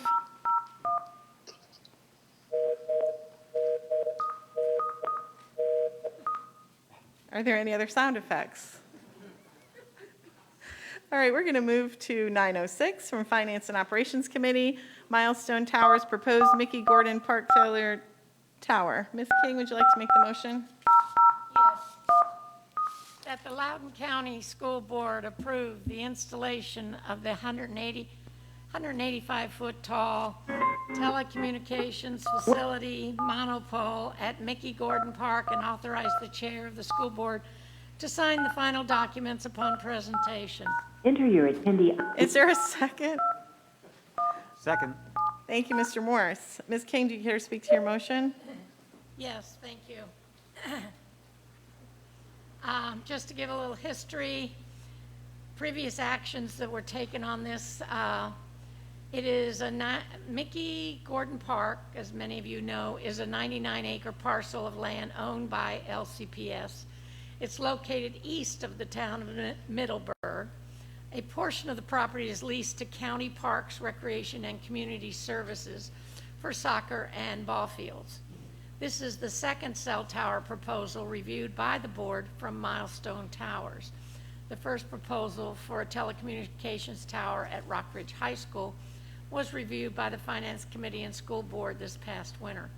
The school board approved the Rockridge High School proposal in January 2021 to allow it to move forward through the county's legislative process. A third proposal for a potential cell tower at Stonebridge High School was recently withdrawn. So there was some confusing things. People thought, including me, that it was the Mickey Gordon, but it wasn't. As Milestone Towers, the company is requesting to construct the telecommunication towers on LCPS property. Review of the proposal by the school board is the first step in the overall application process. School board review is guided by policy and regulation 6350, wireless network facility calculation. Finance and Operations Committee reviewed the Mickey Gordon Park proposal on April 20th after an April 14th community information meeting by Milestone and LCPS. The committee voted on May 4th to move the application forward to the school board with a recommendation of approval. As required by policy and regulation 6530, the school board held a public hearing and reviewed an information item on the Mickey Gordon cell tower on May 25th. Individual board members have asked subsequent questions of staff and the applicant since the May 24th board meeting. Staff is prepared to provide additional information specific to concerns. Milestone efforts to address public comments is extensive. In consultation with AT&T, is offering to reduce the overall height of the tower by 30 feet. Further reduction in height will result in significant degradation of service and compromise AT&T's ability to provide adequate coverage to the targeted geographic area. If authorized by the school board to move forward, the land development applications Milestone will hold a community balloon fly so that all interested parties may visualize the new height. Which is pretty smart. Host another community meeting and share photo simulations and renderings of the facility at the new height. Listen to the feedback and answer any questions. Notice of both these events will be sent out in advance of the dates, as well as coordinated with the Middleburg and Blue Ridge representatives. The proposal will ultimately be required to go through rigorous review by several different agencies and departments, including FAA and FCC, National Environmental Policy Act, National Historic Preservation Act. In addition, as part of the land use development process, the application will be reviewed and commented on by various county planning staff agencies, as well as subject to public hearings before the County Planning Commission and Board of Supervisors. A site plan and building permit will be required as well. The company has met with the mayor of Middleburg, and they have talked with a number of residents in Middleburg, and so far things are looking positive. Thank you. Thank you, Ms. King. Are there any further comments or discussion from board members? Mr. Sorokin? Thank you, Madam Chair. So I think I've even spoken about this particular stretch of the county specifically when the area between Middleburg and Aldi, and how it's one of the biggest black holes for cellular service in Loudoun County. So I know there's been some concern with the placement of the tower or the height of the tower, and it sounds like certain steps are being taken to mitigate that. But just in general, this is, for the amount that I've talked about broadband and cellular coverage in Loudoun over the last year and a half, I would be completely hypocritical if I didn't support putting a tower in the exact place where I think it would do the most good in the entire county. So I will happily support this motion. Thank you. Is there any further discussion on the topic? Seeing none, all in favor of item 906, please raise your hand and say aye. Aye. Aye. That will carry 9-0. Thank you, board members. All right, we're now going to move to our information items. We'll begin with 1001 from the Office of the Superintendent. Superintendent's operational update. Dr. Ziegler. Thank you, Madam Chair. Mr. Smith, if you're back upstairs, you are. I see that. Hold on.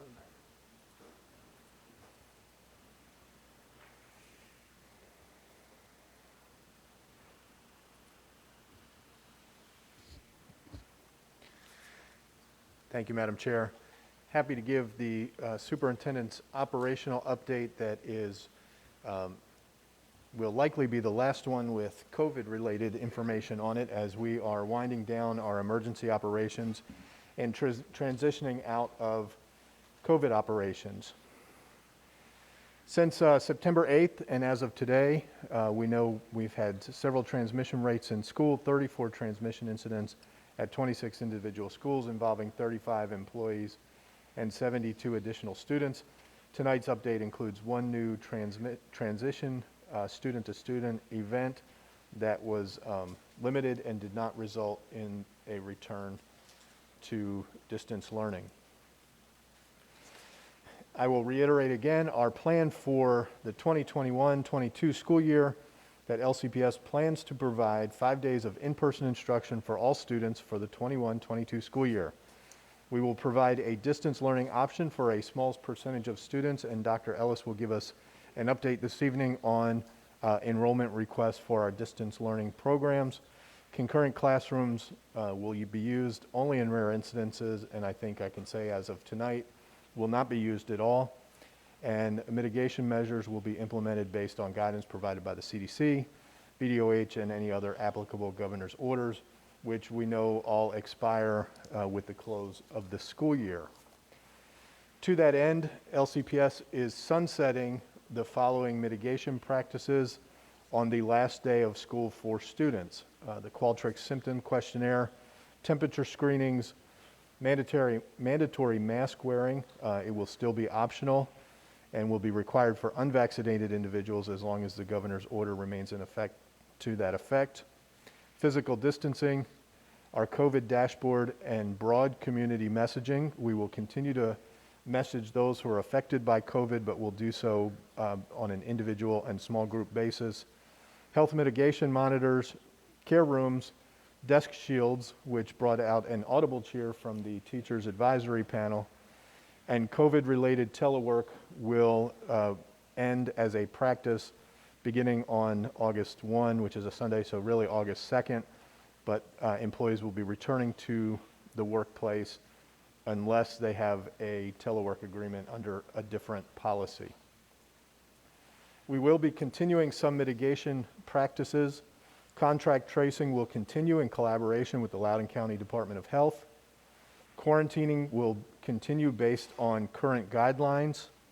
Our plan to revert to distance learning, the instructional model based on transmissions in schools will remain in place as we go into the new school year. If COVID transmission occurs at the school level, we will revert to distance learning based on the outline in that plan.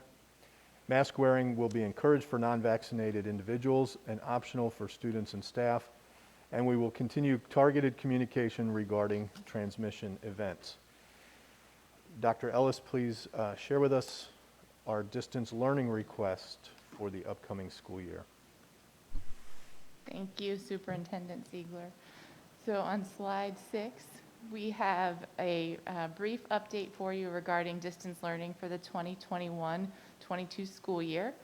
As you can see on this slide, we have seen low numbers of students interested in distance learning for medical needs to date. Staff does expect this number to increase as it does take time for families to talk with their school counselors and work with their medical professionals to complete the necessary paperwork, so we will continue to update you on this process. I will also note that this relatively low interest in distance learning for next year seems to be a trend across school divisions across the state that we have talked with. So other school districts are seeing the same thing. Going to the next slide, knowing that families with medical needs are still in the process of completing paperwork, we continue to hire for distance learning teachers. That process is underway, well underway. We are holding on the additional elementary distance learning positions that the board approved at their last meeting at this time. If those FTEs are not needed for distance learning, we would offer to the board to use these positions as contingency for schools as needed. So we will continue to talk with you all about that. In terms of communication, this week we are adding a distance learning button to each school's district news section to their of their websites. Also, additional communication reminders regarding distance learning and updates to that will be sent out this week through Public Information Office. One last update on the following slide. So given the low enrollment numbers to date, staff will also be welcoming requests for distance learning for 2 new categories. So in addition to students who have medical considerations, we've received questions from some families. In fact, probably the most common question is, can a sibling or another child living in the house with my medically fragile student also participate in distance learning? So we will open distance learning up to those students. Finally, we will also take applications for students who would like to pursue distance learning to support their academic success without necessarily medical needs. Medical needs will be prioritized still. We will continue to prioritize those, and seats will be offered on a space available basis for students with academic requests. And we will continue to update you as we approach the new school year.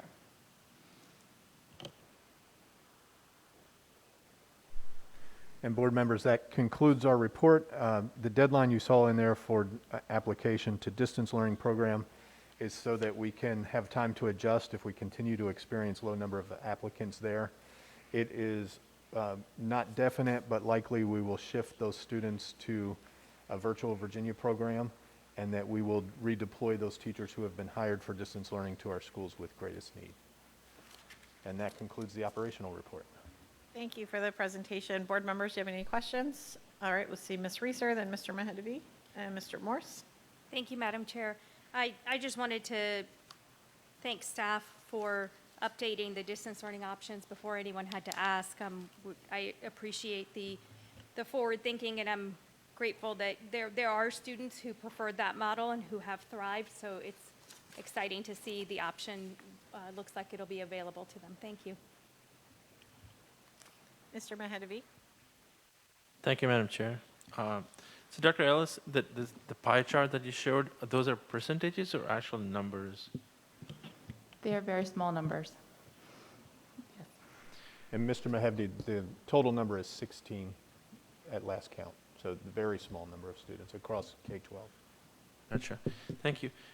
You know, I heard from some parents in my district where they, again, for kids who have asthma, maybe not the sort of strict sort of medical reasons behind that. Are we going to expand that, Dr. Ziegler or Dr. Ellis? I think, as you mentioned, to include those kids, or not at the moment, based on what you just described? Yes, we would encourage those students to complete the application. So one more follow-up question. So this is for the 12-month, I mean, not 12-month, full year. We're not looking to do 6 months or 6 months options?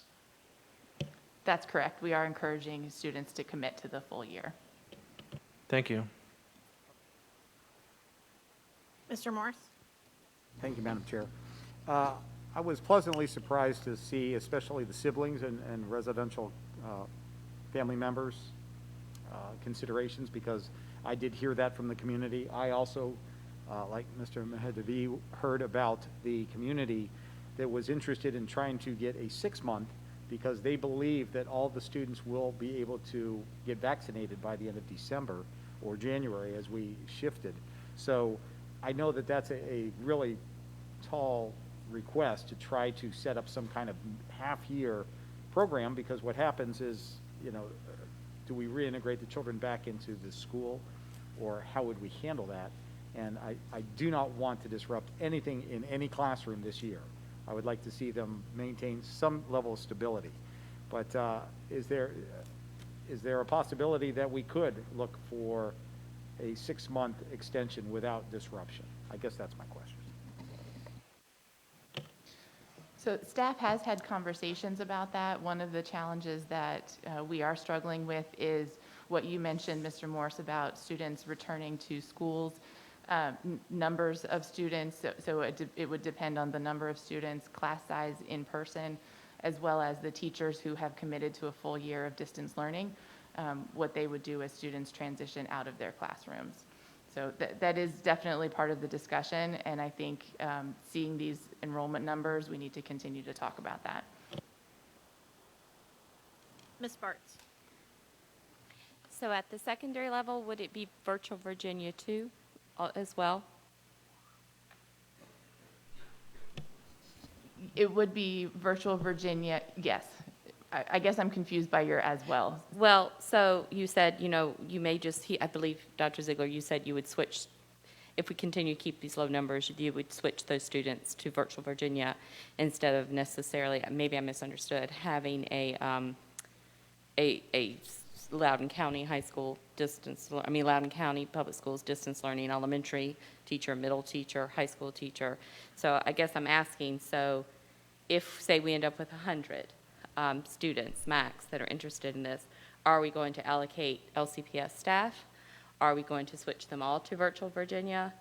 And if we open it up to everyone, are we still going to say we're opening it up to everyone, but it's through Virtual Virginia? That's, I guess, what I'm trying to clarify.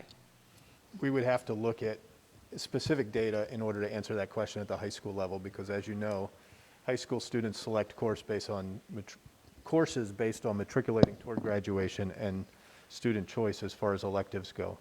So we would need to make sure that for each course, if we were going to staff that locally, we had enough students in that to justify that FTE, and then, so that's more than one section. If not, let's say we have enough to staff one FTE English teacher at high school, that's a lot to put on one teacher to ask them to teach English 9, 10, 11, and 12, 4 separate preps.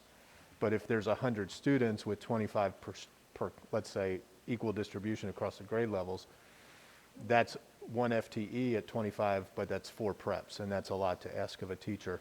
And then in cases where there is very small class sizes, there's a diminishing return to class size for synchronous instruction, where if you get 2 or 3, 5 kids in a class, you lose the advantages of a small class size because there's not the interactivity in that small class size. So small class size 10 or 12 is ideal. So it's just going to depend on how the data nets out and how is the most efficient way to provide that instruction to students, and the most fiscally responsible as well. So to make sure I understand, moving forward, there will not be medical necessity in order to apply for distance learning at any level. Is that what I'm understanding? That's correct, and it may be helpful for Dr. Ellis to review the new criteria one more time. We did go through that quickly. Yes, so the request for medical considerations will still take first priority. Then students who have siblings or residential family members of students with medical considerations, and then students who would like to pursue distance learning to support their academic success. Thank you. Are there any other questions on item 1001? Mr. Beatty? Thank you, Chair. Dr. Ziegler, going back to the statement about mask wearing, specifically that mask wearing is encouraged for non-vaccinated people, optional for students and staff. If grade students aren't eligible to get vaccines, would they be then obligated to wear masks? Or is that going to be optional for them too? Or are you not able to comment? Not at this, it won't be mandatory at this time because the governor's state of emergency and executive orders all expire at the end of June. Okay. Any other comments or discussion on this item? Okay, thank you, Dr. Ziegler. And we will now move to item, and Dr. Ellis, I didn't mean to exclude you. We'll now move to item 1002 from the Department of Instruction, update on Academies of Loudoun Outreach, recruitment and admissions. Dr. Ellis. Thank you, Madam Chair. I will share my screen. Give me just one moment.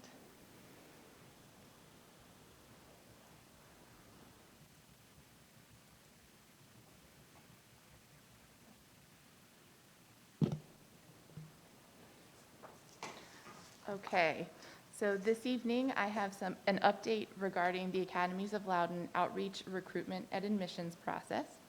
As you all know, in October of 2019, Loudoun County Public Schools was informed that the Virginia Office of the Attorney General had opened an investigation into allegations that, quote, African American students enrolled in LCPS have been denied an equal opportunity to participate in LCPS's Academies of Loudoun programs.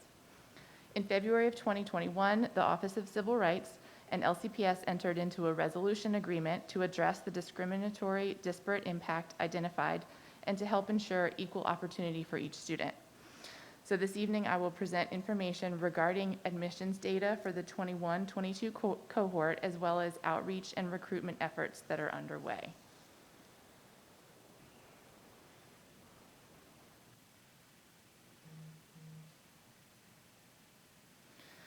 This next slide lists action steps listed in the agreement with the Virginia OCR. It involves gathering data, reviewing practices, seeking feedback, and submitting information to OCR.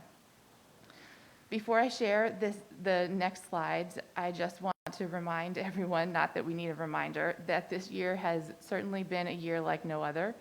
And I think as we reflect on the actions that we've taken this year, the data we'll share, and the next steps we plan to take, it's important to remember that this year was very unique, and the academies had a much different year, just as all of us did. This past year, so I think it's important to recognize that the data is really an anomaly in many ways, and we will continue to monitor and assess and adjust as needed. So despite all the challenges of the global pandemic, staff did utilize the new admissions process shared with the school board in August of 2020. Staff increased recruitment and outreach strategies even during COVID-19, and we have closely analyzed the admissions data and continue to do so to determine next steps. This slide lists some sample recruitment and outreach strategies that we've implemented. We have increased communication using multiple platforms. We've leveraged student and family connections of school-based staff in the recruitment outreach efforts K through 8, encouraged underrepresented students throughout the recruitment and admissions process, created STEM-related experiences, both in person and virtual, created opportunities for staff to gather feedback from staff, students, and families to continuously improve our outreach and recruitment efforts, and continue to collaborate with our partners as guests to help engage students in conversations about STEM. I have several data slides for you this evening. It is a lot of information, and for that I apologize at this late hour. It is all very important, and so we are happy to continue this conversation through committees and other board meetings as the months go on, but we did want to share it all with you this evening. So the tables on the next slides provide a summary of demographic information for 3 categories in the admission cycle: students who applied, students who were offered admissions, and students who accepted an offer for admissions. And these 3 categories will be presented for the Academy of Engineering and Technology, or AET, and the Academy of Science, or AOS. The data includes middle school representation, socioeconomic status, English learner status, student with disability status, and race. I also want to note, and I'll probably say several more times, and you'll see it in the slides, that the offered and accepted categories will be updated in the coming months until school begins in the fall. That is because, first of all, plans change for some students, so things happen, people move or change plans, so we do anticipate some changes. We anticipate more changes this year because of the timing of the offers for Thomas Jefferson High School in Fairfax. I heard from Fairfax County today. Their offers will be out in late June, and students will have 2 weeks to accept those offers for TJ, and then they will continue to make additional offers as needed from their wait list. As students make changes to their decisions and plans for the fall, LCPS will also use our wait list to continue to make offers. So again, the offered data and the accepted data will change over the course of the coming months. The school year on the following slides indicates when a 9th grade cohort begins. For example, the 21-22 data is for the 9th grade cohort beginning this fall of 2021. They applied during the fall 2020 admissions cycle.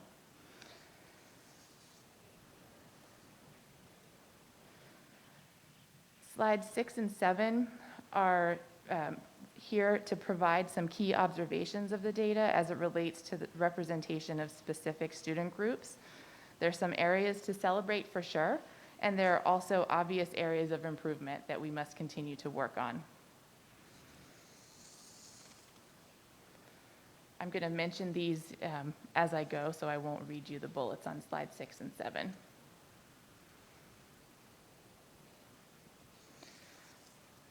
So starting with slide 8, this slide shows the fall 2020 compared to fall 2021 admissions data by middle school. One of the areas of growth, as you know, we shared last August, was equal representation across middle schools. We had middle schools that were significantly underrepresented and others that were overrepresented in the academies. You can see that we have made progress in equal representation across middle schools. Middle schools were more equally represented in the applied, offered admissions and accepted admissions pools in 2021 compared to 2020. And again, please do note that the offered and accepted numbers will change. You'll notice, for example, in this slide that there were 324 total AET offers made last year compared to the low number of 174 this year. That number, 174, will increase over the course of the summer.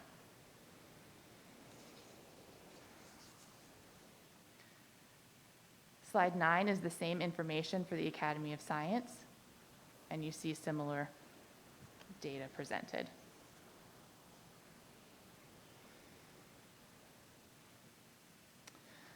The next 3 slides relate to information demographics based on socioeconomic status.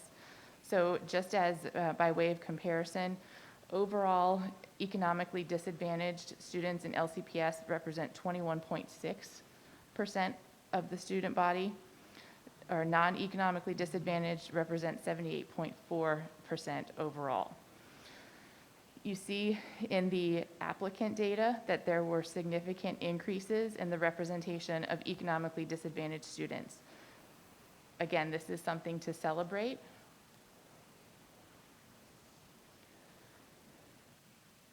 Slide 11. This information is broken down in the same way for students who were offered admissions to both AET on the left and AOS on the right. Slide 12. Again, broken down by SES status. This is the percentage of students who accepted their offer for admission. And again, you see a significant increase this year. Slide 13. Again, you'll see some areas of improvement and others we need to continue our significant work in this area. So just as a quick reference, I did want to share the percentage overall of ethnicity for the entire LCPS student population. So for the entire student population, 0.6% identifies American Indian, 25% identifies Asian, 7.1% identifies Black African American, 18.1% identifies Hispanic, 0.1% identifies Pacific Islander, 5.6% identifies 2 or more races, and 43.4% identifies white. This information that I'm sharing can be found on the LCPS webpage on the district dashboard. So you'll see that there were significant increases in the representation of Hispanic students in the applied, offered, and accepted admissions pool for 2021 compared to 2019. The representation of Asian students in the applied, offered, and accepted admissions pool for AET and AOS was similar in 2021 compared to 2019. The representation of Black students in the 3 categories was also similar in 2021 compared to 2019. There were increases in the representation of students who identify as 2 or more races in the 3 categories in 2021. And then the representation of white students in the applied admissions pool for AET and AOS remained approximately the same. Representation of white students in the offered and accepted categories on the next slides increased for AOS in 2021. For AET, the representation of white students offered admissions increased, but acceptance rates decreased.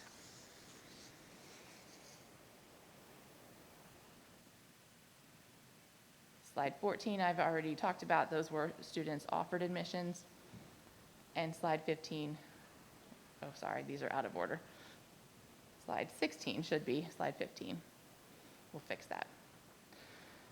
Moving back to slide 15,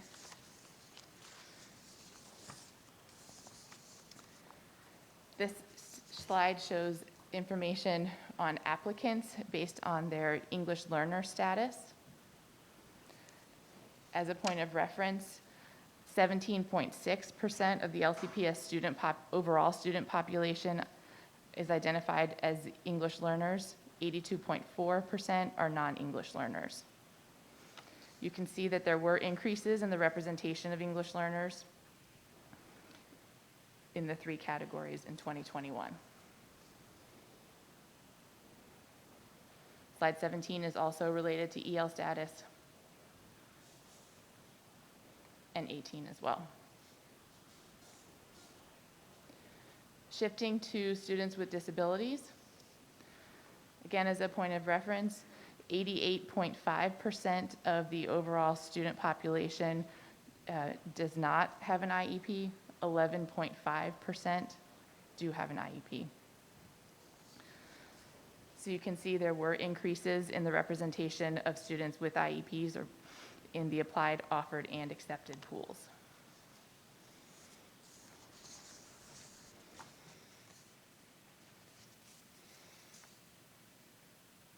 Slide 20 is that information based on students with special education for offered, those who are offered admission.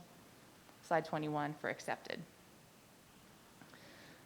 So again, I won't repeat myself. Slide 22 and 23 have some key observations and important points for us to continue to, some things to celebrate and others to continue to work on. I wanted to share briefly our Academy's recruitment and outreach efforts underway and planned for the coming school year. In board docs, there is a lengthy document regarding recruitment, outreach, and admissions that contains many tasks that have taken place in the both in the academies of Loudoun and in our middle schools across the county. I want to just celebrate some of the highlights today. So in the winter of 2021, we held virtual elementary school field trips. We also created a virtual tour. There's a link to that in the slide deck for anyone to view. Hosted 5th grade parent information sessions in multiple languages, created advisory lessons for 7th graders, and hosted virtual Q&A sessions for 7th grade students following that advisory lesson.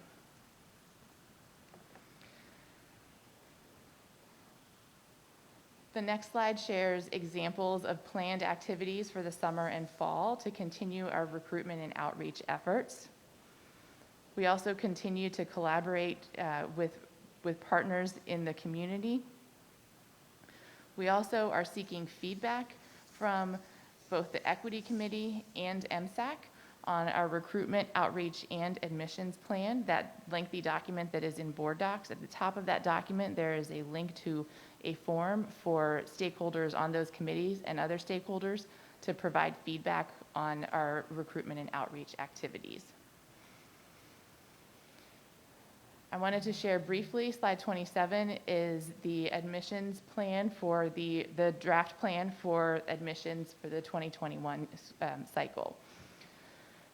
As you all know, the school board approved the elimination of the $35 admission fee. So starting next year, there will be no admission fee.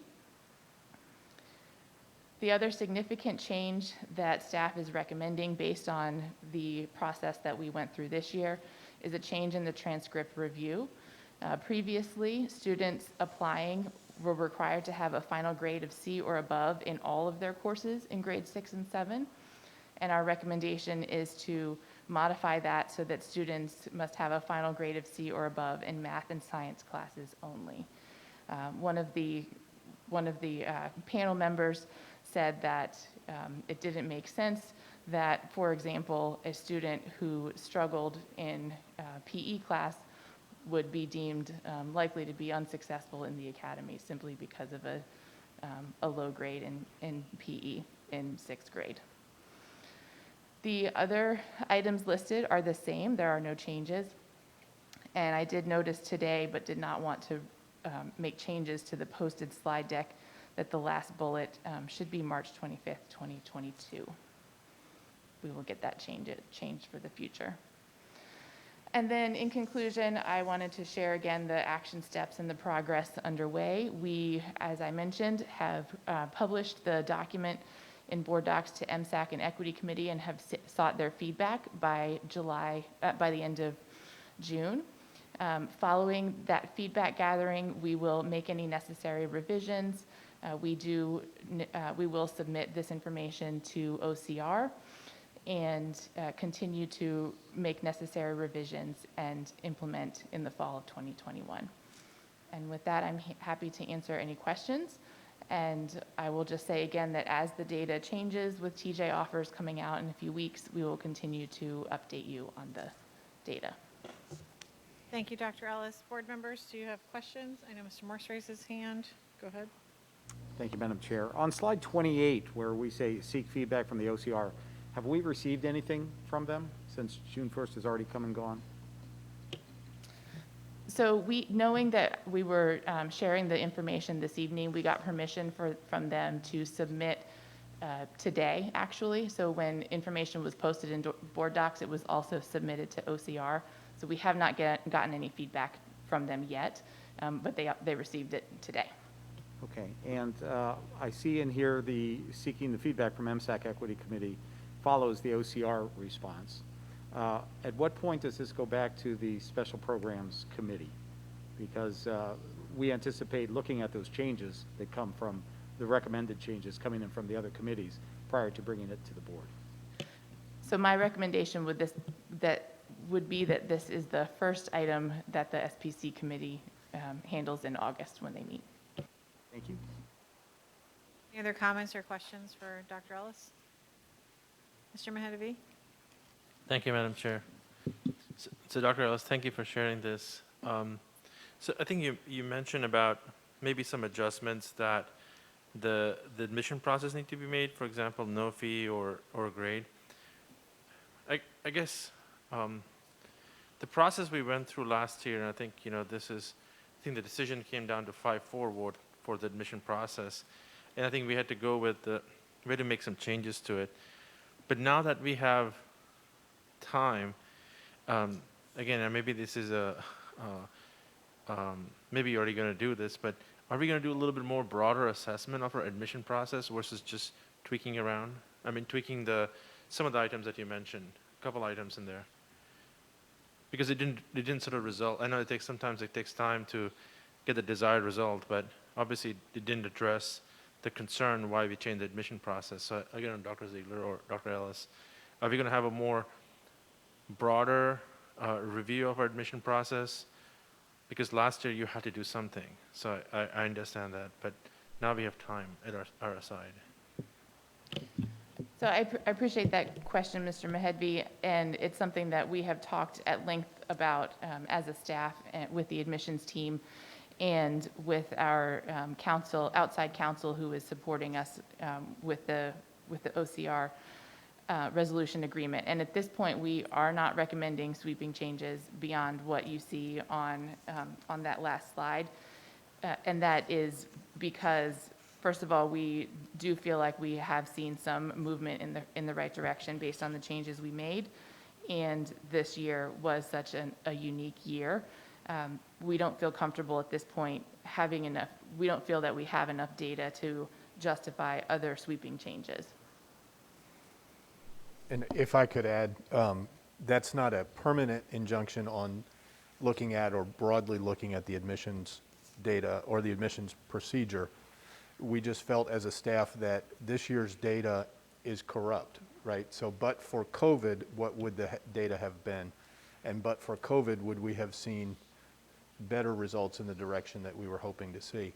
So we plan to make minor tweaks this year and continue to monitor this year with a full course of data that goes through a normal, quote unquote, normal recruitment process where students are actually visiting the academy, where students are getting we reached out to eligible students who met the requirements, but sometimes that reach out was virtual. And so we want to have the opportunity to reach out to eligible students one-on-one in person and encourage that application and use a full year of uncorrupt data before we come to the board and make broad sweeping changes. recommendations for changes again. Thank you. You know, I'll just say, I mean, obviously, the numbers, again, maybe these are outliers. Definitely I heard from the Asian American community in terms of the admission process, and we see the numbers reflect that there's definitely a decrease in double-digit percentages for those population of students. Personally, as a board member, I welcome the opportunity to have more diversity at the Academy of Loudoun, but it seems a little bit concerning that definitely the numbers didn't sort of relate, did not really address the concern for why we made the admission process. But I think, as you described, last year was an outlier. It was a different year. But again, you know, in the passing, the API kids have told me, I mean, are we going to change? So, for example, the C, you know, you only have to get a C grade to apply for it. I wonder, they said, would we have the same process for getting into athletics also? Saying, you know, if I can't run the required dash, can I play football or basketball? I guess that's not going to be an option for those kids. So it's, I understand that, but just want to share their sort of concerns, feedback of how they feel in this whole admission process change. So holistically, I agree, but I guess it's a journey.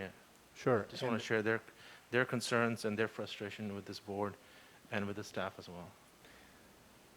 Ms. Reeser, and then Mr. Sorokin. Thank you, Madam Chair. So, Dr. Ellis, do we use any peer ambassador program currently to recruit students for the academies? That is new. Prior to this year, we had not used, I don't think we had really maximized the potential of using peer ambassadors. And that is something that the admissions team took on this year. And again, that I would say that's an example of something that we can't wait to see what that's like when students are back in the buildings full time, because I don't think we saw its full potential this year. Sure, it'd be hard to implement. We had a presentation in the Joint Boards Committee from the Advisory Commission on Youth, and they talked a little bit about youth-led programming and peer-to-peer interactions being especially effective for that age group. And I wonder if that's something that staff might consider with regard to maybe even pushing into schools where we have lower applicant pools. Absolutely, that's something that we would like to do. We've also started field trips to the academies. We had to put those on hold because of COVID, but the year prior, those were highly successful because students didn't even know what this illustrious academies were until they set foot in and met with students and did activities with the high school students and got really excited about it. So we look forward to continuing. What grade are those happening at? Though I believe those were 5th grade. I would need to go back and confirm that. One other thing that we have realized over the past 2 years is that recruitment and outreach needs to start much, much earlier than 7th grade. And so we've really tried to tap into elementary schools and middle school counselors across all 3 grade levels, not just 8th grade. Okay, thank you. Mr. Sorokin, and then Ms. Bartz. Thank you, Madam Chair. So I think the most gracious thing I can say, I'm trying to be positive, I think the most gracious thing I can say about the admissions data is that it's a mixed bag. The biggest change seems to be that we significantly increased the percentage of white students offered admission at the expense of Asian students. And as for the black students, this seems like a pretty dismal decline. There are some positive changes to celebrate for Hispanic students and socioeconomically disadvantaged students, so we can celebrate that. But overall, I'm left with the impression that some things got better, some things got worse. Is it better overall than where we started? Right now, I can't say that it is. Is it possible that the results were, I'll use your term, Dr. Ziegler, that the results were corrupted by being in the middle of a pandemic? Yes, and I think that's an excellent argument for not making dramatic changes in the middle of a pandemic, which is exactly what we did. Last August, on a slim majority, the board voted for changes that were brought forward on short notice, that weren't vetted through committee, that had very limited opportunity for community feedback, and the proposed changes themselves, let's remember, changed only days before the vote. And my main concern that I really tried to emphasize at the time is that we were rushing these proposed changes forward without having sufficient data about what the impact and the consequences might be. So I'm really doing my best not to jump on the dais and say, I told you so, but I will simply say that I hope that members will insist on a more rigorous, data-driven, and thoughtful process for making major admissions changes in the future. I appreciate that we're not making additional sweeping changes at this time and focusing on incremental improvement and having another year's worth of data, and hopefully that we will see continued improvement next year. Ms. Bartz. So a few weeks ago, I inquired about middle school, kind of like we're talking about fifth grade ambassadors.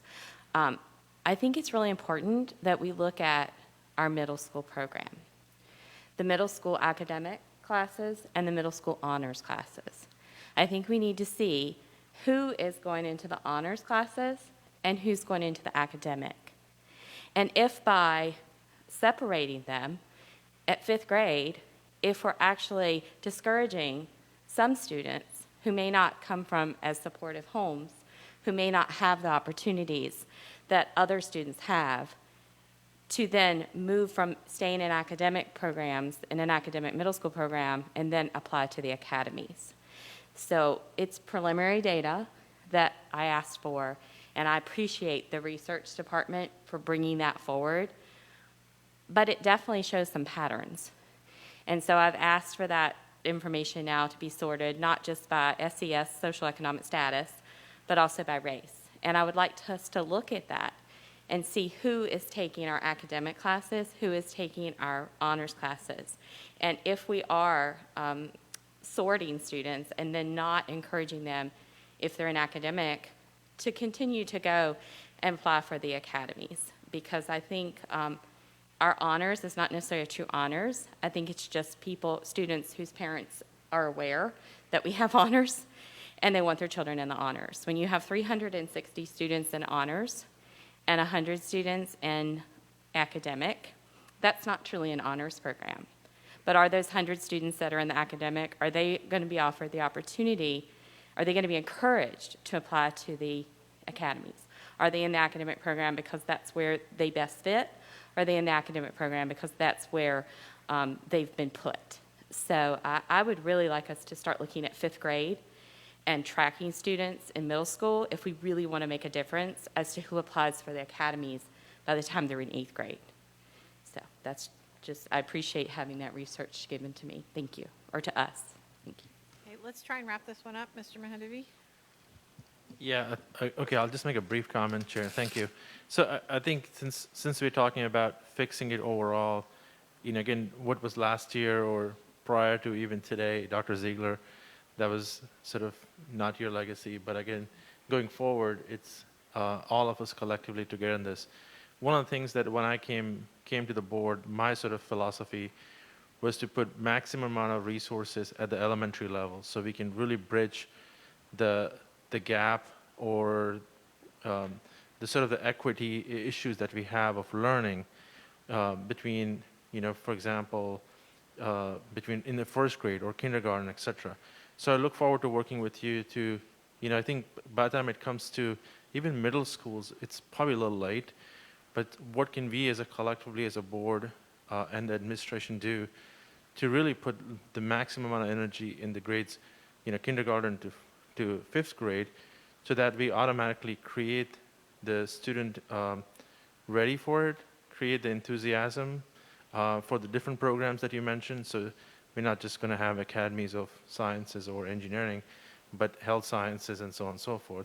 But again, put all our most of our energy in elementary versus trying to fix it through these sort of stopgap approaches to that. That's all. Thank you.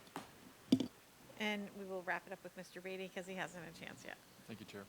I would just like to echo all the things that Mr. Sorokin said, and I would ask for more data regards to how the cohorts move through the academies. Like, we're concerned a lot with the admissions, but it's also important that the students are progressing through, and so I'd be interested to see just historically how students are doing as they enter and as they proceed through their career at the academies. I think that would be good to know as we tweak these admission standards and make sure that we're not doing a disservice to our students. Thank you. Board members, we're now going to move to item 1003 from the Office of the Superintendent, reaffirm the school board resolution regarding equity. Dr. Ziegler? Thank you, Madam Chair. Last week, as you know, the board and administration held an equity workshop, and as we worked through that equity workshop and were researching and compiling the history of equity work in Loudoun County, it occurred to me that much of what we point to appears to be on the surface an administrative initiative. So we point to the district-wide statement on equity. We point to the comprehensive equity plan, the plan to combat strategic racism, and many of these things were presented to the board but not necessarily adopted by the board vote. And so I went back into the historical record, and in a previous term going back to 2019, the school board adopted a motion that was entitled, a resolution presented by the LCPS Ad Hoc Committee on Equity, wherein the school board affirmed the equity work that was being undertaken by administration and the division. And so what we are asking here tonight, and the full copy of that resolution that was adopted by the school board in 2019 is in board docs for your review, and I'm happy to read it if the board would like it read into the record. But what administration is asking the school board to do is to reaffirm their commitment to equity by reaffirming the adoption of this resolution, of course edited to update the reflections of the current board, but to reaffirm the board's commitment to equity work in Loudoun County. Thank you, Dr. Ziegler. I'm going to start with the comments and just remind everyone that this resolution that was adopted by the previous board was developed in committee by at the time, the Ad Hoc Committee on Equity. We spent, I believe, 2 different meetings, so I think a total of 2 to 3 hours on this, and we went line by line debating and discussing the language in this resolution. I just wanted to give you that background, and then the previous board did adopt it as written by the committee, but I wanted you to all be aware, or remind you if you already are, that a lot of work went into the language that is included in the resolution. And I'll open it up now for any comments by board members. Mr. Beatty? Thank you, Chair. Would it make sense for this to go back to the equity committee for them to because since it's been 2 years, obviously things are different?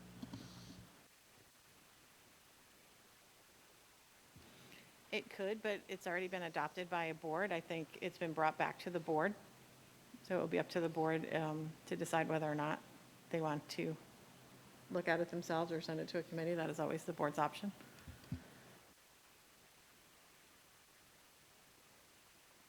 Mr. Mahadevi? So are we looking to bring this as an action item to reaffirm this at the next board meeting? That is what the superintendent has indicated, yes.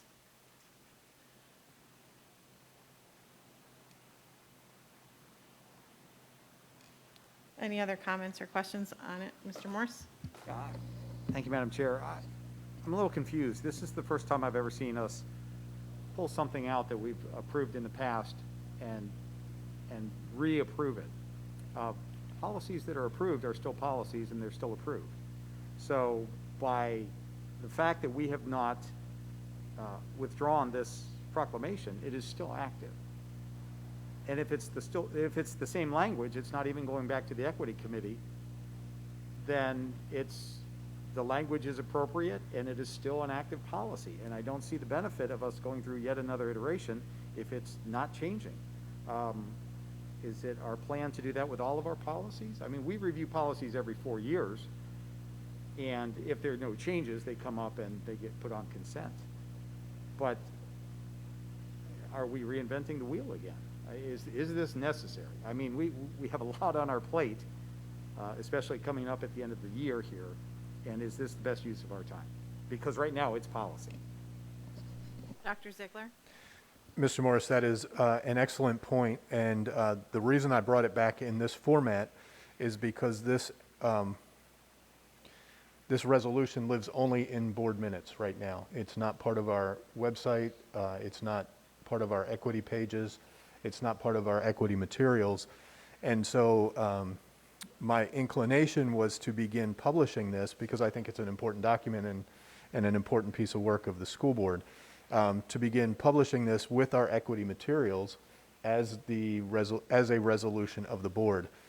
Before doing that, I thought it appropriate to bring it before the currently seated board to make sure that that was still the wishes of the board. So while it is still the adopted position of the school board, I agree with you 100% there. I just thought it as a matter of courtesy to bring it before the currently seated board prior to putting it on the website for publication. Just seems awkward that it's coming back to the board without any changes for approval, but it's not going back to the committee, who would identify changes that they would want it to update it to put it into the equity package. So, like I said, I think it's already usable. I think today you could take that proclamation and put it into any of our materials because we approved it and I supported it when it came forward. I think that you could use it today in any of our materials. But if we're going to take it back and we're going to have the board spend the time to reaffirm this, then it does make sense to send it back to the equity committee to see if they have any changes in the interim 2 years since this was first signed. Ms. Reeser? So I would just suggest that we give consent with a thumbs up for you to publish it then. Board members, can we indicate with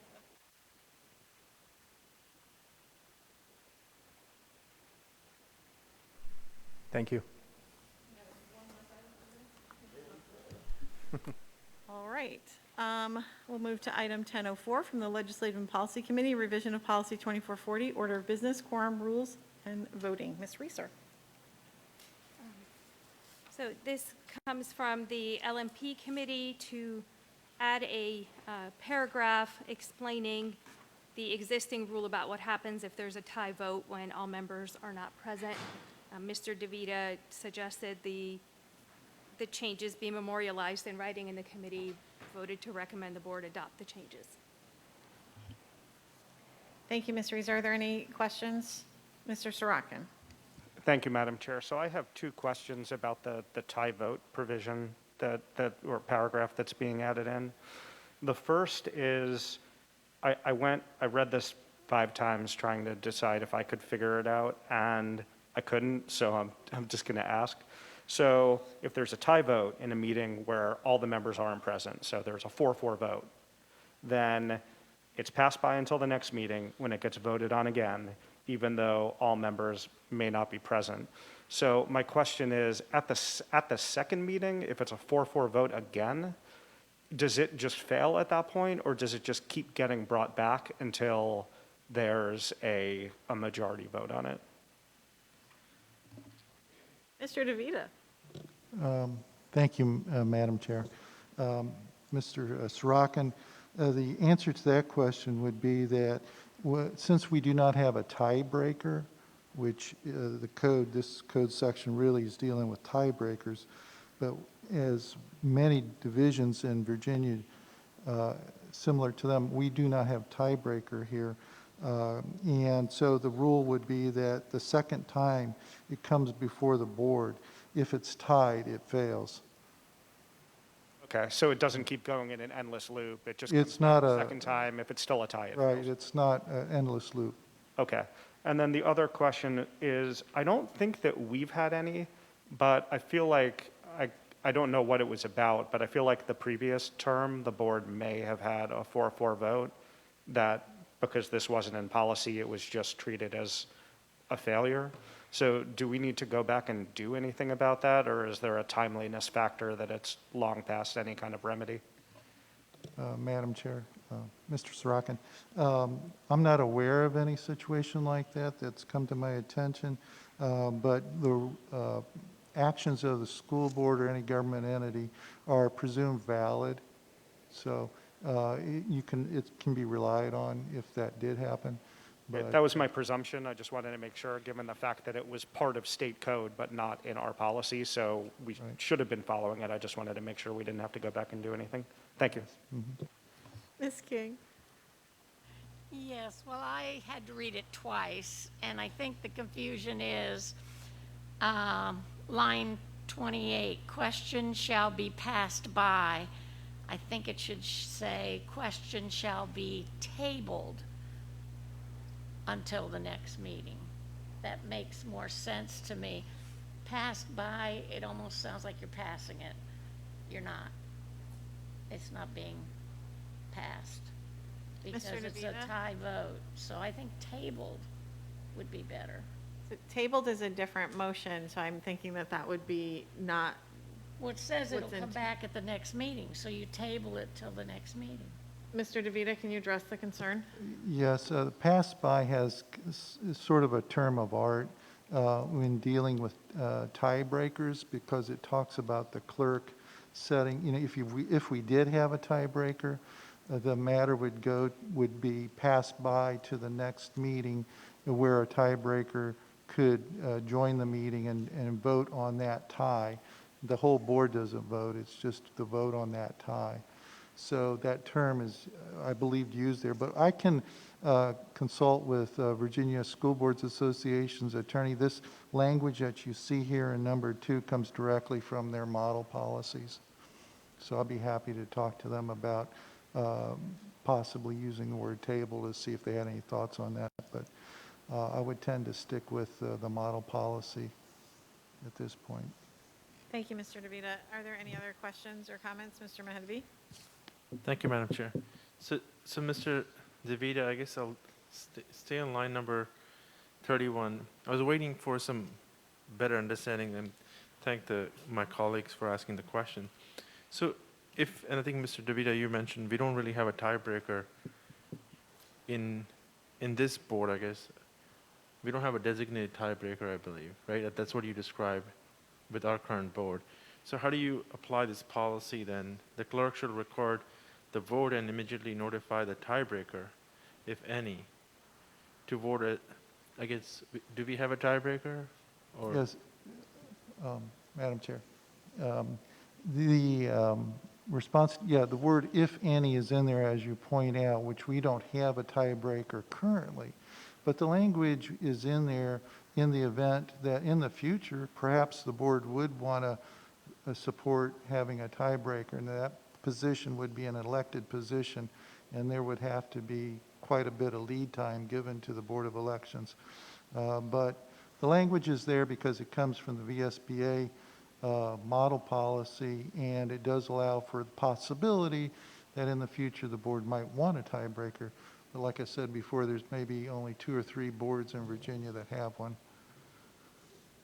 So Mr. DeVita, thank you for the explanation. So since we don't really have it, I mean, again, we have policies that we make updates all the time. So I'm not sure why we want to add, again, this is from my colleague, I mean, why would we add something in the possibly future that we don't have today, which we can possibly amend it in the future if we were to have something in place? So I don't know, I mean, this just confuses. So again, hopefully as they come to action items, I'll look forward to perhaps making amendments to remove that option just to not confuse us. We already confused board, not confuse furthermore. Thank you. Are there any other comments or questions on this one? All right, seeing none, board members, I'm not clear on whether or not we can put this on consent, so please indicate with your thumb whether or not this policy can go on, the changes to this policy can go on consent. Consent for the next meeting, or all right, we already have a no, so it'll go to action. All right, board members, we're going to move to 10:05 from HRTD Committee, Policy 7040, School Calendar. Ms. Corba, would you like to introduce this? Yes, thank you. Policy 740, the school calendar is being presented tonight as an information item. This policy has gone through the policy review process. There were no comments from LEA, and only one public comment, and that was to endorse Veterans Day as a school holiday.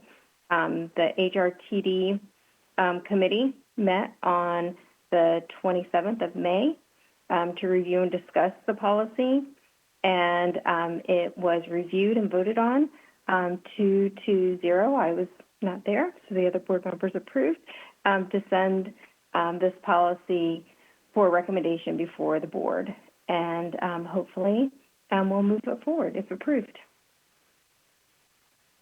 Thank you, Ms. Corbo. Are there any questions or comments from board members? All right, seeing none, board members, please indicate with your thumb if you are okay sending this to the consent agenda for our next meeting on June 22nd.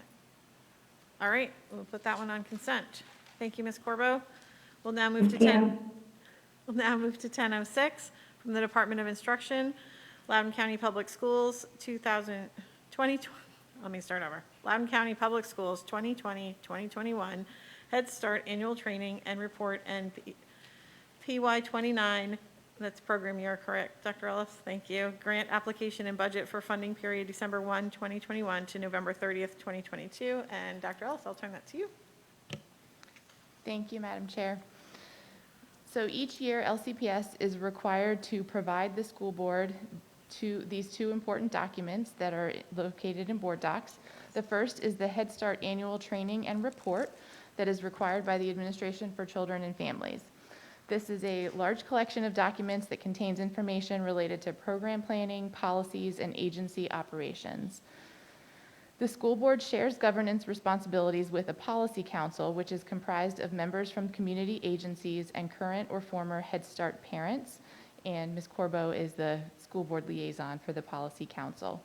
The policy council meets monthly for training and decision-making to ensure that they understand the information they receive to effectively participate and oversee the program. Information from these trainings is then provided to you in my monthly shared governance meeting packet. Decisions are made by the council and then are sent to you for approval. So you'll find all of those documents in the training document. Hope you're able to take some time to review, and I'm happy to answer any questions either this evening or prior to approval. The second document is the annual budget and grant application, in which we are requesting funding from the federal government to serve children and families for our 29th year, hence the PY 29.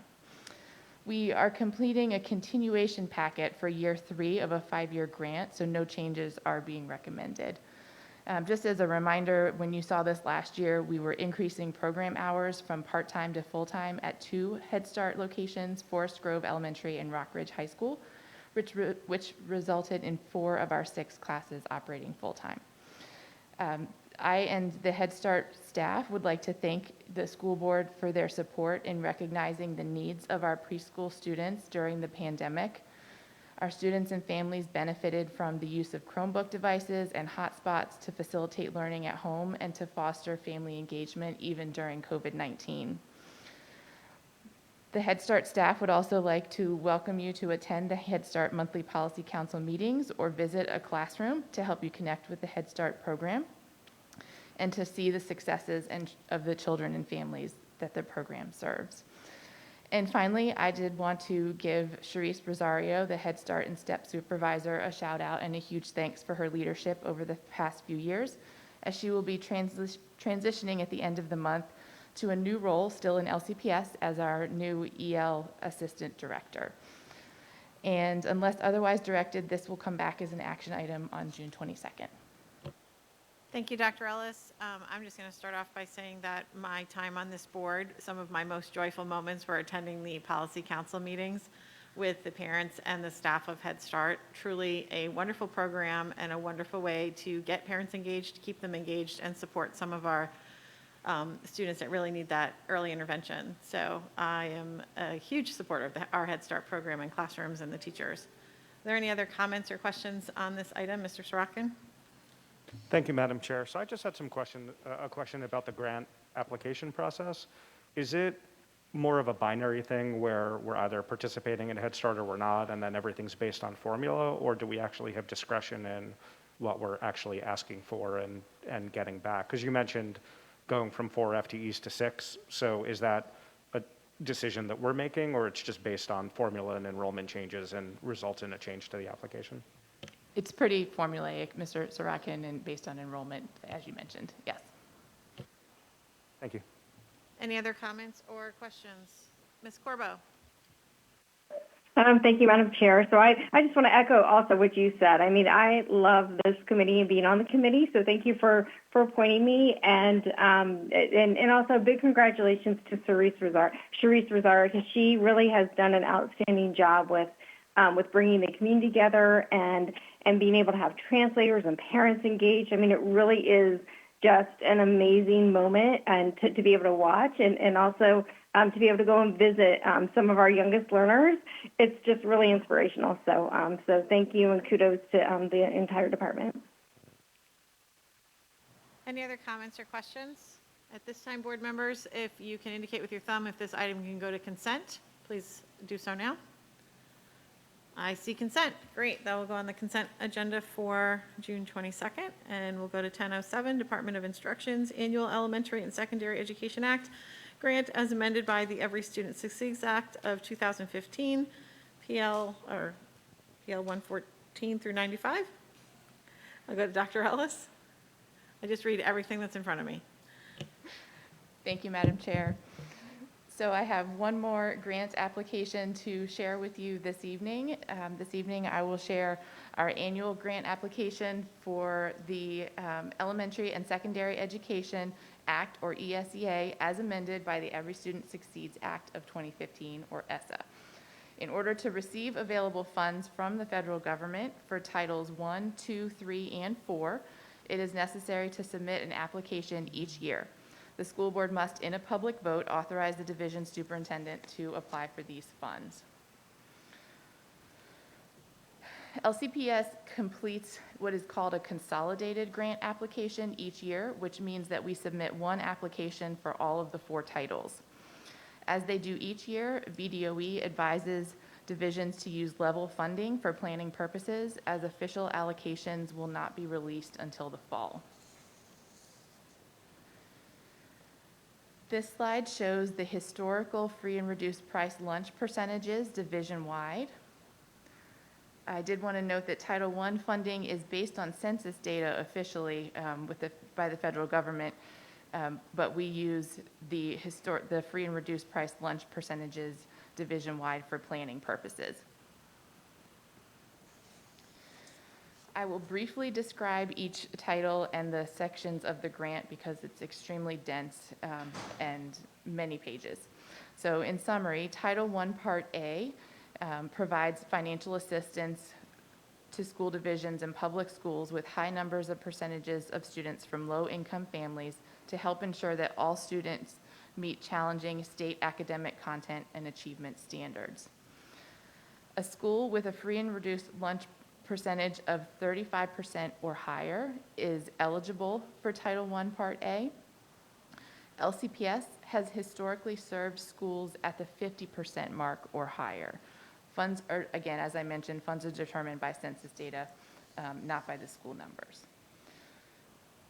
So on slide 5, you'll see that we currently serve 8 schools as Title I schools, 6 elementary schools, 1 middle school, and 1 high school. The data shown on this slide was calculated using the 2021 Spring Student Record Collection, or SRC data, and this is the data that we use to complete the application for the following year. On the next slide, again in blue, you'll see the schools that are Title I served for 2021, and then the coming school year, 21-22. In green are the schools that are considered Title I eligible, meaning they meet the 35% or higher for free and reduced price meals. We used the 50% mark to maintain consistent support to the schools with the greatest need. So while there are no changes to the served schools for the coming school year, the Title I eligible schools have changed. As you can see, we've picked up some additional Title I eligible schools. Just briefly, I want to speak to the 50% cutoff. Enrollment numbers fluctuate a bit, so these numbers change over the course of any year and obviously between years. So what we would not want to do is serve a school as Title I and then take that service away the following year, which is why we established the 50% cutoff. Again, and also I think it's important to note that funding is not based on the number of schools. So as we increase the number of schools, the amount each school gets in terms of support would decrease and be spread across the schools. Take Meadowland Elementary, for example. The spring SRC, as you see here, is 49.7, which some might say is really, really close to 50%. The actual number as of today is 48.8, so it has gone down. And again, those numbers fluctuate. We do anticipate a couple more schools. We will need to have conversations with the school board in the next year or two about picking up additional schools. Also, I just wanted to take this opportunity to thank the school board for supporting our efforts regarding Title I eligible schools. So even though those schools are not Title I, we are able to provide additional resources through differentiated staffing, differentiated allotments, and full-time parent liaisons with your support. So thank you for that. So in the grant, this slide shows a brief summary of the Title I Part A funds. You will note a 0.5 increase, an increase of a 0.5 FTE in the teacher positions, and the others remain the same. So you'll see transportation for homeless and foster students, instructional materials, family and community engagement activities, etc. Much of this you've seen in the past. So shifting to Title II, federal funds awarded under Title II support programs to increase academic achievement by increasing the number of qualified teachers in classrooms, increasing the number of qualified principals and assistant principals, and increasing the effectiveness of teachers and principals by holding school divisions and schools accountable for improvements in student academic achievement. Much of Title II-A is in mentoring and support and professional development for teachers. So this slide, you'll see the Title II what Title II Part A will fund. Changes this year are support for a reading specialist cohort. So this was an identified need, and we are pleased that we will be able to use Title II funds to support coursework and materials for a reading specialist cohort. We use data regarding positions that are not filled, and we also will provide professional development for Title I eligible schools and the new alternative high school. Roby High School has a name now. Title III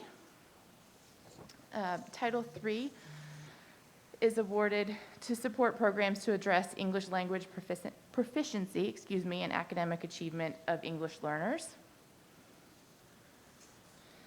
And you'll see on slide 11 the items that Title III will fund.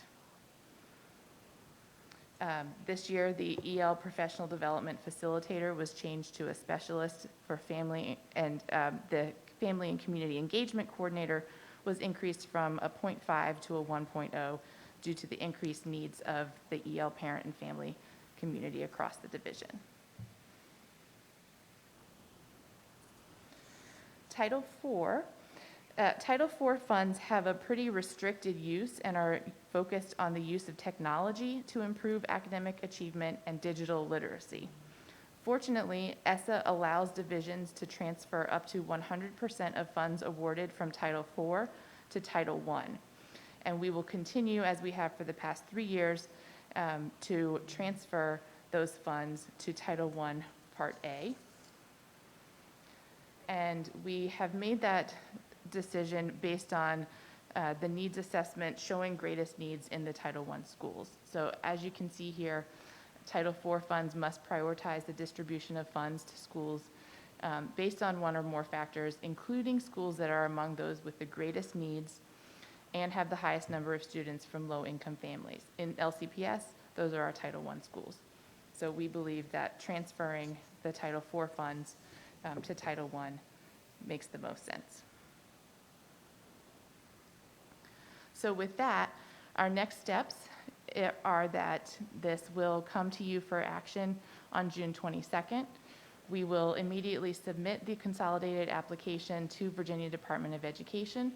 In July, and August, BDOE reviews all of the applications and approves consolidated grants. And then in September 2021, BDOE will release final allocations for all of the federal programs. And with that, I'm happy to answer any questions. Thank you, Dr. Ellis, and we'll open up for questions. Ms. Bartz? So as the representative of a district who has quite a few Title I eligible, but not Title I schools, I greatly appreciate the board's support in full-time parent liaisons, universal breakfast, and the additional differentiation that you all have provided. That is very important to the schools in my district. However, we are getting close to that 50%. What I would like to understand and see when you have time is the individual dollar amounts over the past 3 years. Like, for example, how much money Guilford gets each year and what that is spent on, and how much money Parkview gets each year, because there are a lot more students, and what that money is spent on, to try to understand the benefits of being a Title I eligible school or Title I school versus being Title I eligible. So, because while we have done certain things to give additional resources to Title I eligible, we do not give the same resources. And you may have a school that is 60%, and then you have a school that's 48%.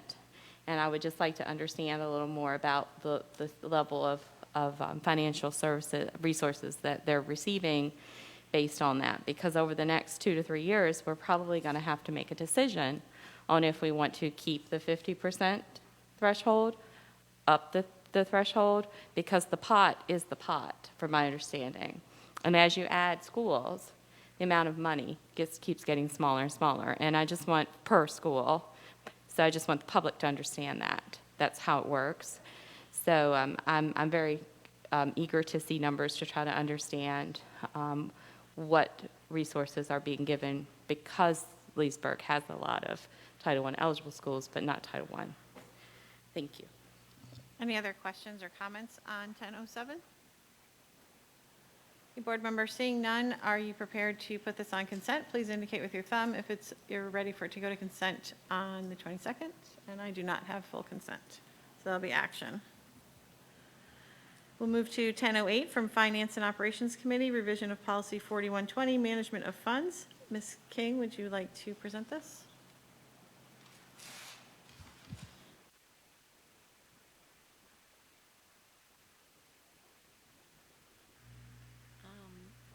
This policy has gone through our committee. It has gone through all the processes. It has been vetted, and it's probably easier to read the clean copy, but you do have an example of both the clean copy and the redlined. There were a few changes, not many. I think it makes it more clear. That's pretty much it. Thank you, Ms. King. Are there any questions or comments on this policy? Mr. Mahadavi? Thank you, Madam Chair. So I guess question for Ms. King or Mr. Lewis.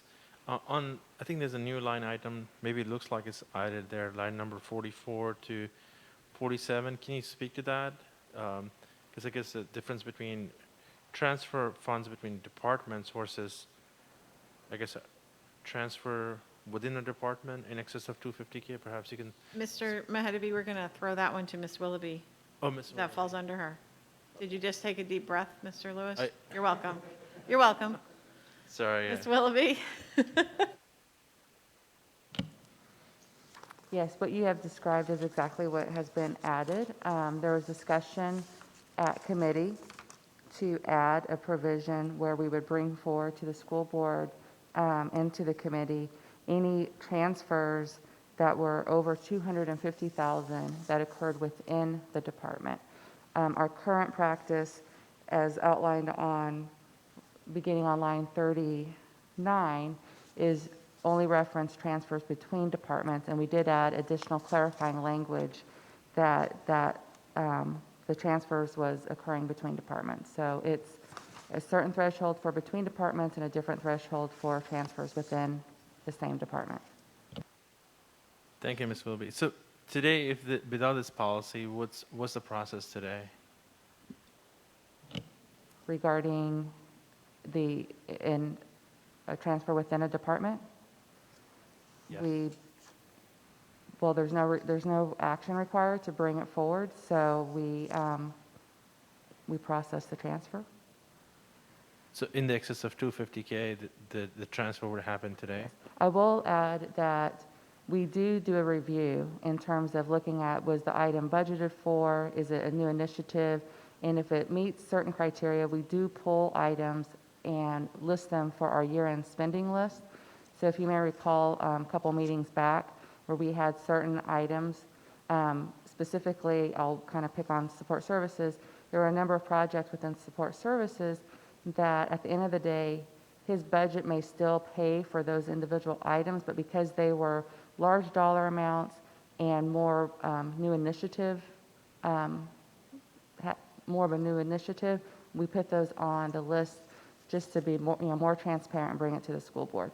So there was some internal oversight in terms of when we brought things to the school board, but it wasn't a hard, fast rule.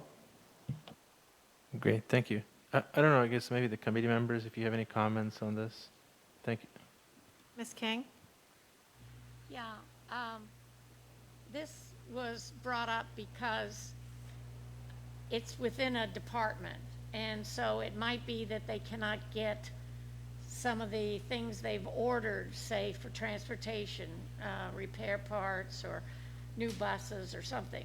And so in the meantime, it can be transferred over to something else because they're not able to get certain things. It's operations, and we didn't feel that it needed, because it's within the department, that it needed to come to the board if it was less than $250,000. Also, we added on it the paragraph about if it's time sensitive, which is what we're running into now because of end of year funds, that if it's time sensitive, it can go right to the board. Any other questions on this one? All right, board members, are you prepared to put this item on consent at our June 22nd meeting? I got a down thumbs from one board member. So that'll be action. We'll move to 1009 from Finance and Operations Committee, Virginia Department of Environmental Quality, DEQ, Clean School Bus Grant Program. Ms. King or Mr. Lewis taking this one? I believe Mr. Lewis will take this because it's an information item, it's not action. Mr. Lewis? Thank you, Madam Chair. I was working on the cooling in the room, so I'll get back to the right place. So we have before you tonight is a grant to apply for 6 more electric buses through a grant through the Volkswagen Environmental Mitigation Trust. If you remember, that was something that occurred a couple of years ago through the Volkswagen automobile manufacturers. And they've identified $20 million, which would be 2 sets of $10 million each, for grants for school systems to purchase electric buses. So we have started the application process, and it is due by June 25th, I believe. And that would be a complement to our current 5 buses that we have already worked with, a partnership with Dominion Energy, and have those in operation over in the Parkview cluster. One thing to note is when we put those in at Parkview, we also put the infrastructure for additional chargers in there. So we would propose if we get those, they would go in the same place. And I'll also tell you we're reaching out to Dominion to see if they have any interest to continue their grant program for those with us. But that's something else that we'll bring back to you in the future. If you're wondering why we chose 6, that's how many buses that were approved in the CIP to purchase. So that is consistent with that. And you'll see an outline of the cost, that the total estimated cost with the 6 buses and the dispensers and the transformer electrical stuff and the permits to do that is estimated to be $2.6 million. The grant is up to $265,000 per bus, which pays essentially the premium between a diesel bus and an electric bus. Same thing we did with the Dominion grant before. So the estimated cost would be $1.9 million. And we have 1.4 in our CIP balance right now, so it is something that we have funding available to do that through the capital budget, and would propose that we move forward and put the grant. I will say that this is somewhat of another nod towards continuing our pilot program for electric buses. Right now, we're extremely happy with those, and we believe that that is the way of the future, and we're headed towards that. But just know that would bring our fleet up to 11 buses, which would give us a very good representation of how they manage and operate under our normal routing conditions. Thank you, Mr. Lewis. Are there any comments or questions? Ms. King, we'll go back to you. Yeah, I just want to say, the previous buses that we got, we paid the same price for them as we would for a diesel bus. The extra cost for it being electric was covered by the grant. And I believe it's the same with this, is it not, Mr. Lewis? Yes, ma'am, and it's just a different funding source. This comes from the VW program, and that one came from the Dominion Energy program. But yes, it's the same process. So we're not spending more on our infrastructure, on our buses, than we would plan to. Any other comments or questions? Mr. Mahadevi? Thank you, Madam Chair. I'll be quick. So is the grant, is it more for incentive for school district to buy more VW buses? I mean, what's the catch, I guess? So this is not a VW bus. These would be our normal buses coming off a state contract that we normally do.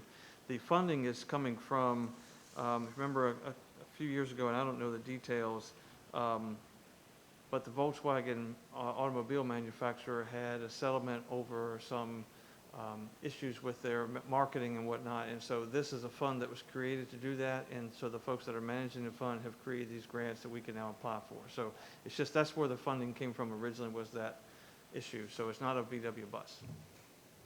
Thank you. Board members, any other comments or questions on this item? All right, can I see with your thumbs if we can put this on consent for our June 22nd meeting? Wonderful. 10:09 will go to consent. We'll move to 10:10 from Support Services, Fall 2021 School Board Meeting Calendar for an Elementary School Attendance Zone Change Process and Fiscal Year 2023 Capital Budgets. Mr. Lewis? Thank you, Madam Chair. And so it is just about that time of year again where we start talking about the fall and all the fun meetings we have for that. And so this fall we have the boundary process, attendance zone changes for Elaine E. Thompson Elementary School. If you recall, that school was originally slated to open this year, and we've begun those processes, but that school was delayed. And so now we're bringing to you to add that to this fall's calendar, in addition to the calendar for the capital project meetings.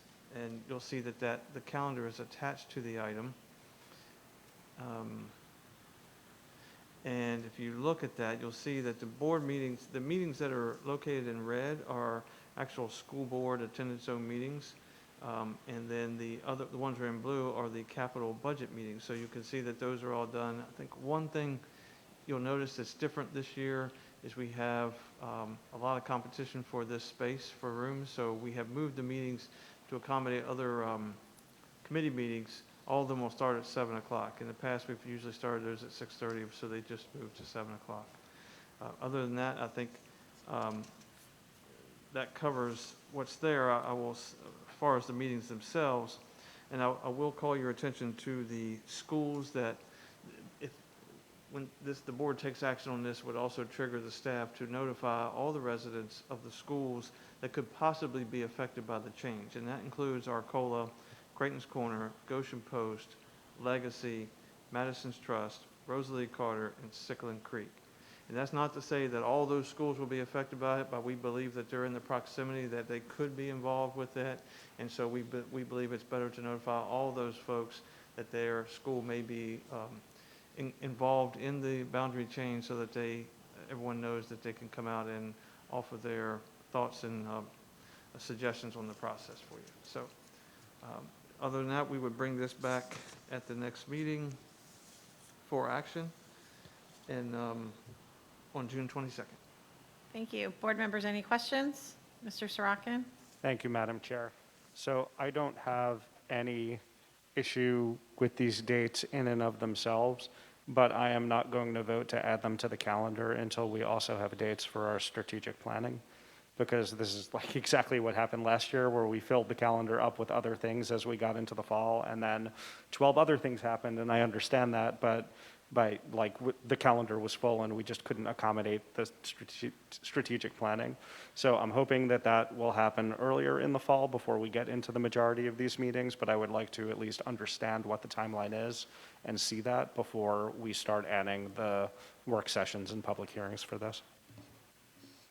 So, Mr. Lewis, in response to Mr. Sorokin, I will ask a question that these dates are being brought to us to keep within being able to plan for this. Is that correct?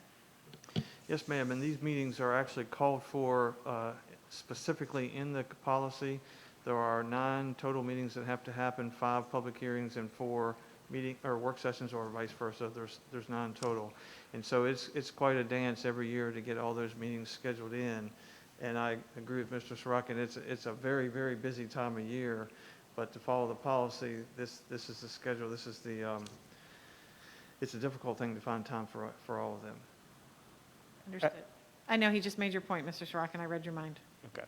And I completely understand that, but I feel like if we're putting together the schedule for this, let's also do the strategic action planning, which has been delayed so many times, and just get them all on the calendar together. All right. So it doesn't sound like we can put this on consent.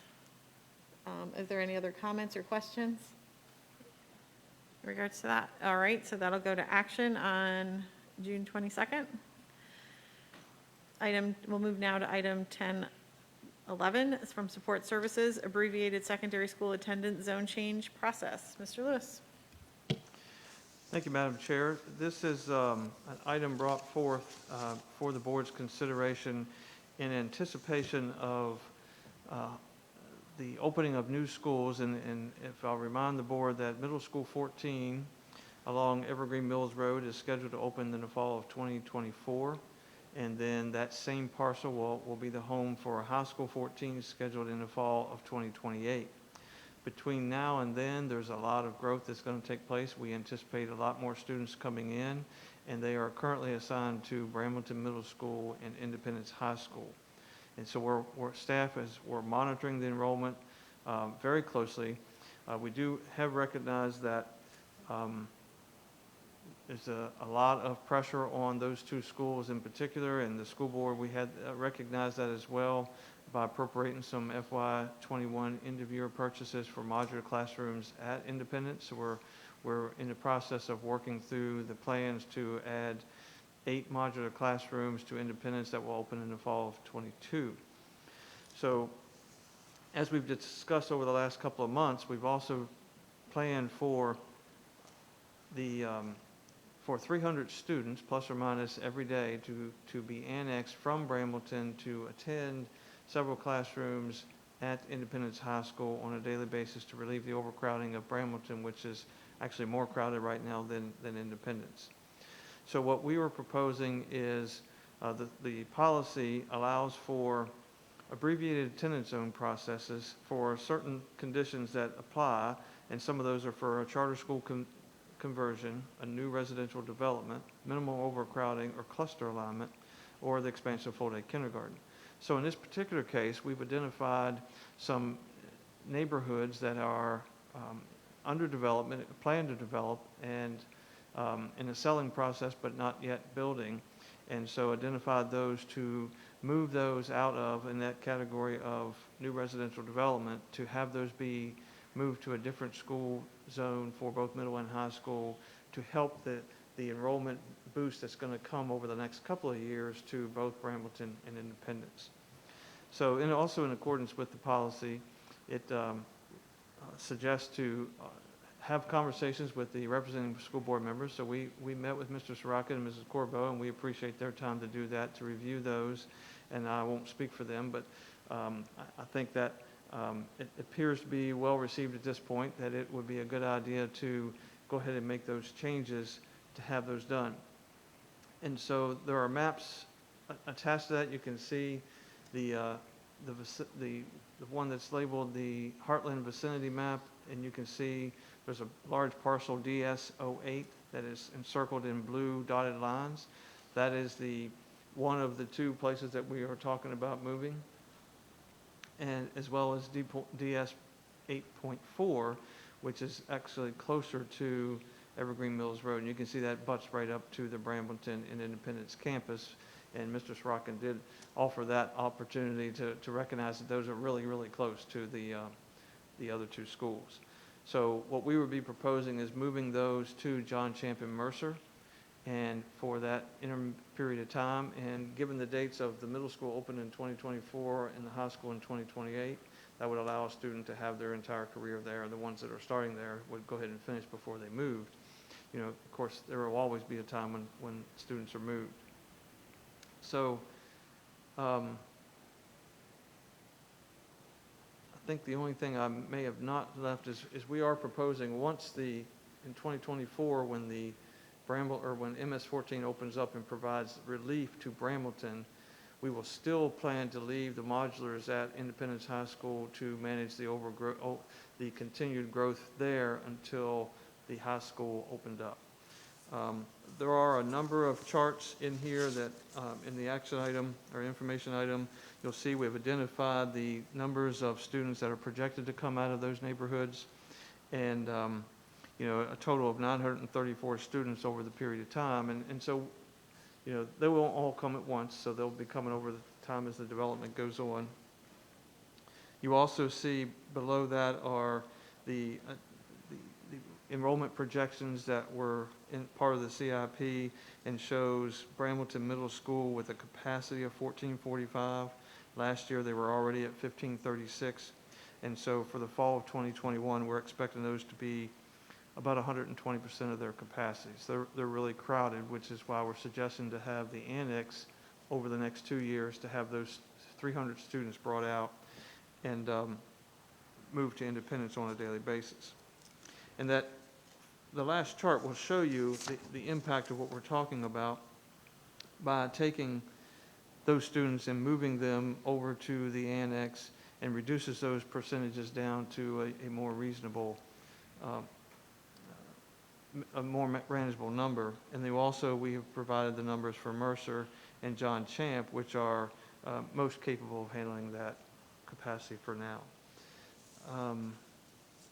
I will say that since the time we met with Mr. Sorokin and Ms. Corbo, we did reach out to the principals. We did have a conversation with them. We have learned that even though there are no houses built in the Heartland community yet, they are actually selling. And so we have had 3 houses that have identified and reached out to the principals that said that their children are excited about coming to Independence. So we did want to make sure that we're aware of that. So even though it's a new development, no students are living there, they are planning to move there, and there will be a time when that happens. So we are looking at how that would affect in this fall their, and if, you know,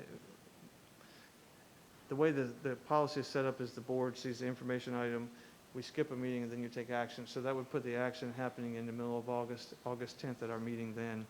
And we are looking into schedules and whatnot for the fall, and to see if that would affect any, for example, tryouts happened the week before that. So we will be reaching out to parents as necessary to make sure they're aware of that. So I just wanted the board to be aware of that as new information we've learned since we met with the principals and since we met with Mr. Sorokin and Ms. Corbo. So I believe that's the overview. I'm happy to take questions, and I'm sure there'll be plenty. Thank you, Mr. Lewis. Board member questions? We'll start with Ms. Bartz and then Mr. Sorokin. So, Mr. Lewis, because this is abbreviated, the required meetings are much less than a traditional rezone, correct? That's correct. We're required to have an information item that we're doing tonight, and then we skip a meeting. Then there's a public hearing and action taken. So right now, we would propose that the public hearing and the action would take place on August 10th, which is, we skipped June 22nd meeting. There's no meetings in July, and then so the next meeting would be August 10th. And it can only be 10% of the entire, like, not capacity, but actually the enrollment. Is that correct? So that's a little different, and I know we had that conversation before when we were talking about other areas. The policy allows us to do different things. So if it's an overcrowding issue, it would be, you can move up to 10% of the enrollment. This is a different situation. The policy allows for that is one option, but another one is new residential development. So in theory, if there's no kids there, it doesn't affect anybody we're moving. And so that's where we are in this situation. There's no one living there right now, with exception of what I just shared, that there are some folks that are already planning to move. Mr. Rockin. Thank you, Madam Chair. So given the severe overcrowding in this school cluster, I appreciate staff bringing this forward. I think it's definitely prudent to consider. Just in previous conversations that I've had with staff, I don't have any major concerns about DS-08, but I do have some questions and concerns about DS-8.4 because it backs up directly to Brambleton Middle School and Independence High School.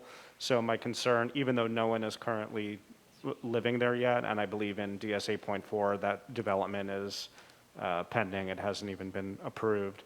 But my concern is that because of the proximity to Brambleton and Independence, that if we move it now, we are likely, or more likely than DS-08 for proximity reasons when MS-14 opens, that we would move that back to Independence and Brambleton. So given, I don't know exactly what the development timeline is, but it seems like it may not be worth it for such a short period of time to do that and then have to move it back. So I'm certainly in favor of this process and moving it forward and doing the abbreviated boundaries, but I may offer an alternative where DS-8 moves, but DS-8.4 does not. Any other questions or comments on the item? Mr. Lewis, what do you need from us this evening? I don't think anything, so we will bring this back at the August 10th meeting, and we'll plan on having the public hearing then, so folks will be able to come in and speak and let the board know what their thoughts are on that, and then we would have an action item prepared. And I can work with Mr. Sorokin if there's going to be an alternate motion, so we can have those there as well. Thank you very much. All right, board members, we are past our 10 o'clock check-in. It's now 10:20. So at this time, without objection, we'll move past 11:01, and I will ask if there's any new business. Seeing none, thank you, everyone. We are adjourned. Have a good evening.